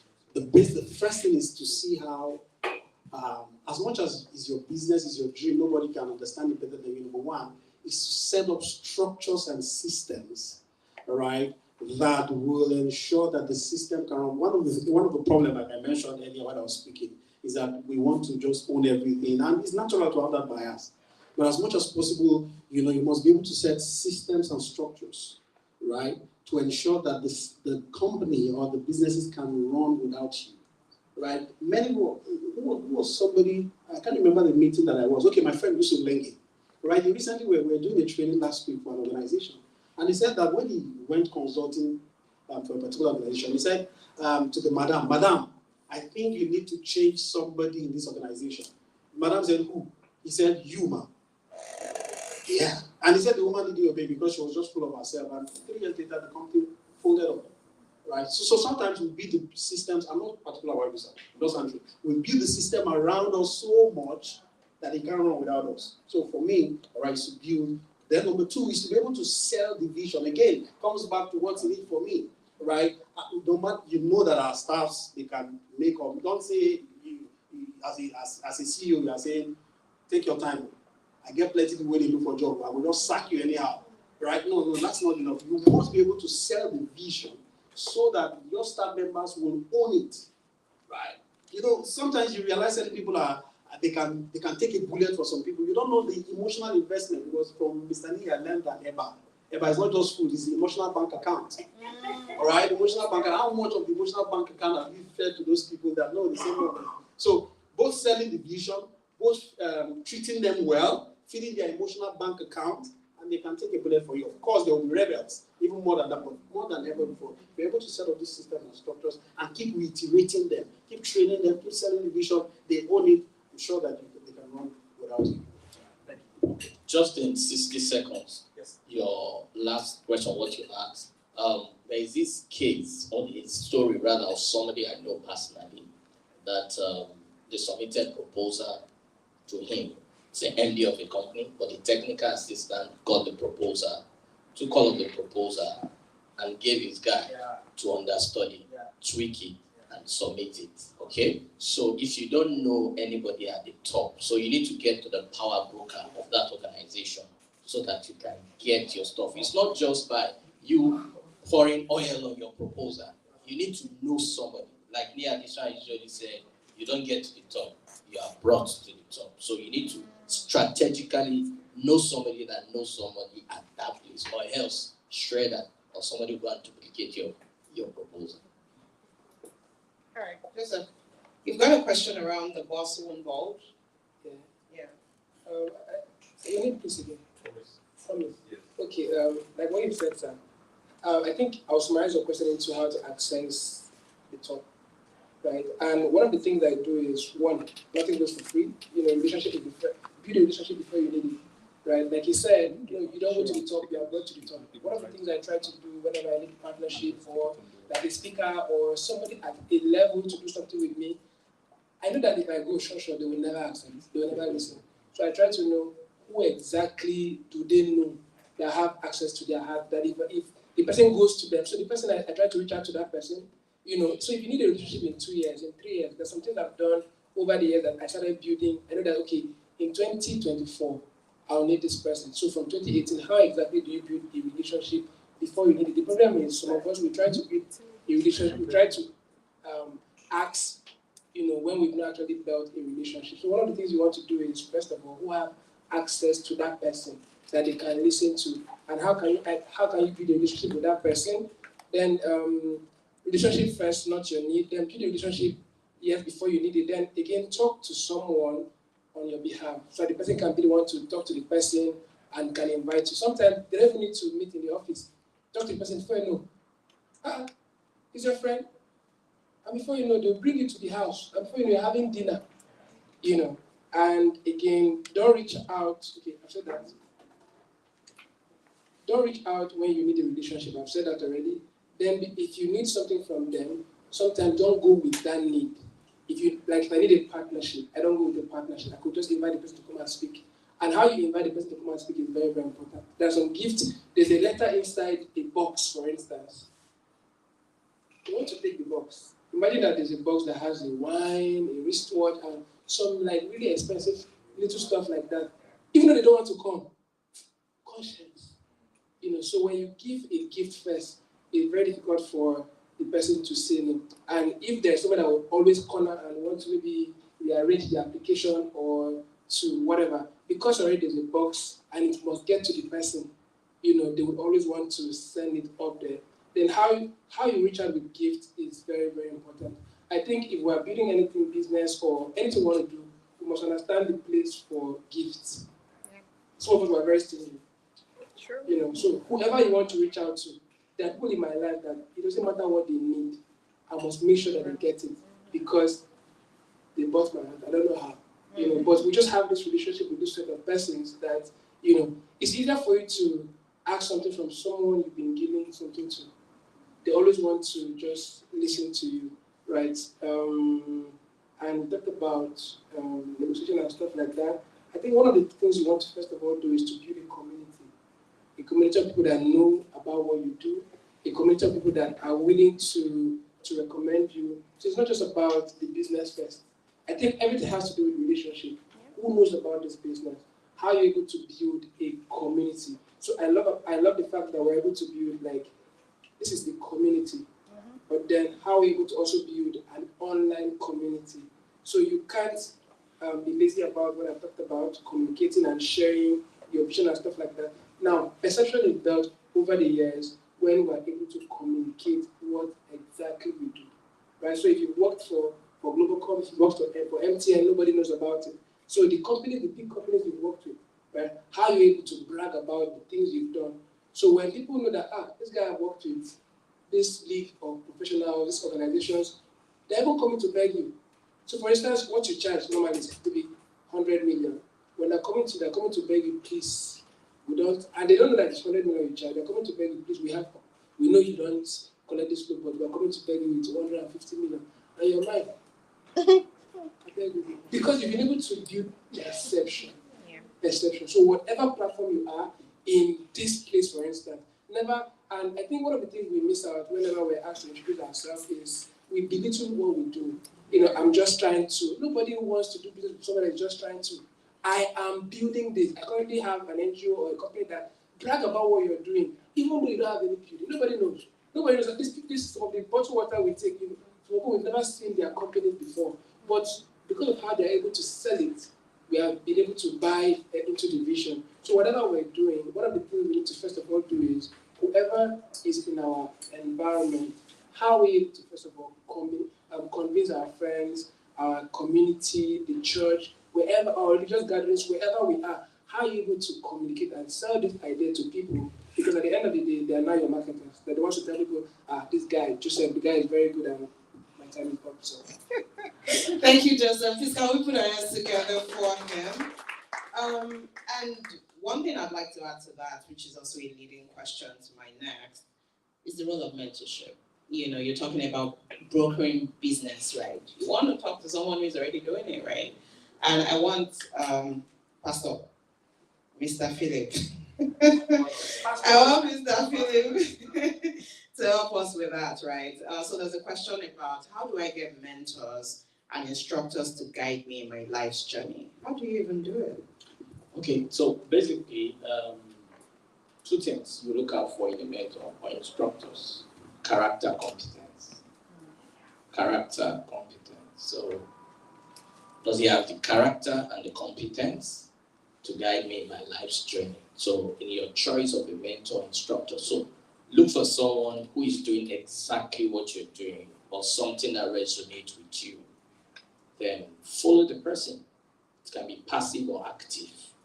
Passive means the person doesn't know you, or you know the person from afar, but active, the person knows you, you know the person and all that. So character, competence, does the person have the necessary skill to guide you in this way? And you are to follow, they are not to pursue you. And know that mentorship or anyone instructing you is not a means for sponsorship. It's not a means for them to sponsor your dream and all that. But you are to follow her, and what you get in return will launch you into your life's journey. And follow all of their product, their services, get their posts, get their tape, attend their meetings and all that. Follow her, then life will not be hard, right? I'll answer this question. Sorry, I might answer this question. I'm so sorry. This mentorship thing is a problem in this country. And I think that, like what he has said, I think I'll just build it from there. This is the easiest way to have access to a mentor. Number one, understand that no mentor is looking for a mentee. Because mentorship is work. Come and be training you, come and be teaching you, go at that time. And this thing I want to teach you for free is something that people pay me for. Right? So the easiest way to have access to a mentorship you're looking for is, first of all, buying their product. For instance, someone wants to have a session with you and the person is not here. Sometimes you send somebody a message that I want mentorship, and on social media, for instance, and this person is never following you. Like, the easiest thing to do is what? But you're a wicked person. You're not even following me, and you're asking me for help that you know that even you cannot help yourself. Right? So I think we need to come back to being humans, knowing that everybody has what they are looking for, what is the need for them. Right? So, for instance, I was in an aircraft one time, and there was somebody at the top I was seated close to, and I discovered that when we were onboarding her box, I had to quickly just help her roll her box. By doing that, there is nothing. First question she asks is, hello, what's your name? Tell you, my dear, okay, are you in Abuja? You have conversations. The next thing is, okay, where are you headed to? Before you know, you're joining the person in a lift, and before you know, they're even taking you to their house. So you're waiting for a cab to come and pick you from their house, and it's relationship first. So I think that many times we are not interested in building a relationship. We're interested in the benefit of having that relationship, and that's not fair, right? So if there's something you're looking for from somebody, you ask yourself, what am I able to give in exchange for that? How are you able to serve somebody, right? So if you're able to buy their product, subscribe to whatever they're doing, if they're doing a conference, volunteer first. Volunteer first, that's the first thing you want to do. So I've been trying to learn from you, I've been trying to learn from you. You've never read any post I've made. I have a YouTube of maybe 100 videos, you've never watched one. And some mentors will do you 2-0. Okay, there's a video, this question you're asking me now, there's a video I made, go and watch. And some people, they will never ever watch. There's a free material, free PDF, go and read, they will never come back because they never came to learn. They came to, okay, this guy has the result at this level, I want to key into that, I want to be also known, right? So I think the first thing is, how can I sell, how can I build that relationship, and I think that will be helpful. Yeah. Sorry, 60 seconds. This resonated with me. Okay, like 7 years ago, I reached out to Nia via Instagram, Facebook for him to join one of my virtual meetings, but he didn't respond. He did not respond because who is this guy from nowhere? So Alanti was coming to Abuja 3 years ago, so I sent him a DM. All right, I got his contact from someone. I sent him a WhatsApp message. Alanti, you're coming to Abuja. I'm available to help you do whatever thing you need to do. I sent message repeatedly. He didn't respond. I registered online. Nobody responded. So 3 days to the event at Transcorp, somebody just commented, this is from the office of Nia Desoya, is specially inviting you. He will need you to undo his logistic, blah, blah, blah, blah, and all that in Hilton. Immediately, I gathered people around. I ensured that everything went smoothly. That was 3 years ago. Last year again, he came, he reached out to me, I did everything. This year, he came twice. He reached out to me and all that. Eventually, we talked. Then this year, I asked, I said, I will do it for you now. Why not? I will come, I'll do it for you. So, you need to serve, you need to touch his heart, all right? Just like he said, you usually mention EBA, emotional bank account. So you touch their heart before they release their heart. Finally. This is the last. They invited me, I was in my house, they invited me, so this is the last. Now, let me give you a practical way to serve. For instance, everybody came for this event, right? When we're done, what will happen? Everybody wants to take pictures, and we're done, right? But there are some people that at the end of the day, they want to make sure that this hall is arranged. They want to make sure that the host and other panelists, they want to make sure that everything is like done well. At the end of the day, there's a relationship that will start from there. But if you just come, sit, and when you're done, you want to go, it's not what you wanted because you want to so Answer. Those who are active, probably on, you can't meet them physically. Those who are active on probably social media, let's imagine Facebook. Right, comment on their posts consistently. One, number two. Yeah, not wow. Awesome. One post, make sensible comments and do it for a while. Right. Aside that, copy their posts, put them on your wall, tag them, all right, or share, tag them, put them on your. It's their work. You're not that you say copy. You know what we do now? You write copy that no, of course you're shooting yourself in the foot. Copy their word, put it on their wall. You're making their messages go viral. So in 3-6 months, you do that consistently. They know this name. Let me check. You want to answer any question you have? Right, thank you. Yeah, that's it. Okay. No, I'm not saying okay. So what's happening next is a breakout session. In that breakout session, you're going to have one-on-one time with each of these panelists, right? So for the rest of us who have questions, please hold on. But I'm going to ask this last one because this person wrote it down and has written it for a while. The person wants to understand, let me just read very quickly. In getting started, I have learned that one has to discover purpose as an individual. In discovering your purpose and deciding a career path, what is more important to focus on? One, is it what you're good at? Or is it what you are passionate about? Or is it what you have experience in? Or is it what would fetch you more money? So this person is saying, what is more important to focus on in discovering purpose and deciding on a career path? Is it money, passion, skill, or experience? Skill. Okay, so I'll start. Okay, so money is the listing, right? So purpose, you discover purpose, but there's another side to purpose. Purpose find you. Purpose find you. Anywhere you go, purpose find you. That's what I've discovered lately. Purpose find you. Then when it comes to passion, passion is what drives you, okay? So purpose is the first thing, then your career line up with it, okay? So you can't say, okay, I'm in this career, then you now find a purpose in that career. No.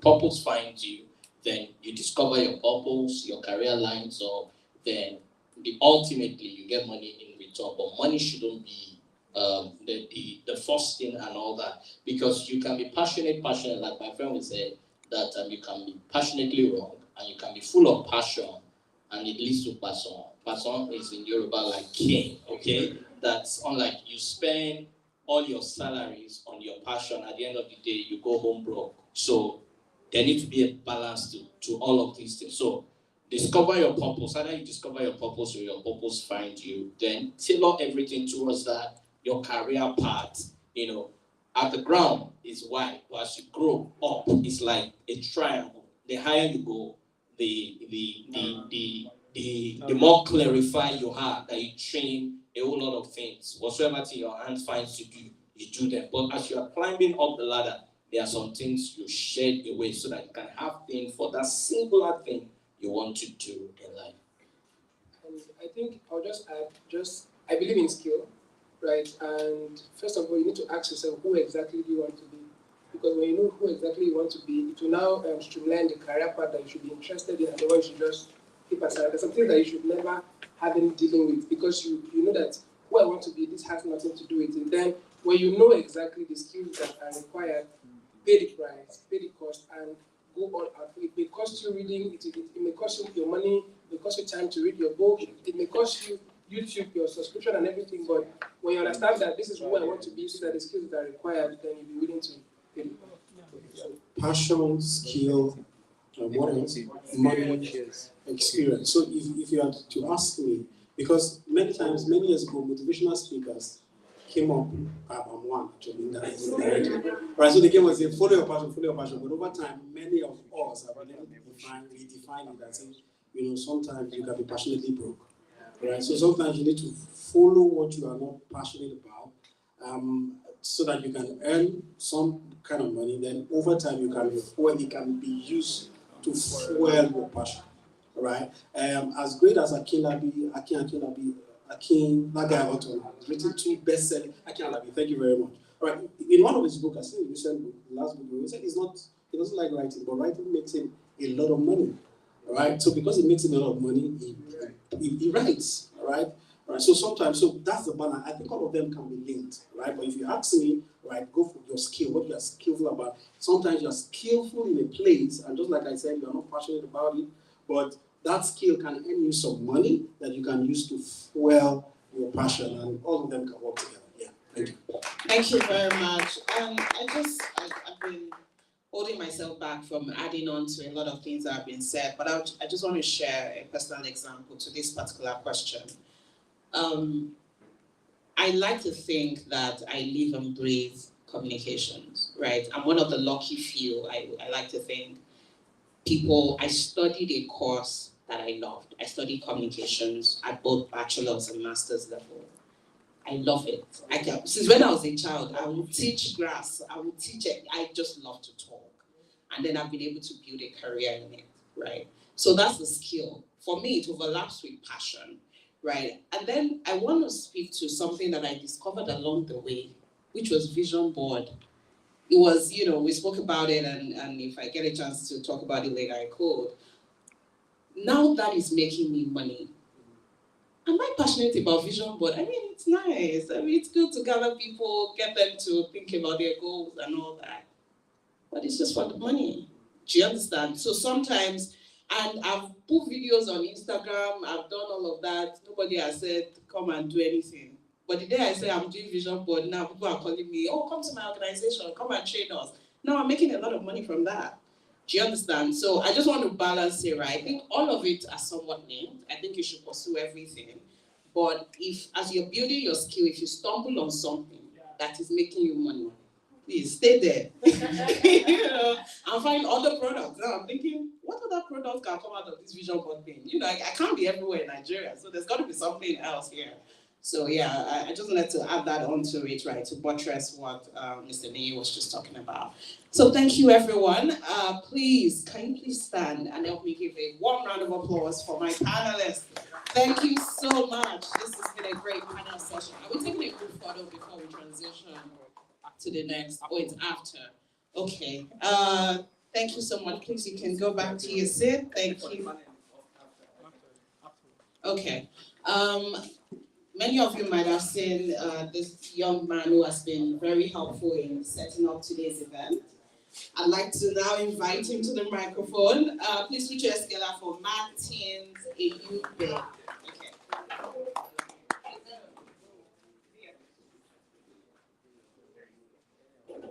Okay, good afternoon, everyone. Good afternoon. Okay, everybody stand up. Yes, see, unlike all the speakers you'll be hearing, I like to think of myself as a somewhat violent person. So yes. Okay, so my name is Martin Eyube. I am a registered nurse by profession, okay? I'm one of the most compassionate nurses you will ever meet, but yet I provide my care with a touch of violence because patients need to heal. Okay, so yes, whatever gets you to, recover and stay healthy, right? Let's do a little exercise. I know we are tired to a certain extent, and we'll be hearing a lot, information overload a bit.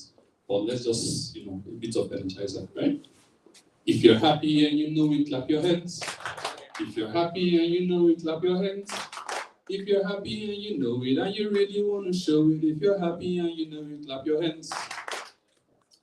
You can sit down now. That was violent.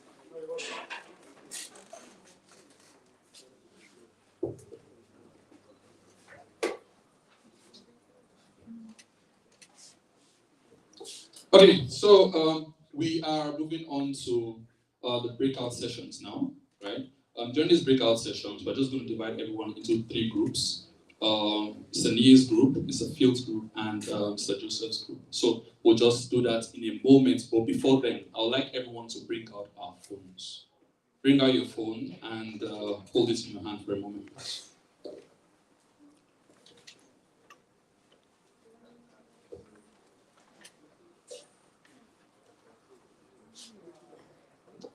Yes, there's this app on your phone. I'm sure a lot of people have it here. It's called Instagram, right? Please, let's open it. Right, so I'm just going to write a few accounts on the board, right? Just follow the accounts, right? It's free. You don't need to pay for it. It's not going to take you so much work, and you'll feel good afterwards, right? Okay, so for our first account, we have, yes, that about host.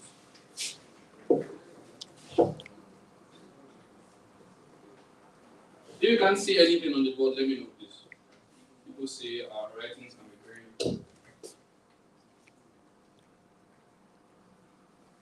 Okay, so this is arts. Are we done? Yes? Yep. Great. Second account.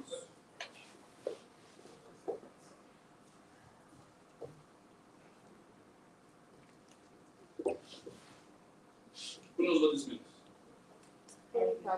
Mentorship program. Is that my Okay, are we done? Yes. You'll see all everything about yesterday's summit has been posted largely on that handle, right? Done. Done? Done. Great. Next account.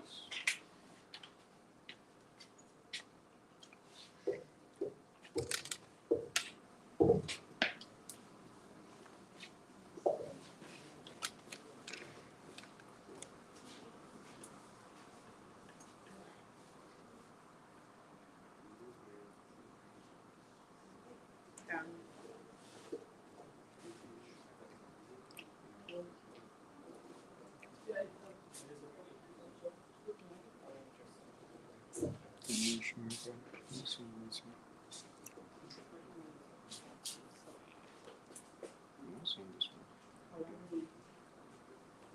Oh, Olani, I tell you, Yes, Olani is showing that. Are you done? Yes. Great. Next.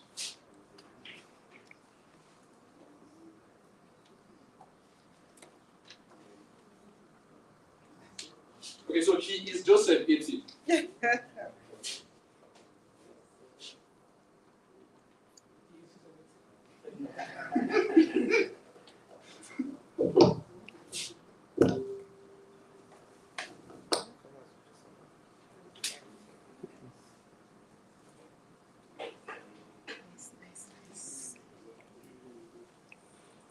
Done. Are we done?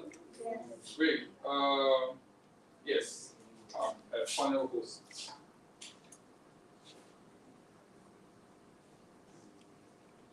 This is Buki underscore Shaka.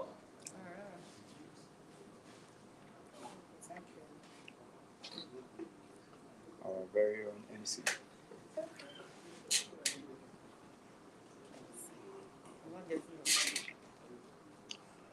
Bam.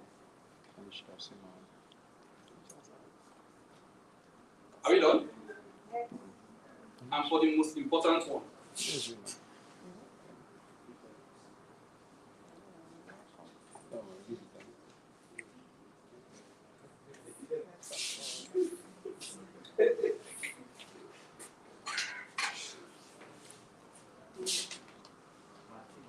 Yes, Martino, yes. This is EYUBEMARTINO.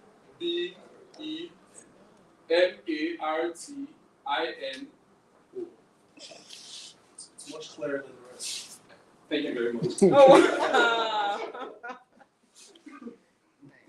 Done. Okay, so thank you very much. Thank you very much for taking part in that. Yes, there's one I almost missed out.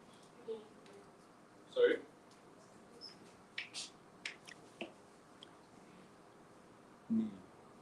Okay. Oh yeah. Like to see.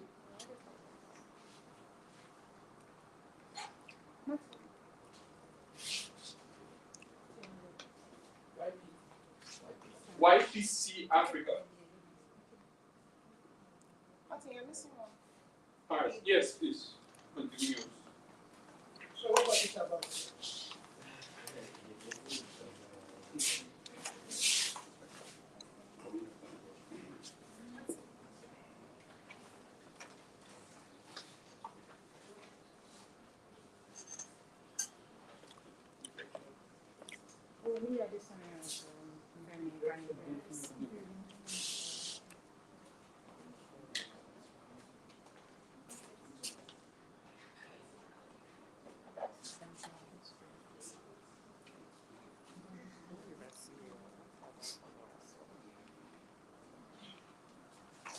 So it's at Femi Banigbe.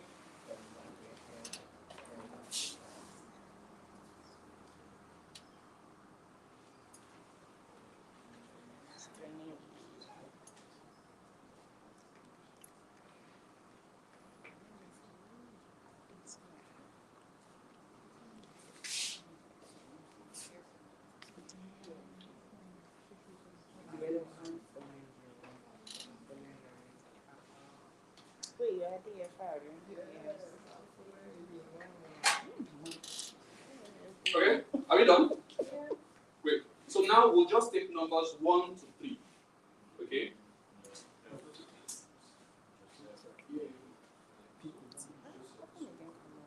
So there's a teach.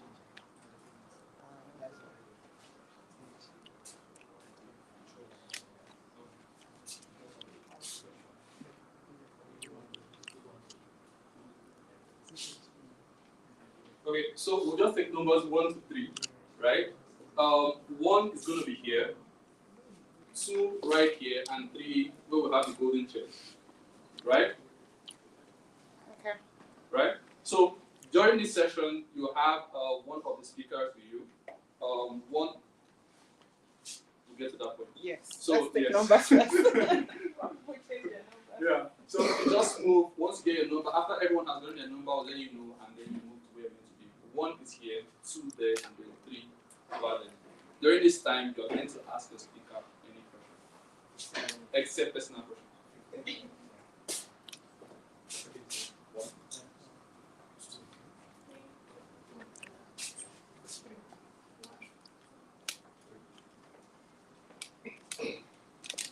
One.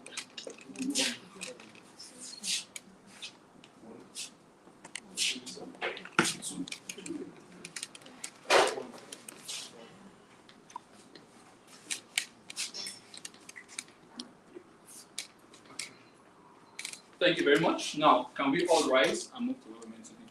1 here, 2 here, and 3 there.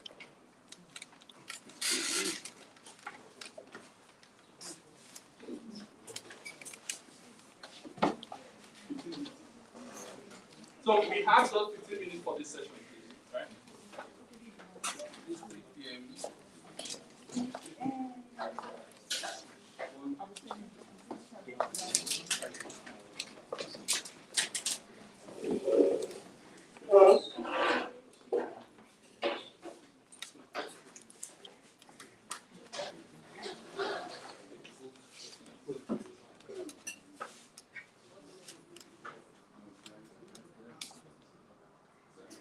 So 3 will be here.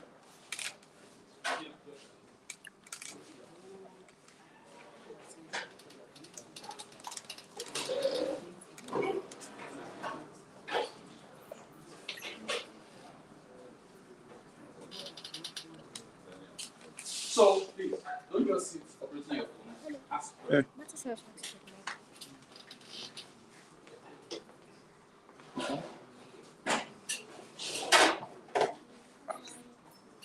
Okay, person, hold the power button. The power button is here.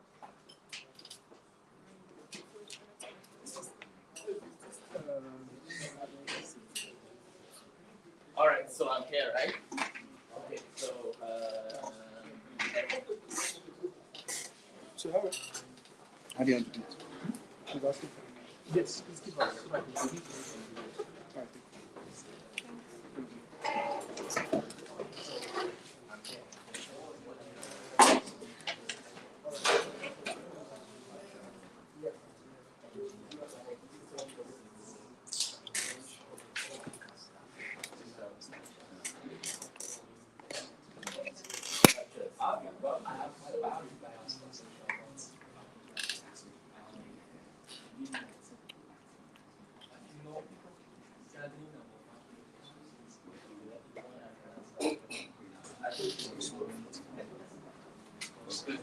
I think it's 4 seconds.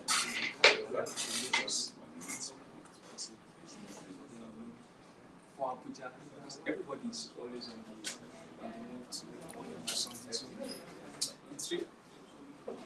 I didn't see my husband until my visit. So what was the drive for you? What sense of difference for you? I think I reached like anytime I want to do I never find this. You know how like in the bottle, I want to put one water over when it gets to the water,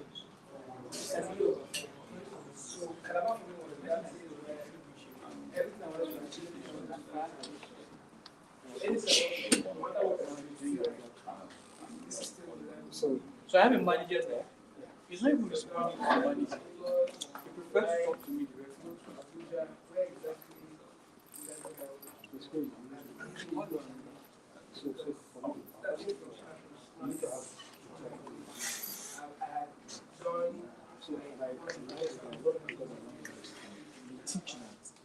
Nobody is indispensable.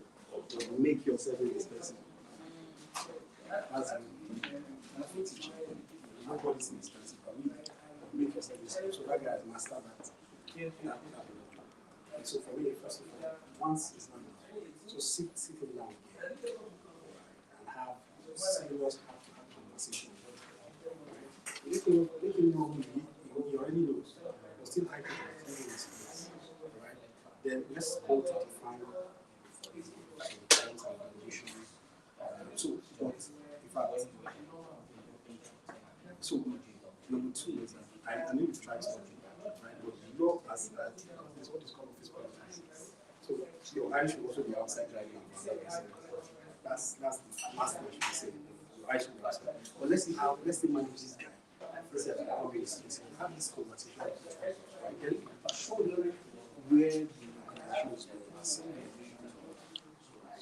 And tell them the consequences of what you do. Let them have a picture. If possible, right? Bring it in such a way that we can have a say. Even if it's for instance, you tell me the fact that let's keep in relation to just go sit down, it's not casting stones. Go sit down on the side. I need this guy to know me, put on the share something that's very, very, very good. Something. You know? So you know better now. I remember that conversation when I knew you know. So those kind of things. You need to think about it.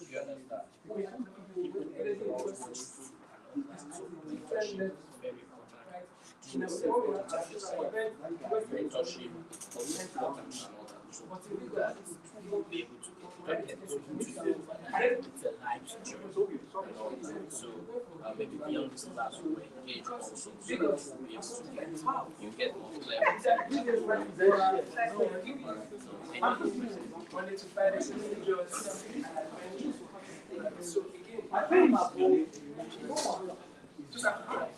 But understanding that this I want to these guys are not want to go to you have to act what's the one you want to do. So I understand that what I want to do but again, so how can we fuse it for entertainment? So at the end of the day, it can only be fighting with a particular location.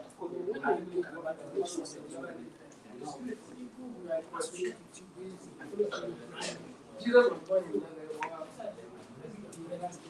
Paul was traveling to check the Bible. Paul was traveling from city to city. So why should we be confined to this? I don't know where to be. I'm not saying I'm not making that they came to have a goal, right? So it has to be what exactly, what can you try, what can you try, just enjoy the adventure. Just be emotionally attached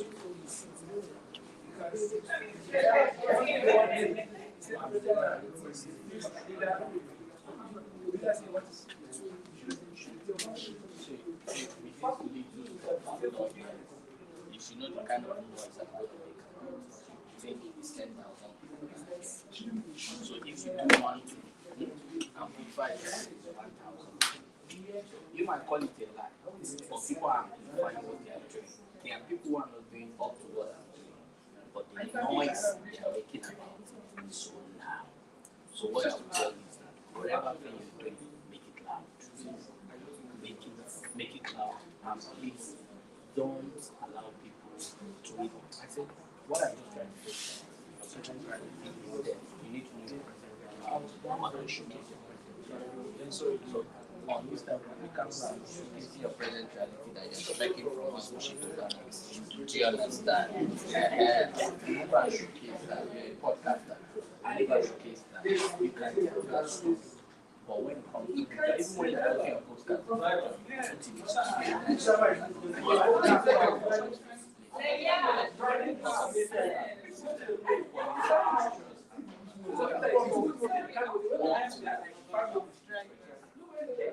Driver, I thought he was the tech IT person. No, I thought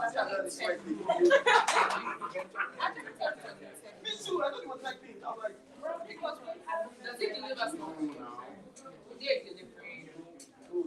I see that too. I see that too. Because in my relationship.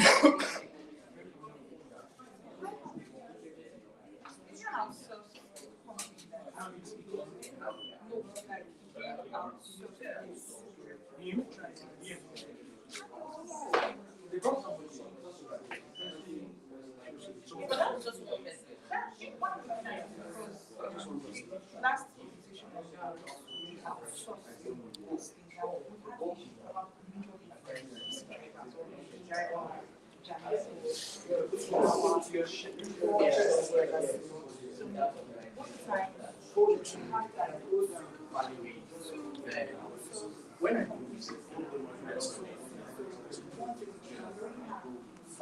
now, this crisis in having is I'm trying to transition away from the platforms that are usually platforms. Yes, I'm trying to platforms. So it's probably it's only platforms that make you so I'm trying to break out what here go website, figure out and all that. And there's challenges. How do I like transition? To be independent of those websites where I can get them directly coming to me without that middleman. How do you even set up a payment system to get them to trust you? How do you get leads? I think the different ways to one, the concept I'm sure we all are familiar with dealing with that.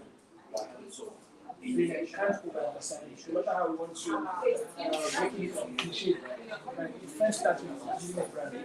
Right? There are a lot of people that they have these affiliations with some of these platforms. Let's say you're a remote worker or you have this platform that you use for, like you offer services there. At the end of the day, it's still you trying to like build your personal brand. But at the end of the day, it is your personal brand that will even increase the perception of your value. Right? So I believe in building my brand because at the end of the day, if these platforms tomorrow disappear, your brand can still help you to break into other new platforms and stuff like that. So platforms that we all are familiar with, for instance, Facebook, X, Instagram, WhatsApp. Now, there are a lot of people that want to work with us based on retainership. They have their own platform that they don't even publicize. But because they know that this is who is best in this, so you have to establish yourself as an authority. It's not just like a service provider. Yeah. So how do I let you know that okay, this thing I'm doing, I'm an authority in what platform? Right? It means that first of all, you need content. There's a lady I follow on Instagram. Her name is right? She does a lot. She does a lot.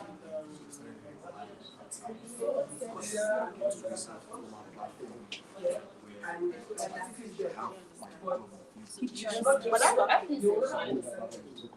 just she's making videos every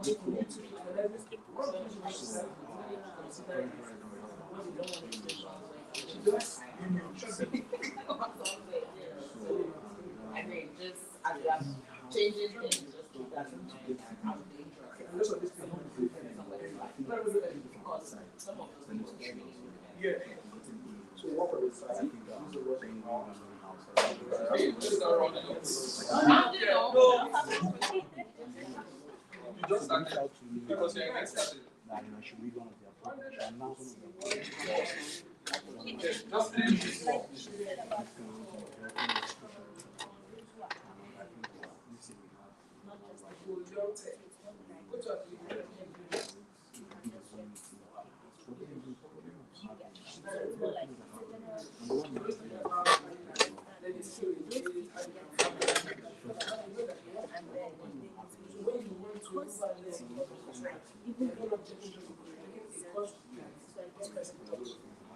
So there's how you call like a brand name.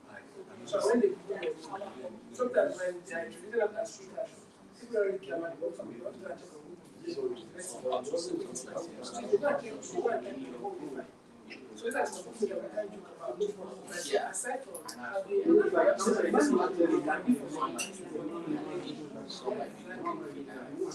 so it has to be variety for your brands.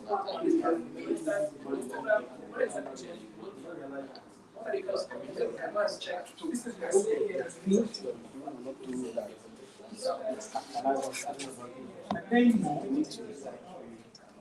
I'm not just, it's just you, just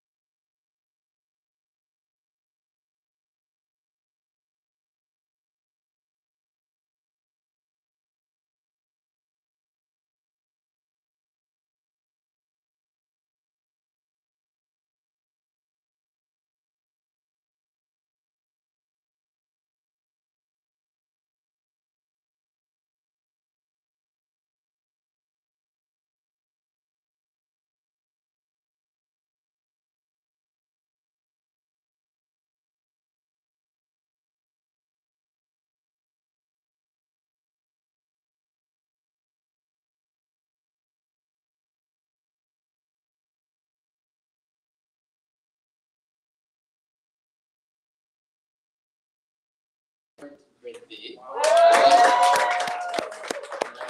What a way to celebrate that. So it gives me so much joy that, going into the next level fulfilled. Okay? And Get Started is annual, so the bigger version next year by November. And just like me, Adesanya said, if I invite him, with some other speakers, I will endeavor to make it bigger and better and all that. So, I want you to join my community. That's a PA tribe. That's a Philip Agbola tribe. Okay, so can you? Oh, really?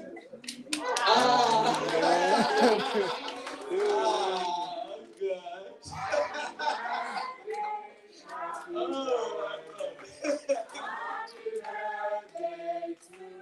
How did this get here? Oh my God. This is so sweet. This is so sweet. Thank you. I wasn't expecting this.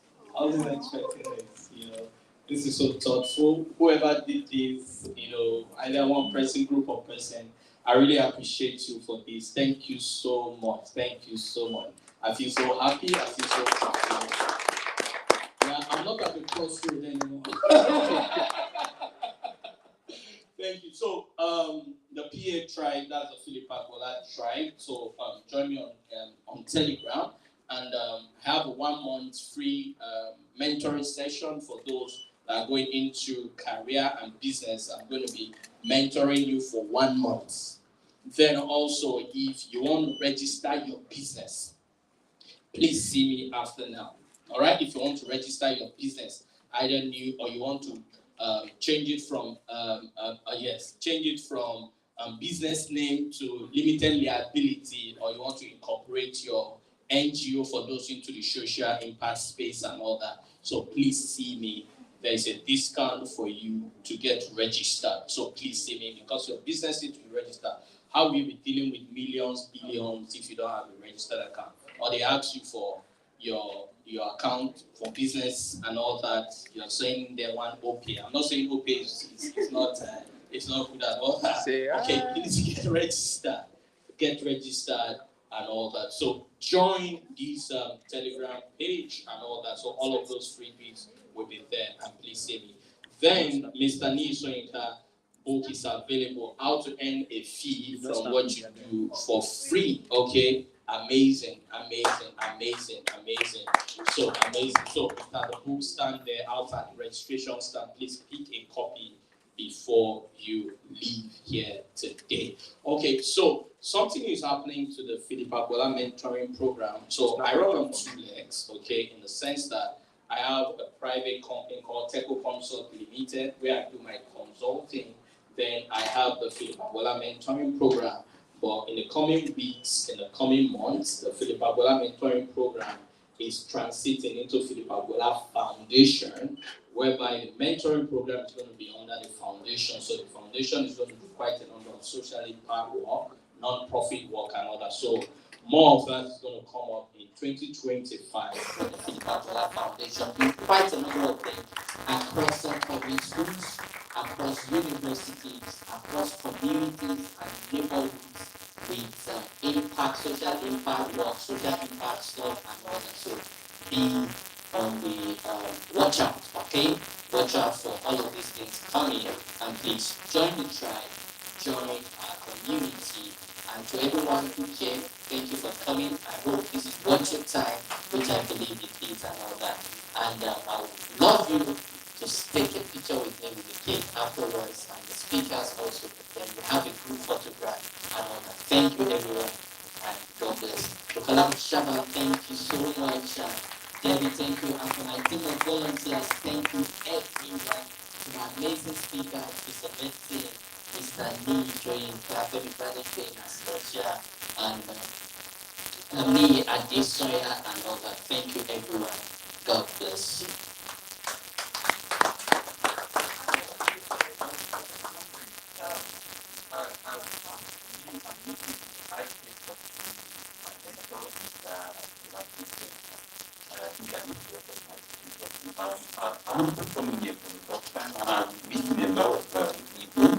I thought there should be the platform to also Just thinking that's all. Perhaps we have a WhatsApp platform for this program. Okay, the Telegram. Telegram. Just that. Right, just that. What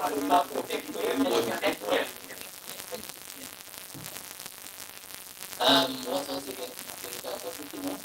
Okay. Okay, we continue. Okay. Is there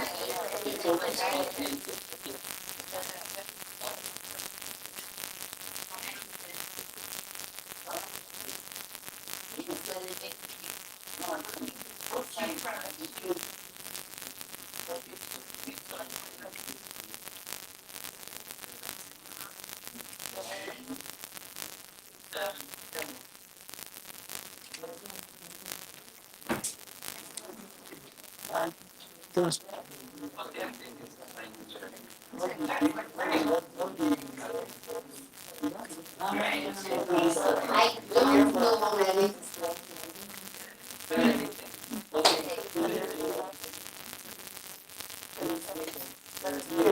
PH right. PH right.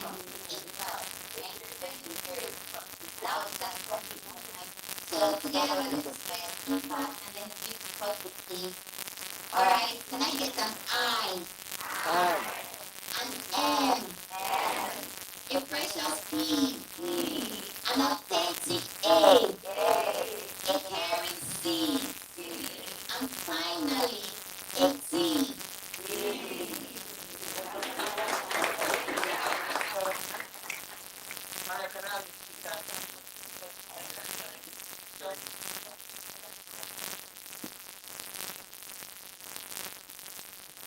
This tape must not go.